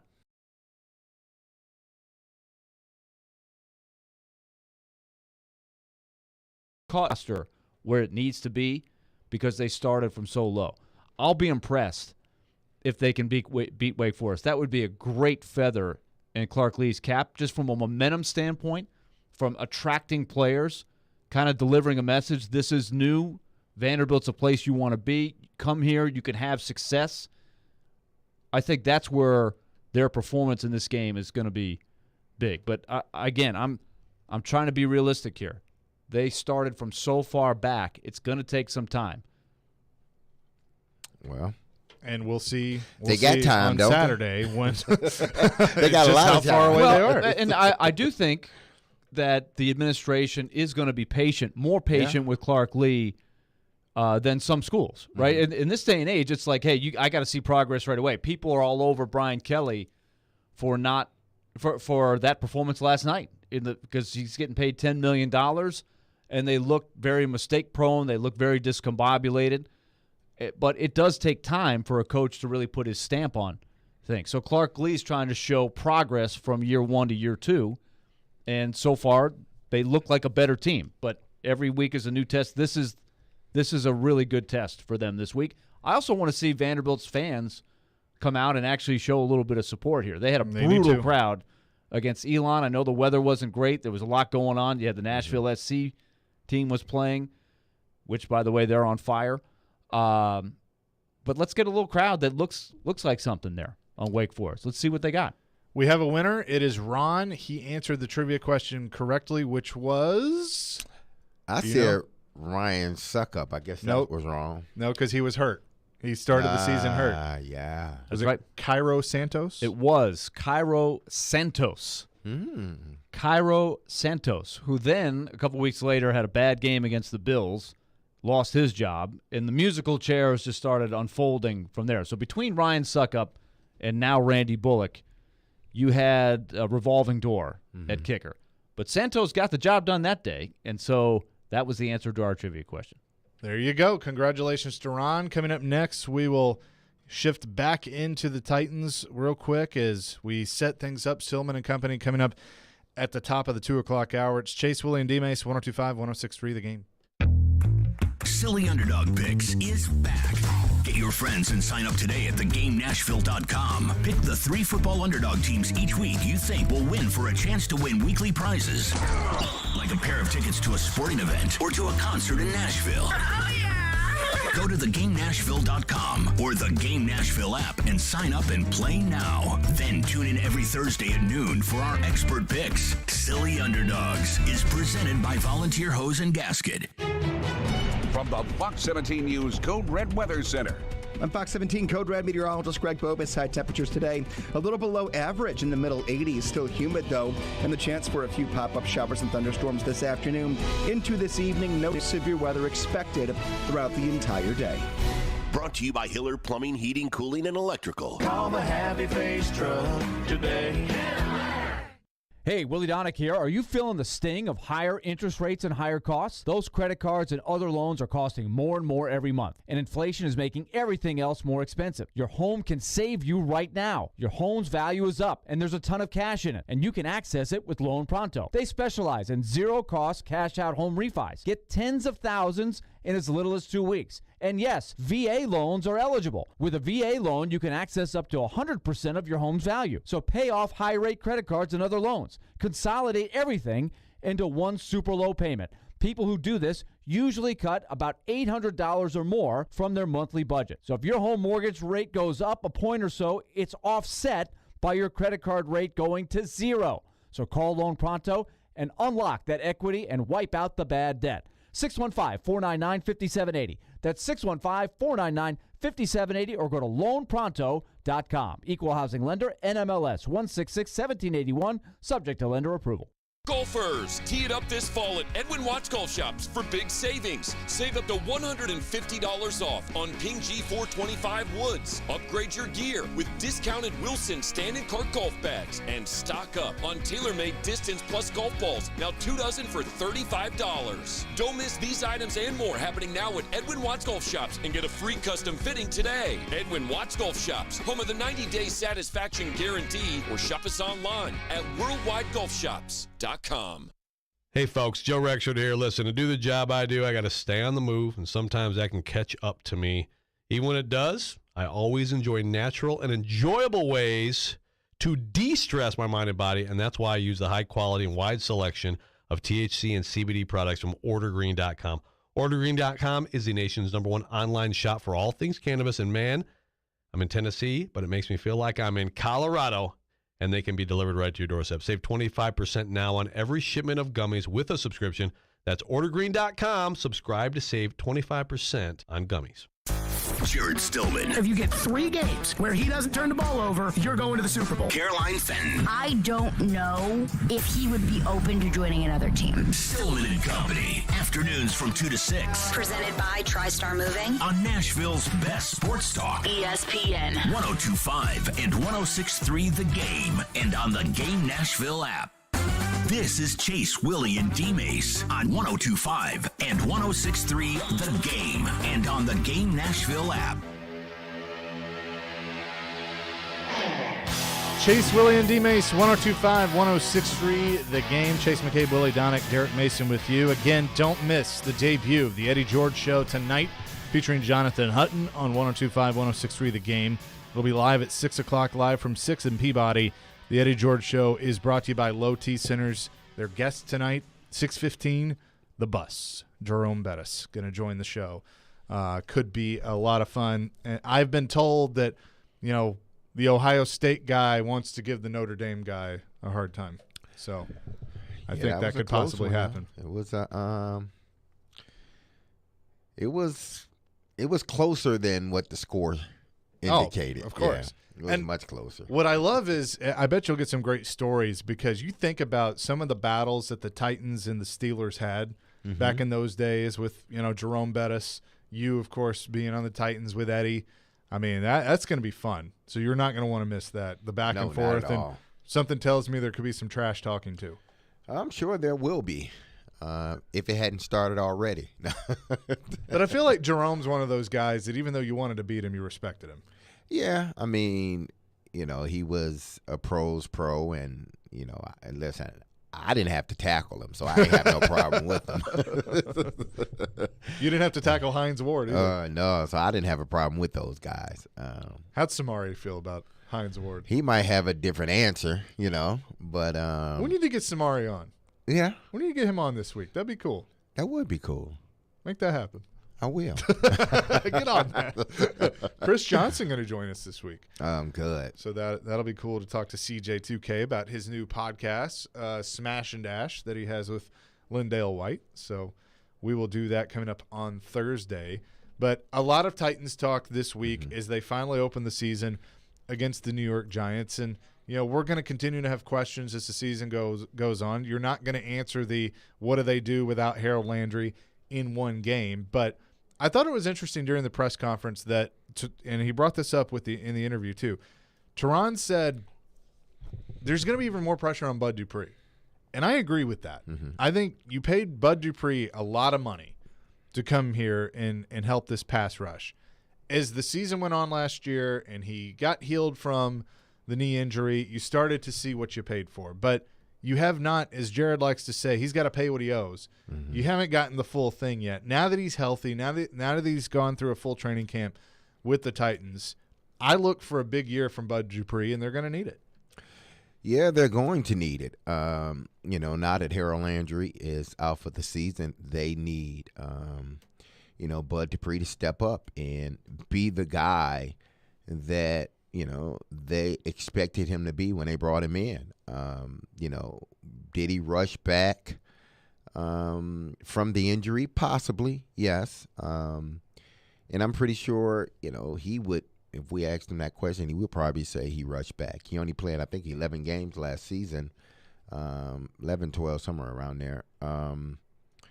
But he just didn't give them what they thought they were going to get. Now, he started to play a little bit better toward the end of the season, but they need him to step up in place of Harold Landry. They need him to be that sack guy now, because if teams are going to put a lot of pressure on that interior, with Jeffrey Simmons, they're going to, and Danique Autry, teams are going to game plan for those two.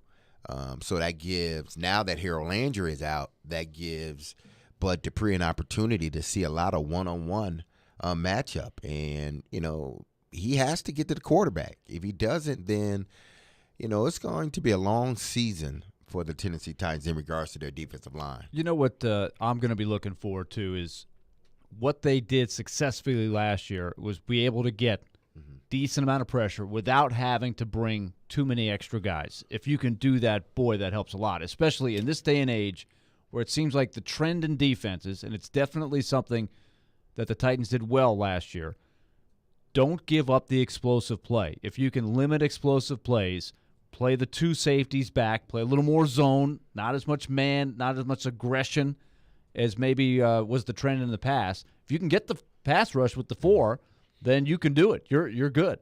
So we'll see if they can maintain that some against the Giants, who they drafted a couple offensive linemen. I mean, that's a offensive line you hope that you can get pressure on. So it's a good first test. On the flip side, the Giants hired Wink Martindale, who is old school. Now, what does Wink Martindale do? They're going to see a lot of blitzes. They blitz everybody. Oh, my goodness. So we think, okay, unproven receiver core, new tight ends, unproven offensive line. They're going to stack the box against Derrick Henry, and they are going to bring the pressure and just see, can you block everybody? Let's see this offensive line with a rookie right tackle. They're gonna be aggressive. Wink Martindale is always aggressive, no matter who they're playing against. Well, so that's going to be the test against the Giants defense. He had, he had a good outing the last time his defense played the Tennessee Titans, Baltimore in the playoffs. And Wink did an excellent job at putting pressure on the quarterback, stopping Derrick Henry, containing him. Let's just say that. He wasn't a big factor in the game as he was the previous year when he just basically ran through Baltimore in the playoffs and, during the season he just ran completely through them. But he rectified a lot of things and, put pressure on the quarterback and was able to stop the run. I'm pretty sure he went back to that game and seeing how he can put pressure on that offensive line that is not quite solidified just yet. So be watching that because they got some good guys up front, the Giants. If you could protect, though, their secondary can be exploited big time. Real quick, I did see this from Terry McCormick, and I don't buy anything into it necessarily, but I figured I'd mention it. When Harold Landry was placed on IR, he was placed on IR with a return designation. I don't see it as a possibility, but, I mean, is there a chance at all that he could recover in time for the playoffs or something? You're talking about 3 months? Yeah, there's no chance. And I don't know why they would do that. I understand why they do that, because if you put them on IR for, I don't know how they, what they call it now, but it's usually like after 9 games, 8 or 9 games, you got to either put them on an active roster or you got to make them gone for the whole year. Right. So, to say he's going to come back is, to me, slim to none. But still, if you put him there, if he does have an opportunity to come back, then he can. I doubt it. I got a better chance of getting out of the friend zone. Anyway, that'll do it today. Chase, Willy, and D-Mase. Coming up next, Stillman and Company. Is Georgia for real? They will discuss if Georgia could be, and Kirby Smart could be on the same path as Nick Saban. That's all coming up at 2 o'clock on Stillman and Company, 102.5, 106.3, The Game.